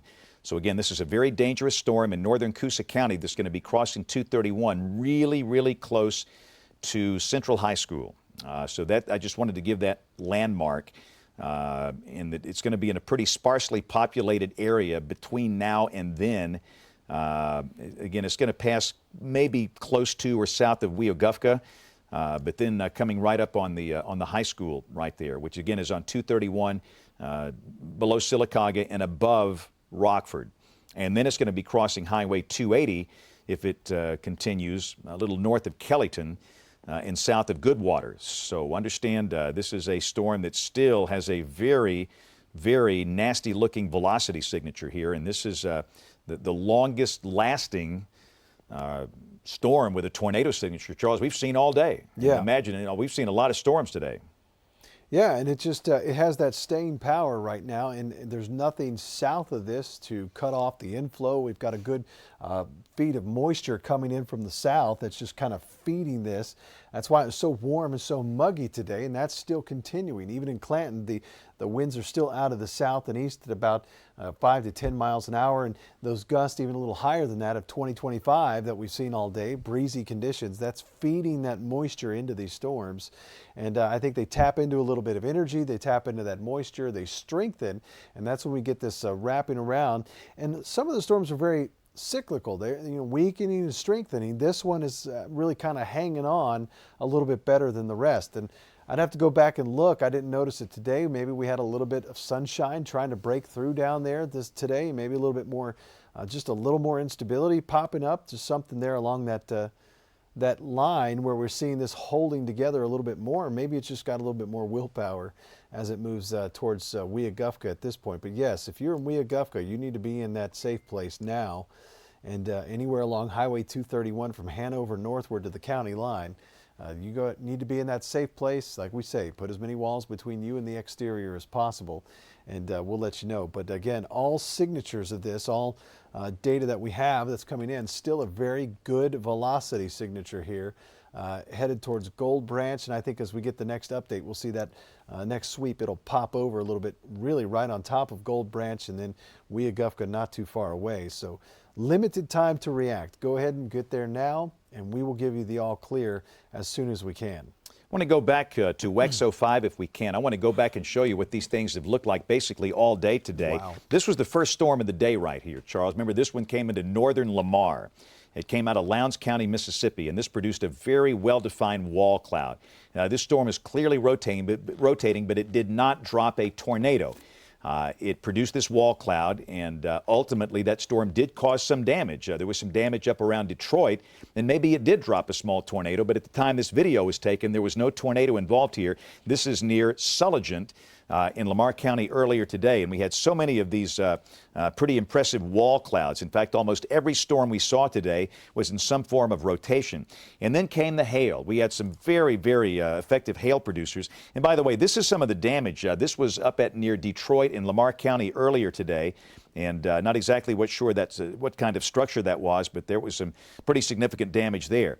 This was hail that came down in Fayette. We had some very significant hail in parts of Fayette, Walker, Lamar, and many other counties today. And this came down for really several hours during the afternoon hours. So for a while, the main emphasis today was on these hail producers. And then as the evening started, we started getting into the tornado issue. Again, this is some of the hail that was falling up in Fayette earlier today. That thing really dropped some large hail. And that happened, what, Charles, about I lose track of time. That was probably a couple hours, 3 hours ago, maybe?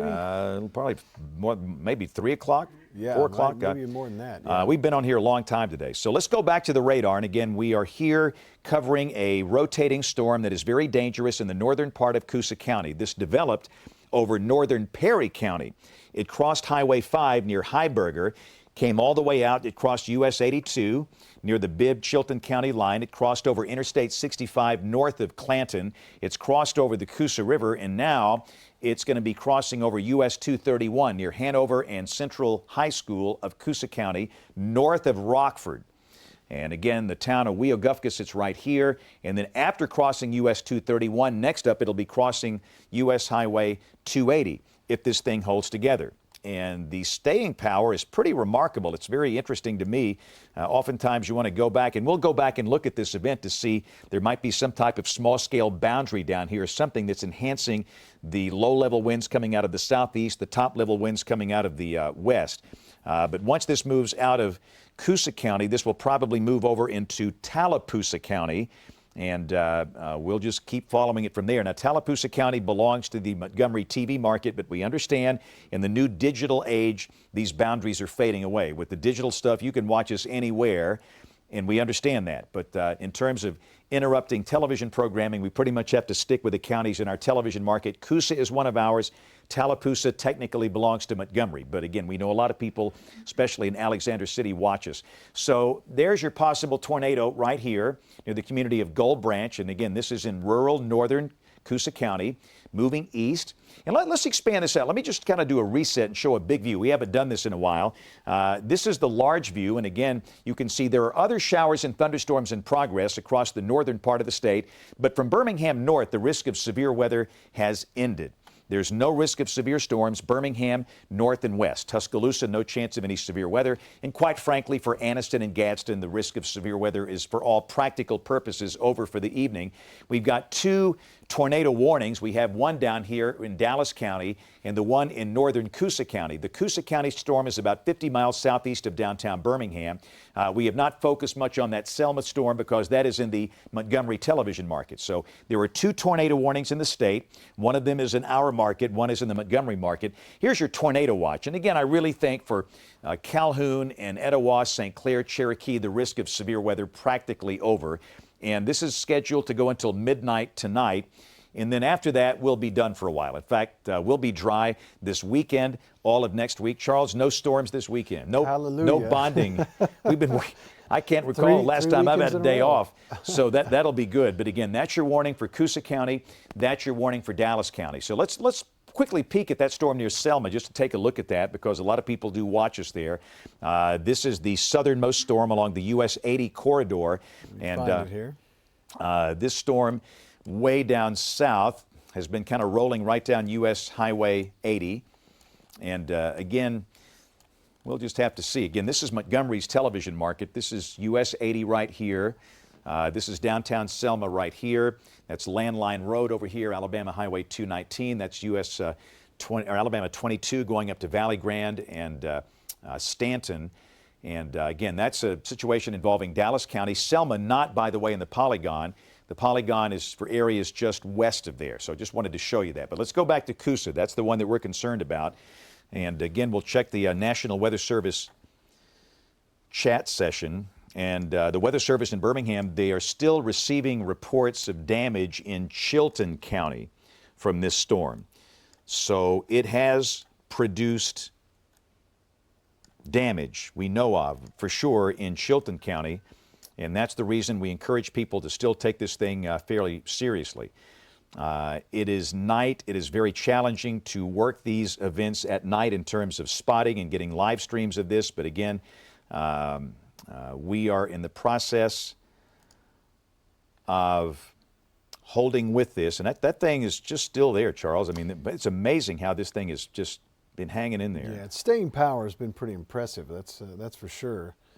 And you know, a lot of times what will happen is we get these storms down along the Gulf Coast and they just cut off the inflow, and that's just not the case. I think that's just been part of what's holding this thing together. But again, the rotation is still there, still moving towards Weogufka. It's probably about 3 to 5 miles outside of Weogufka now, so you guys need to be in that safe place. But at this point, yeah, numerous damage reports coming in back from parts of Chilton County, and I'm sure we'll start to see some maybe as it approaches Weogufka or that 231 corridor. We might start to see some as well if it continues to hold together now at this point. So again, it's only just it's really right on top of Weogufka at this point, or getting very, very close. So if you're in Weogufka, you need to be in that safe place now. Anywhere from Hanover north on 231, you need to be in that safe place as well. Getting close to Highway 280 in the next 15 to 20 minutes. That warning is until 8:30. So we'll stay on with it until they cancel it or it's allowed to expire. And again, you know, with each volume scan, we get the new velocity data, and you might see a scan where the velocity signature weakens a little bit, then the next scan it gets stronger again, but it's clearly still there. I will say the structure on both reflectivity and velocity, not as impressive as what we saw about 20, 30 minutes ago, and that thing was really wrapped up coming across the river. But again, clearly this is a dangerous storm, and again, we advise no traveling now between Sylacauga and Rockford on US 231, and we advise no traveling between Sylacauga and Kellyton on US Highway 280. And again, those are major highways. US 280, of course, kind of connects Birmingham with Auburn. US 231 connects Sylacauga with Montgomery, and I know that's inconvenient, but like we've talked about tonight, the last place you want to be is a car during a tornado. It's just a death trap. You don't want to be there. So no travel on US 231 from Sylacauga down to Rockford, and again on 280 from Sylacauga down to Kellyton. And remember, Rockford is not in this tornado warning polygon. Sylacauga is not in the polygon. No part of Talladega County is in this. This is the northern part of Cusa. And again, you've got Weogufka, the tornado coming up very close to this community. Hanover on US 231. And again, on 231, it's going to cross most likely fairly close to the location of Central High School. Cusa Central High School on 231, which is north of Rockford. So that'll give you some reference. And if you're near any of these places we talk about, we want to be sure that you stay in your safe place. We will give the all clear as soon as we can. We like giving all clears, but again, for now, everybody on that 231 and 280 corridor need to be in your safe place until this thing passes. And again, from Cusa County, it's going to cross over into Tallapoosa County. Again, we have been watching the tweets coming from Chilton County 911, and if there's any good news I can tell you is that they've got a lot of structural damage confirmed. We have heard of no injury reports so far. And we have had structural damage in Cullman County, in Blount County, in St. Clair County tonight. But again, correct me if I'm wrong, I've heard of no injuries tonight, Charles, from any of this I stuff. haven't heard of any injuries at all. I know that now as it gets into a nighttime thing, that search and rescue, they're going to go out and look just in case. But we've had some trees down on some houses, and I know that's encouraging. Hopefully everybody got the warning and nobody got hurt. So no injuries that I've seen coming really out of anything tonight, which is fantastic news so far. But the night is still young. We've got a ways to go. The tornado watches until midnight tonight, and hopefully we get away and everybody gets through this without any casualties. All right, so we are now at 8:14, and we are here for one reason, and it's that one spot you see right there. That is a tornado warning for the northern part of Cusa County, Alabama. This is about 45 miles or so southeast of downtown Birmingham, maybe 50 miles. And again, you can see the inflow notch and the potential for a hook and a tornado near Weogufka. And if you have a mailing address or that zip code, you need to be in a safe place right now. Soon that'll be crossing over U.S. Highway 231 near Hanover and Cusa Central High School and the elementary school. And then it will be crossing over U.S. Highway 280 down below Goodwater. So the call to action we have, it's for people not to be driving along U.S. 231 from Sylacauga to Rockford and U.S. 280 from Sylacauga down to Kellyton. And we hope that this will be dissipating fairly soon, but again, so far it has not. And this thing has been really the storm of the day, and it's quite interesting, Charles, in that at least for me, I wasn't expecting a tornado this far south, especially one that lasted this long. Yeah, because the bigger shear values are up to the north of here. Right, and the enhanced risk was, I think, in Walker, Winston, and Marion County earlier today. This area was under the, I don't even know if they were even under the moderate or the slight risk this far south. So again, just watching this is the area of concern. Let's take this full screen if we can and just show you again. This is one of those spots where we weren't expecting it to be this far south, and this is going to be one that we watch as it continues to move eastward, may continue to move, and I think this might even affect the south end of Clay County here coming up, so we'll have to monitor that. But certainly really thought they were going to fall apart, James. I think about 2-3 o'clock we were like, yeah, this is going to be hailers the rest of the night. And then it moved into some more unfavorable environment, and they started to pop up just a bit. So we saw some large hail early on, and then it transitioned into a tornado threat, and that's where we are right now. And so much of what happens on days like this, it's determined in the mesoscale, these small scale features that you really can't identify days in advance. And you don't see them on these synoptic scale computer models. They're small scale features. And ultimately, when this stuff starts to happen, you kind of know that there's something going on down here. There could be some type of small scale boundary enhancing the convergence down here, but clearly that storm has really been, it's got some staying power. This initially formed out of a storm that came out of Hale County. It came through northern Perry, southern Bibb, Chilton, and now it's in Cusa. And that rotational signature has been there pretty much the whole time. And you can see if this thing stays together, it's going to be really where Tallapoosa and Clay counties come together. We'll see. If you're in southern Clay County, you might want to kind of keep an eye on this. And we stress the storms up north are not severe. They are not severe. The risk of severe weather for the northern half of the state has ended. The concern is for the southern half of the state down here. And again, Sylacauga is here. This, you can see it's passing south of Sylacauga. This is US 231 that goes down to Rockford. US 280 goes down to Alexander City and Dadeville. There's the possible tornado. And again, it's going to be crossing US 231 somewhere around Hanover, close to the high school, and then crossing US Highway 280, and then maybe affecting places like Goodwater over here. And then we'll see. This is Clay County here, and this is Tallapoosa County here, and it might want to hug the line of Clay and Tallapoosa counties in just a little bit. We'll just see if it stays in there. But again, again, as I look at the latest scans, the velocity signature again has weakened. But Charles, we've seen this over and over tonight. The velocity scans weaken, and all of a sudden, 5 minutes later, boom, it's back again. Again, for the moment, it looks a little more disorganized, but that hook, I mean, goodness, that thing is still there. And when you see that, you know it's spinning like a top.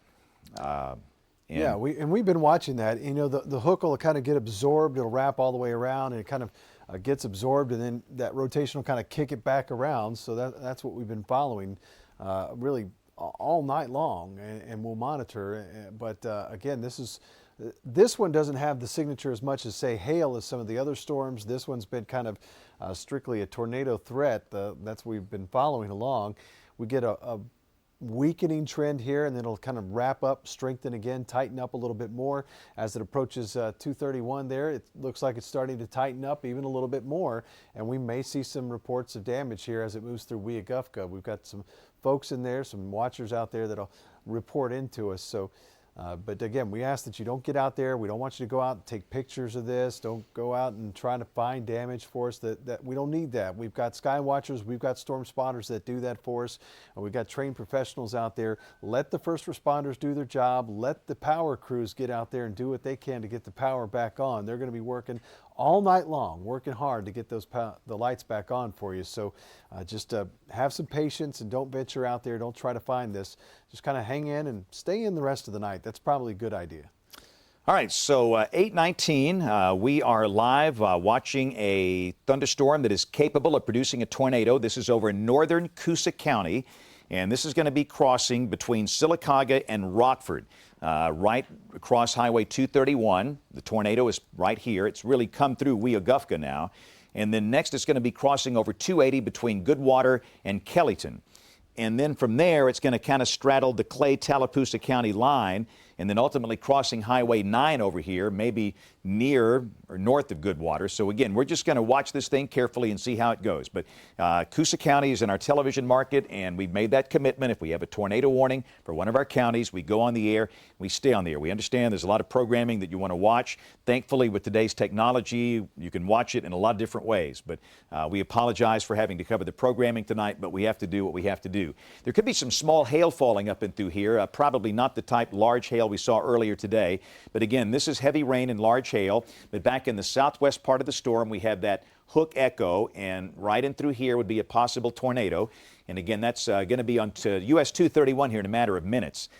So if you are anywhere near Hanover or Central High School, Cusa County, you need to stay sheltered, be in a safe place. And that's not a mobile home, a manufactured home. It's not a car. It's a site-built home or some type of business.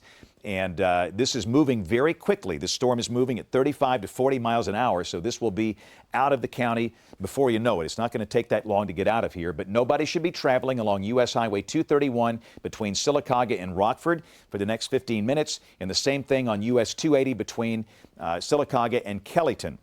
This is all southeast of Birmingham. Again, this is Talladega County, this is Clay County, and this is Tallapoosa County back in through here.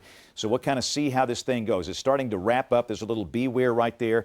Let's check the... It's like it's recycling. Like we said, it's cycling back up. So it may really start to, I think, 231 to US 280. It's going to be where we see that probably reach its peak again. That's about the cycle that it's been doing. So anybody in that area, take it seriously. Make sure you're in that safe place right away. Right. And again, this storm has had some real staying power, and we encourage everybody to take this seriously. We have gotten through this day with no injuries. We've had a lot of damage, a lot of structural damage in counties like Cullman and Blount and St. Clair. And there's our new warning that just came out. They've extended that until 9 o'clock. So they are extending the warning east. It does include Cusa, where it's at now, Clay, and Tallapoosa County. So they are going to extend that until 9 o'clock tonight. All right, so again, we have a new tornado warning, and this will include parts of southern Clay. And what we'll do is come in here and kind of give you an idea. Let's just show the polygon only here. And again, that's pretty much what you've got here. So this is Clay County right here. This is Tallapoosa County right here.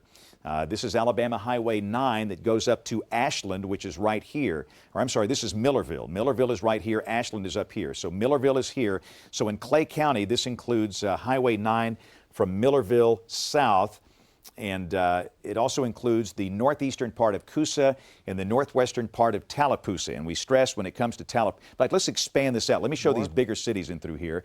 I want to show Ashland is here, Lineville is here. You are not in this tornado warning. Ashland, Lineville, you are not involved in this. And the same thing, Alexander City is down here. You are not involved in this. So this does not include the larger cities of Ashland, Lineville, Alexander City, Dadeville. This is a very small part of Clay County and a very small part of Tallapoosa County in areas southeast of Birmingham. So again, this is a new tornado warning that includes the southwestern part of Clay, the northwestern part of Tallapoosa counties, in that corner of Cusa County, and it's all for this same storm that has been very persistent over the last several hours. The storm right here that's going to be moving out in this direction.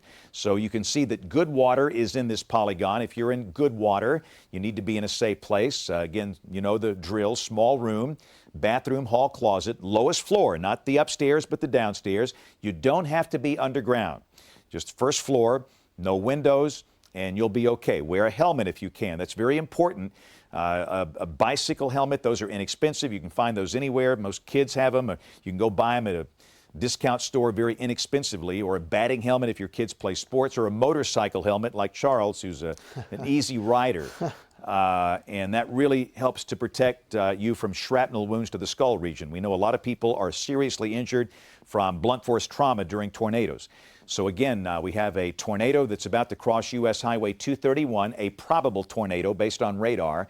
It's going to cross U.S. 231, cross U.S. 280, and then cross Alabama Highway 9, pretty close to Goodwater, and then scoot out here into either the far southern part of Clay County or the northern part of Tallapoosa County. So we've got just a little corner of those two counties involved. And remember, a lot of the older legacy warning systems warn the entire county.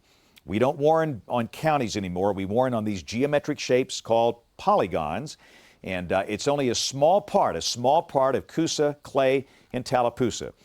So just be aware of that, and if you're in the polygon, you respect it and you do something. And if you're not, you really don't worry about it. You just kind of keep an eye on things. Those are some of the smaller communities involved in this, but again, Goodwater is the most sizable community that's going to be east of U.S. Highway 280. So possible tornado crossing U.S. 231 at this point. Again, very close to Hanover and Central High School, Cusa. It's going to be crossing U.S. 280 in about 10 minutes or so. Down, again, this is going to be above Kellyton, and then crossing Highway 9 pretty close to Goodwater. So if you're anywhere near those places, you want to be in a good, safe place until these storms pass. And again, watching a lot of traffic coming in here, but out of all the traffic, I have not seen any new reports coming from Cusa County. We had a lot of damage reports from Chilton, but I've not seen any from Cusa here in the last few minutes, which is a good thing. Let's take WEX 05 if we can. Just wanted to show one shot. I thought this was kind of a cool shot. Check this one out, Charles. This is the this is lightning that is over the Houston Coal Library in Jacksonville. Oh, wow. This is pretty good stuff right there. Wow. That is a light show right there. Goodness gracious. Man, and again, yeah, good. That's a good shot. I don't want to be the one taking that one. Yeah. I'm just saying. Again, seeing some more damage. You can see some trees down. This was earlier. This was near Springville along Alabama Highway 23. That's up towards St. Clair Springs. This was a storm that crossed through earlier today. Again, watching more reports. And I'm not seeing any in the last 5 minutes, which is a good thing. So let's go back to Max 1. We are now at 8:27. We are working a possible tornadic storm that is coming through northern Cusa County, Alabama. This is about 45, 50 miles southeast of Birmingham. The possible tornado has just crossed U.S. Highway 231 near Hanover and near Central High School and the elementary school there. That'll be crossing over US 280 in about 5 to 7 minutes, and then affecting possibly Highway 9, maybe close to Goodwater. And then it's going to kind of hug this line here. This is Clay and this is Tallapoosa County. So the Weather Service extended the warnings out a little bit to include southern Clay and northwestern Tallapoosa. And again, we stress when it comes to those two counties, the warning does not include Ashland or Lineville, and the warning does not include Alexander City. It includes small areas of these counties. For Clay County, way down here to the south and west, and for Tallapoosa County, well to the north and west of the city of Alexander City. And that's really it. In fact, that other warning, Charles, has gone away, I notice. Yeah, they allowed that one to expire. It's still rotating down near Selma. Last I checked, it's probably a little north and east of Selma, but it's not as intense as it was earlier. I can show you guys where that is real quick, just to show you this particular storm. So keeping an eye on it there. There's still this little inflow notch. You see it right there, but the storm, like many of them have been doing today, it's rotating. It's moving into Cusa County. Could potentially affect the south end of Chilton or Cusa County as it continues to move in that eastward track. So we are keeping an eye on that one in the distance there. But right now, they've allowed the tornado warning on that one to expire. Although, again, it's still got a good little rotation to it, and there is a notch of inflow there as it does move north and east. That one was moving about 30, 35 miles an hour, similar to these other storms. But right now our focus is on this one here in Cusa, headed towards Clay and Tallapoosa counties. And again, this one still has a pretty good signature to it on the velocity data especially, but maybe not as intense as it was. What's been happening is the storm will get a nice hook coming around, and then it almost kind of gets absorbed, and then it recycles, and then as it picks up maybe a little bit more energy, something feeds it, it kind of re-strengthens, and we get another new hook coming down, another new development, another tightening of the rotation, and this is that storm that we're watching closely. Again, this is why we're on. We're on, as our policy is, if there's a tornado warning, we'll stay on as long as we can and continue to monitor. So stay aware of that as you can. Did he just hand you a bottle of water? I'm sorry. That's how it's done around here. That's very, very nice. Very, very nice.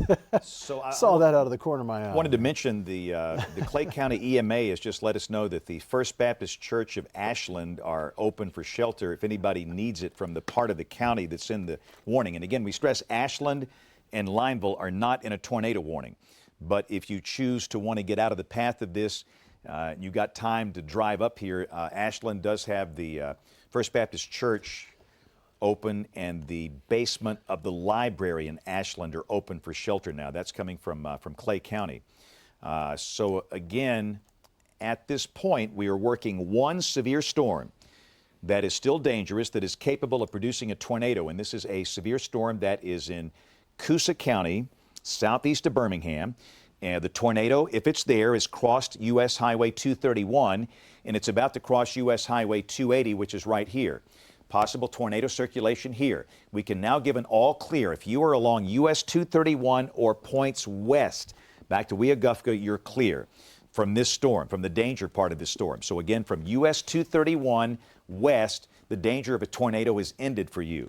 However, U.S. 280, there's still a problem here because that circulation is about to cross Highway 280. So again, our advice, nobody should be on 280 right now between Sylacauga and Kellyton.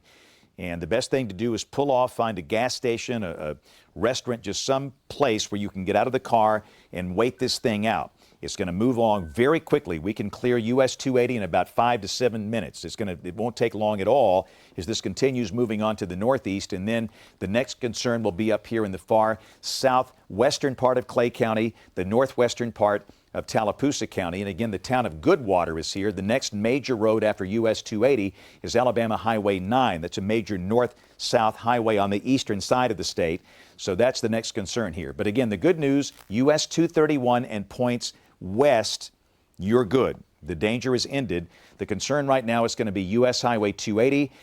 Nobody should be driving between Sylacauga and Kellyton. And then it's going to cross Highway 9, really close to Goodwater maybe. Watching all the scans here, and again, we've still got rotation.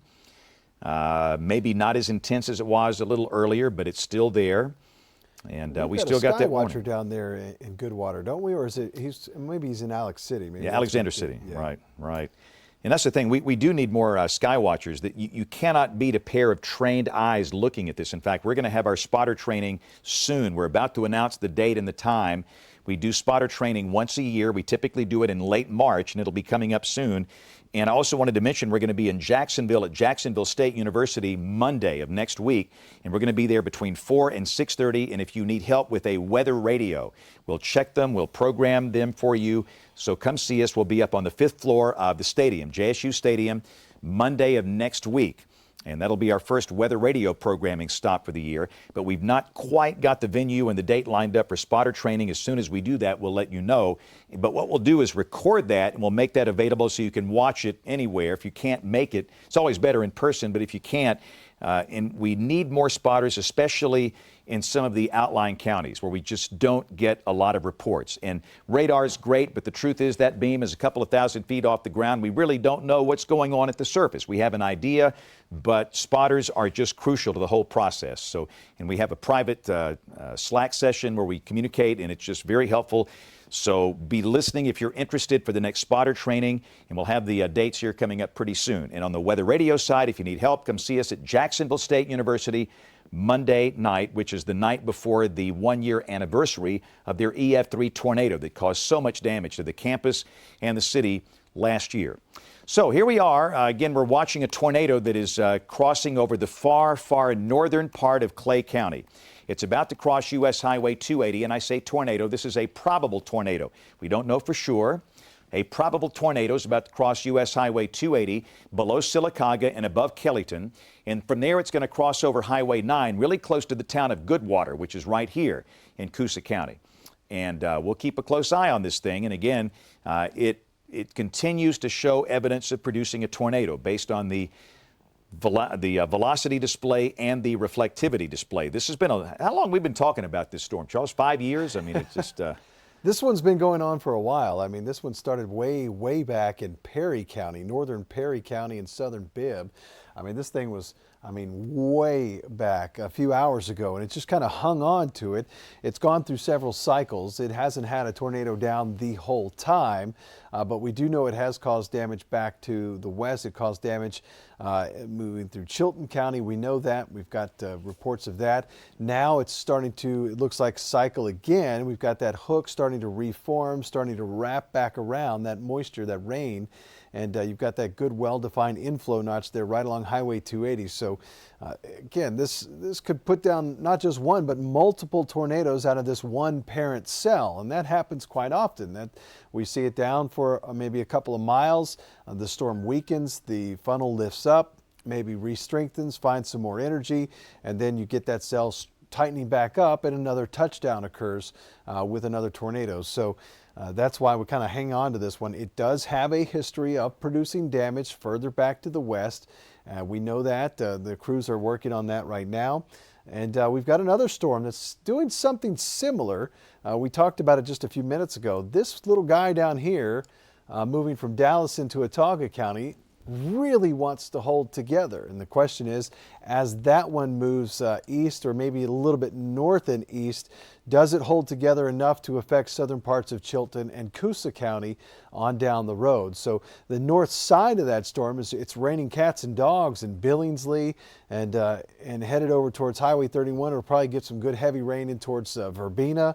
But the rotation itself is a little further to the south, should stay in Cusa County, but it's moving out of Dallas into Cusa County now, and that's another storm that's doing the same thing. It just wants to stay together, and that's what we're noticing. So again, this one, same storm in Cusa County moving into Clay and Tallapoosa County, same thing. It wants to hold together.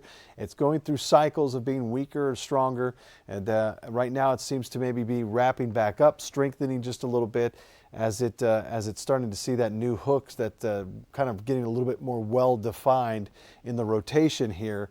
And that's where we may see, again, another possible touchdown if there's not one on the ground already. So that's what we're watching, this little notch right here. There's the hook coming around, and that's the area where we are most concerned about crossing over Highway 280 right now. So no travel along Highway 280, no travel along Highway 9. If you're in Goodwater, you need to be in that safe place right now. Yeah, this thing is crossing US 280 right now, which means in a few minutes we give you an all clear if you need to travel on US 280. But the circulation is crossing Highway 280, again, between Kellyton and Sylacauga in Cusa County. And this continues moving to the east. There's just not a lot of northward component of motion here. These are moving almost due east, which again means that more than likely this will be staying mainly in Cusa County and probably not affecting Clay. It might nudge up there toward the end over here, toward the end of this polygon. But again, this is Tallapoosa, this is Clay, and that's your possible tornado. And again, it's going to be moving almost due east. And clearly, the next sizable community in the path of this thing is Goodwater and Highway 9. So in just a couple of minutes, we can clear US 280. Not yet, but in a couple of minutes. Next up, it's going to be Highway 9 right around Goodwater. And from there, it most likely crosses over into the far northwestern corner of Tallapoosa County. And again, we stress, if you are up here in Ashland and Lineville, you're not even close to this thing. You're not in the polygon. You're not in a warning. Same thing for Alexander City or Dadeville. If you're in Tallapoosa County, you're not in the warning. You might have heard it on a weather radio or heard something go off with the legacy-based systems, but we use storm-based warnings in these polygon shapes because you don't need to warn an entire county. Alabama counties can be very long and tornadoes are very small, so we want to get people taking action where they need to do it, but if you're far, far away, you don't need to do anything. So this is southwestern Clay, northwestern Tallapoosa, northeastern Cusa. We have a possible tornado right here that's near or just east of US 280 approaching the town of Goodwater. The call to action is for those people in Goodwater to be in a safe place right now, and that would be a small room, not the highest floor, but the lowest, near the center of the building and away from windows. Put on a helmet and no cars, no manufactured homes. That's the deal. And again, as we look at what happened in Lee County, we're struggling with the loss of 23 lives Sunday a week ago. And we will know more once the social scientists do their work.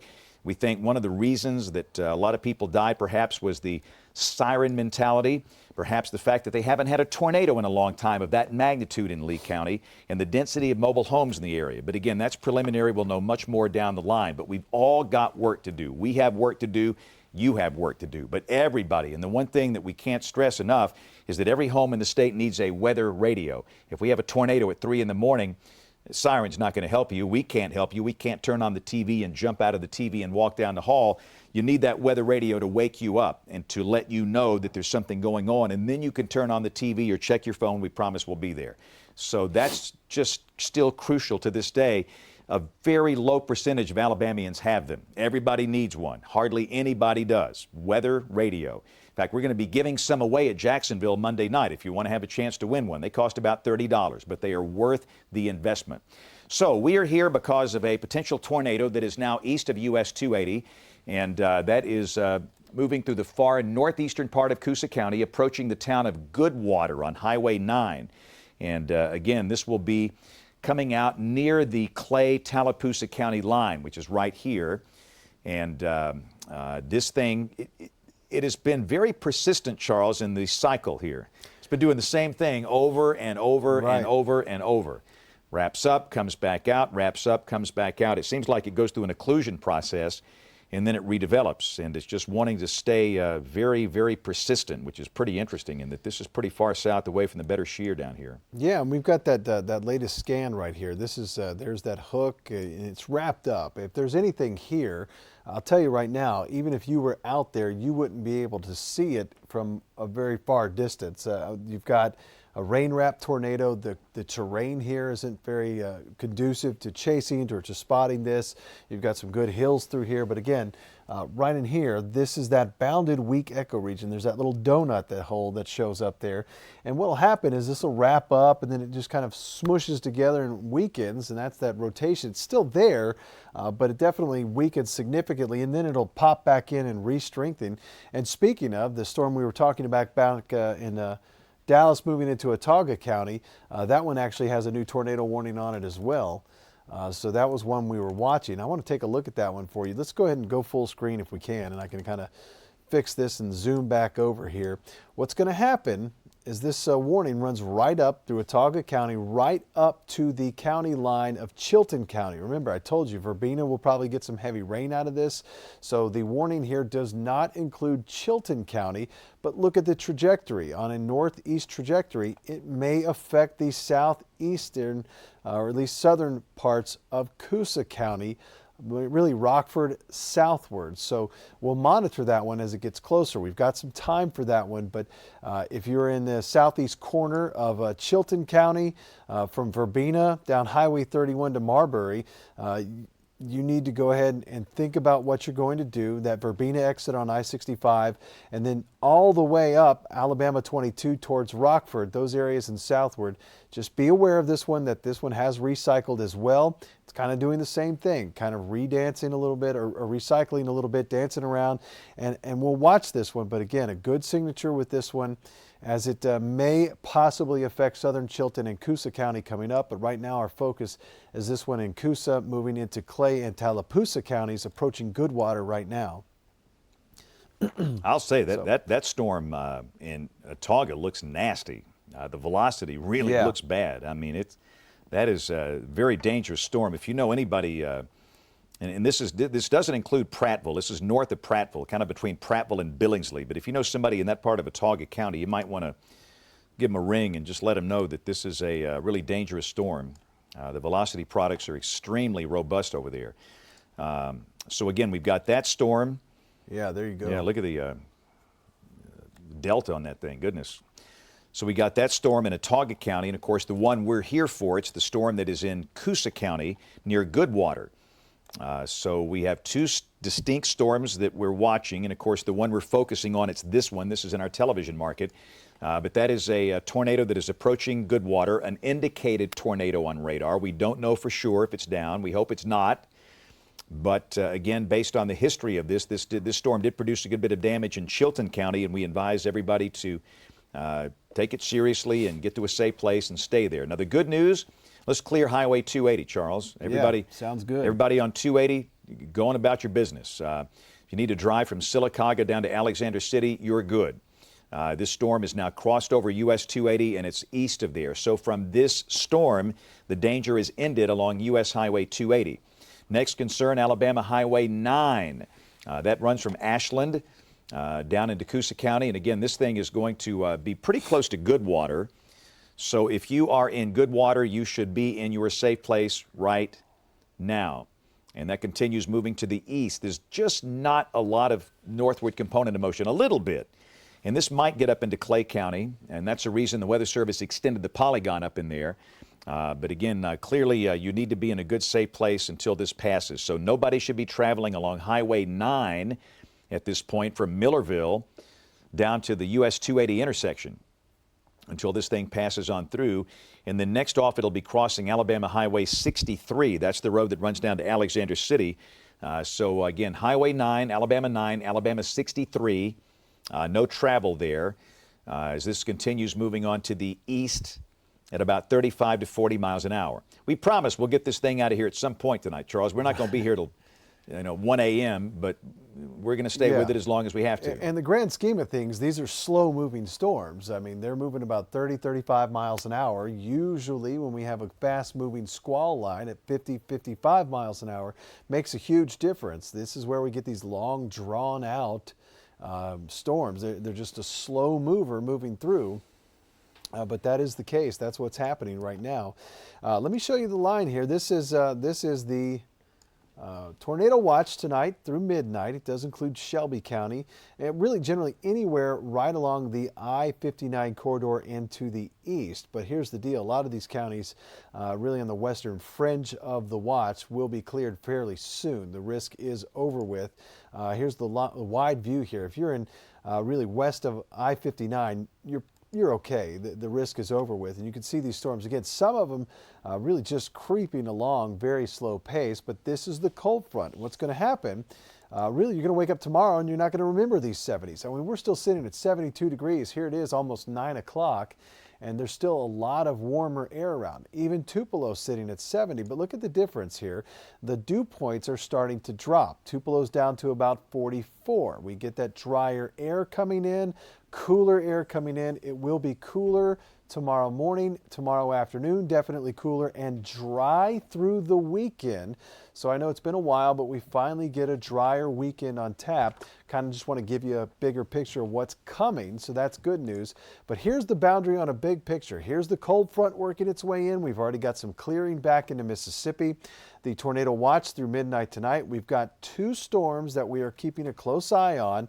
One in Cusa County and then one from Cusa moving into excuse me, Clay and Tallapoosa County. So we are watching those very, very closely. And this storm right here, this is why we're on.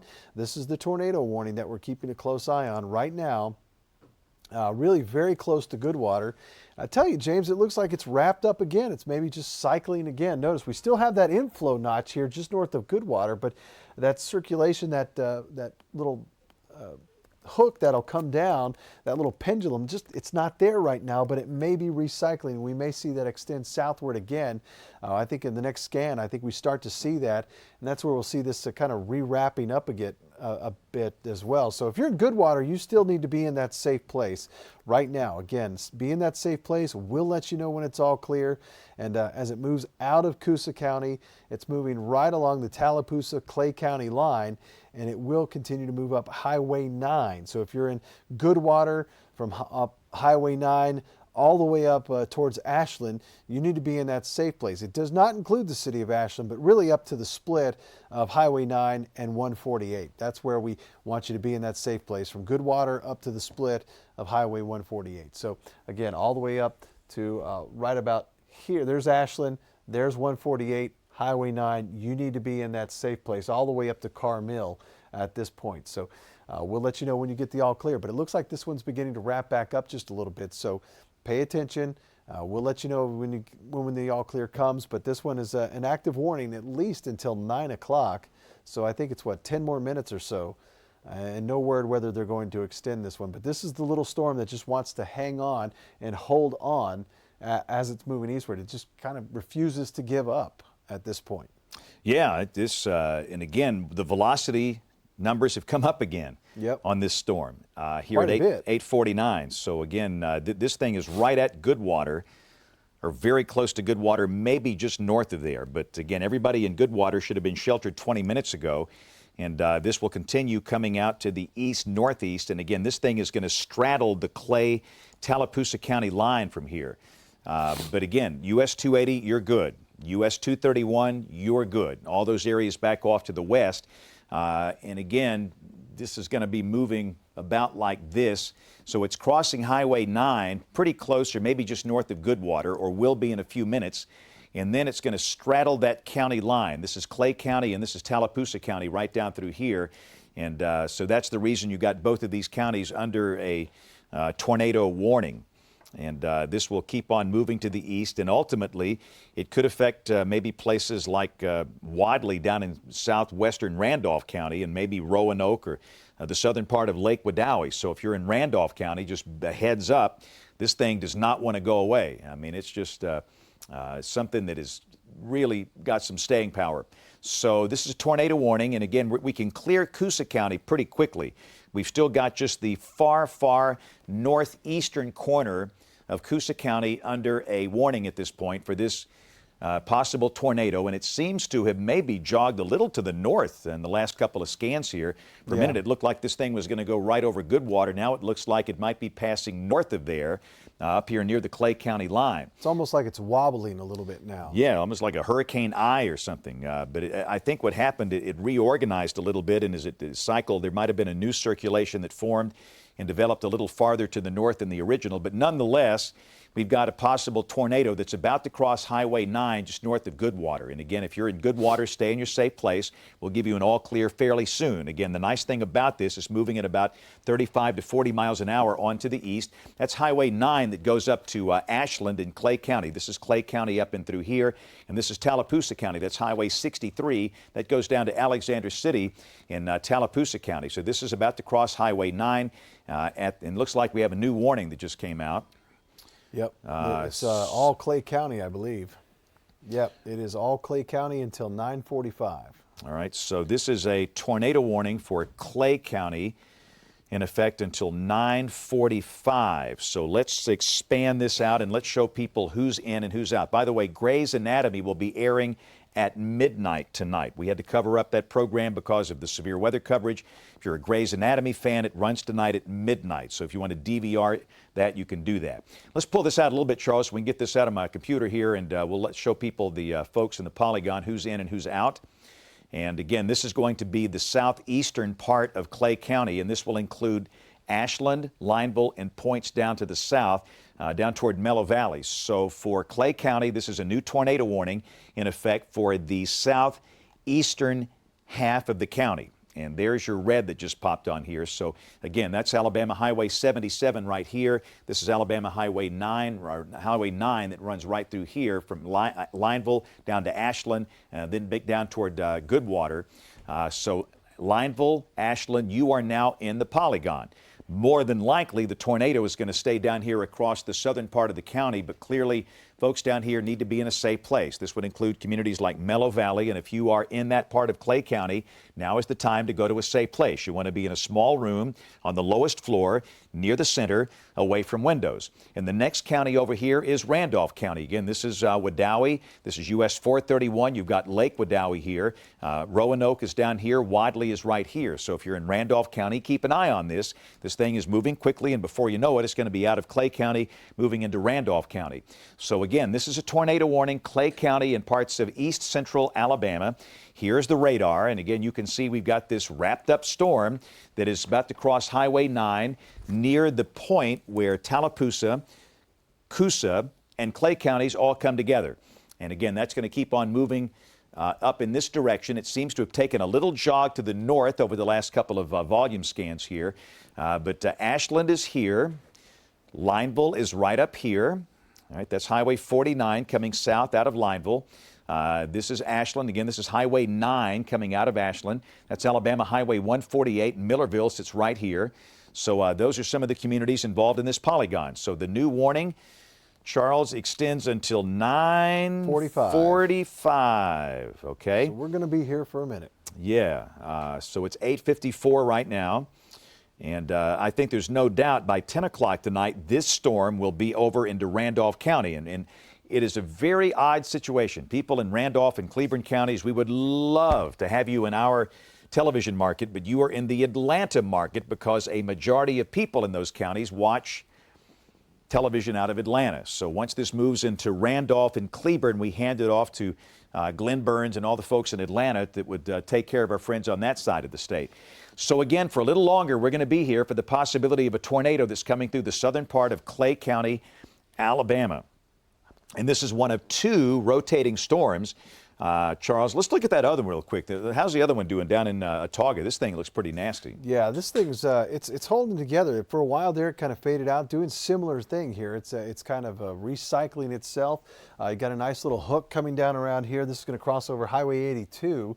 That's going to head on down towards Montgomery eventually. But right now, again, it's going to really kind of skirt along the northern half of Autauga County. This is the Chilton County line. Verbena sits right about there, the Verbena exit. Anywhere around Verbena to Marbury there on 31. In this little section here of Chilton County, if this takes a little bit of a jog northward, you want to make sure you're paying attention. But what I think is going to happen with this should stay in Autauga County, continuing eastward. Probably won't get into our viewing area, but it is looking very healthy at this point. In fact, the rotation at one point, what was it, 100, almost 150 delta on that thing. So again, as this crosses over Highway 82, we've seen some pretty good velocity numbers coming out of this.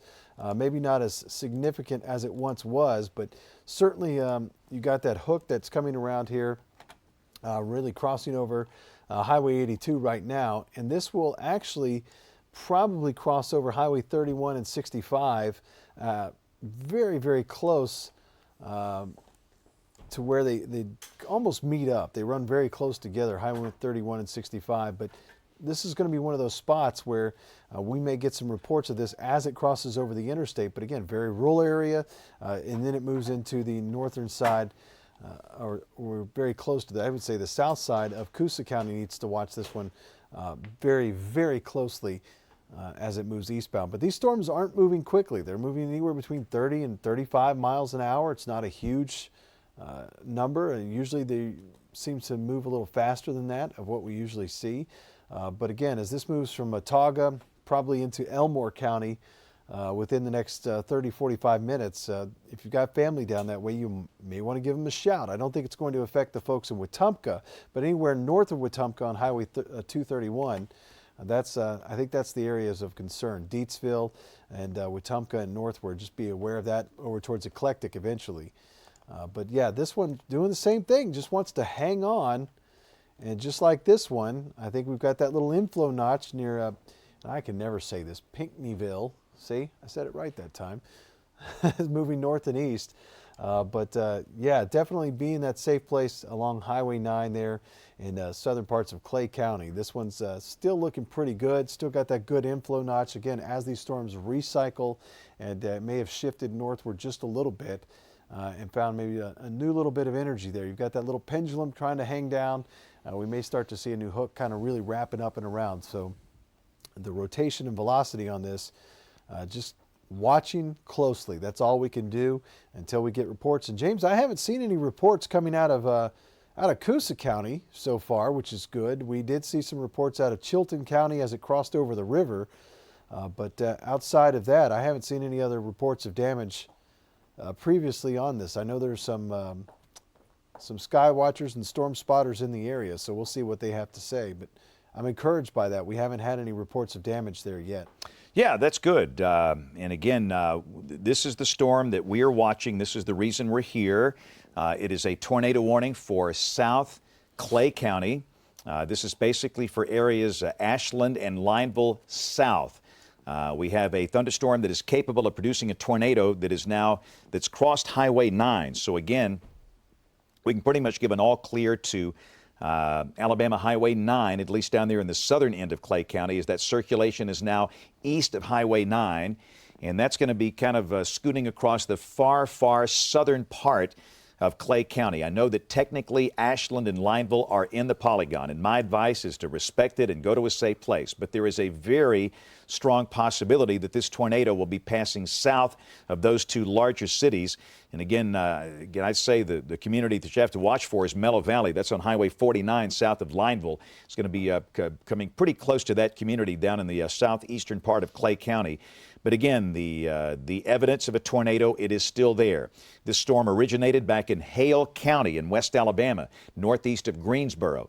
It started to show signs of producing a tornado in northern Perry County, north of Marion. We've had tornado warnings consistently all the way from northern Perry County through parts of Bibb and Chilton and Cusa and now Clay counties. It has just been very, very persistent. All of the other storms today, we've had tornado warnings maybe for 40, 45 minutes, and then they were done. They dissipated. This one has refused to do that, and maybe this is down in a part of the state where it's not competing for moisture with other storms. It's got a very high-quality, unstable air mass. The instability values are clearly much higher there, but oddly enough, the shear values are much lower down here. Right. But still, it is doing its thing. So again, we've got a possible tornado now in a storm that is in the far south part of Clay County. And this will be scooting across extreme southern Clay County, and this will be moving out of our television market in about 20 minutes or so.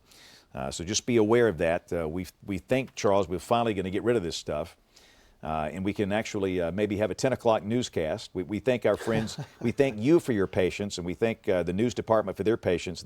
It's an inconvenience for everybody whenever we have to do this, but again, it's just what we've done here for 22 years since the station's been here. We've made that commitment, and we'll stay with that. So it is now 9:01, ABC 3340, with continuing severe weather coverage for a thunderstorm that is capable of producing a tornado down in southern Clay County. This is located well to the south of Ashland and Lineville. And again, the southernmost part of Clay County is the area that we're concerned about, far, far south Clay County. And if you're down in these communities that we've called out, be sure that you're in a good, safe place. Millerville, back over to Mellow Valley, any of these communities, Bluff Springs, down in southern Clay County, just be sure that you're sheltered right now. I know it's inconvenient. Tomorrow's a school day, or maybe it's not. Some people have spring break this week. It's always different for different people, but we know that a lot of folks have to go to work tomorrow, and it's a school day, and it's very inconvenient to stop and have to go through your tornado safety precautions on a night like this, but it's always the right thing to do. And again, we're still reeling from the 23 tragic deaths we had in the state back in Lee County and back on March 3rd. And these were precious people that died. And it's our job here to try and prevent that type of loss of life by giving some advance notice and giving people a chance to get to a safe place. And really, we thought that was the way it worked on March 3rd down in Lee County, but yet we had that high loss of life. So it's just a reminder that we all have some work to do. But where we are right now, we got one storm in our television market that is worth watching. There's another one in Autauga County in the Montgomery TV market that we'll check on here in a second. But that's the one you see coming down through southern Clay County. And that has crossed Highway 9. The next major north-south road through Clay County is Alabama Highway 49. That runs from Lineville south down to Alexander City. And then you've got Highway 77, which kind of runs in conjunction with Highway 49 toward Mellow Valley. But again, that's the situation here. So this is the storm we're concerned about, southern Clay County. Stay sheltered, and we'll give you an all clear as we can. Let's check on the Autauga County storm, Charles. This is going to be the storm that is a little northwest of the city of Montgomery, and this thing has been very persistent as well. And for those of you that might have friends or relatives, or maybe you're watching us on a live stream down here, just be aware that we've got a possible tornado that's now east of US 82, and that will be coming up on Interstate 65 and US Highway 31, and that's a pretty nasty looking storm. And you can see strong evidence of rotation right here, and that's going to be cutting up through here a little north of Pine Level. Our Marbury's right here on the county line. 31 kind of parallels Interstate 65. The Pine Level exit is down here north of Prattville. This does not include Prattville. This includes the northern half of Autauga County. But again, for the US 82 side over here, the danger is over from that storm. Next up will be I-65 and US 31 in about 10 to 15 minutes. All of this will be passing about 10, 12 miles south of the Chilton County line in Autauga County. So that's the southern storm. Let's go back to our northern storm. And again, this is the one that's in our television market. That's the one for southern Clay County. And we should mention, this is it. We've only got 2 severe storms in the state right now. The one you just saw in Autauga County, and this one we have right here in southern Clay County. And I will say it's still rotating. I'm hoping, Charles, I look at this thing and you're just thinking, it's falling apart. It's going away. It is just recycles just like that. Like I said a minute ago, this thing's hanging in there like a hair in a biscuit. I mean, it will not go away. Clearly, the rotation cycles. There are times where you see a volume scan and the rotation is not as impressive, and then the next couple of scans, it's right back. So I want to know where you're eating biscuits. I want to make sure I don't go there. I hear you. But again, this thing is still showing evidence that there might be a tornado down. So again, that's the situation here. So again, we got a tornado warning for southern Clay County. And let me just say, if you're in Ashland or Lineville, these are the bigger cities in Clay County. There's a good chance this will be south of you, but you are in the polygon. You see that red line right there that just clips Ashland and Lineville. So that's the northern edge of this polygon. So if you want to be safe, absolutely. Go to a safe place and wait until the warning expires. The good thing about it, it's going to be in Randolph County pretty soon out of Clay County, and then you can go right back about your business. But again, in terms of the travel, the most dangerous part of the storm is now east of Highway 9. The next major routes will be Highway 77, which is right here, and Highway 49. Alabama 77, Highway 49. Welborn Cabinets, the big operation, sits about right here south of Ashland. The town of Mellow Valley sits about right here. And Craigford is right here. And Craigford is in the polygon as well. And then if you're in Randolph County watching this, just kind of keep an eye on this thing. This has been a very persistent storm. But the encouraging thing, we've heard of no damage in Cusa County. There might be some, but we just haven't heard of any. And oftentimes at night in a sparsely populated area, we don't hear much, and it often can be the next morning, the first light of day, before you know something happens. So we'll keep watching, but so far we've heard of no damage reports coming in from Cusa County. But that storm is now exclusively in Clay County. So again, if you're in Cusa County, your danger is over. You're done. Clay County, the southern part, is the concern right now. And again, it just went away. They just wrapped it up. Wow. They just wrapped it up. So that is good news. Birmingham has canceled the tornado warning for Clay County. You know what that means? No active warnings in our viewing area. We have no warnings at all. When's the last time we could say that? So if you're in Clay County, you can go about your business. The warning for Clay County has been canceled. We've still got showers and thunderstorms around, but again, nothing severe. We've got the severe storm with a possible tornado in Autauga County, but that's in the Montgomery television market, way down to the south. So again, for us, we're good. And again, after tonight, we actually look to be dry for quite a while. So at this point, we are at 9:08.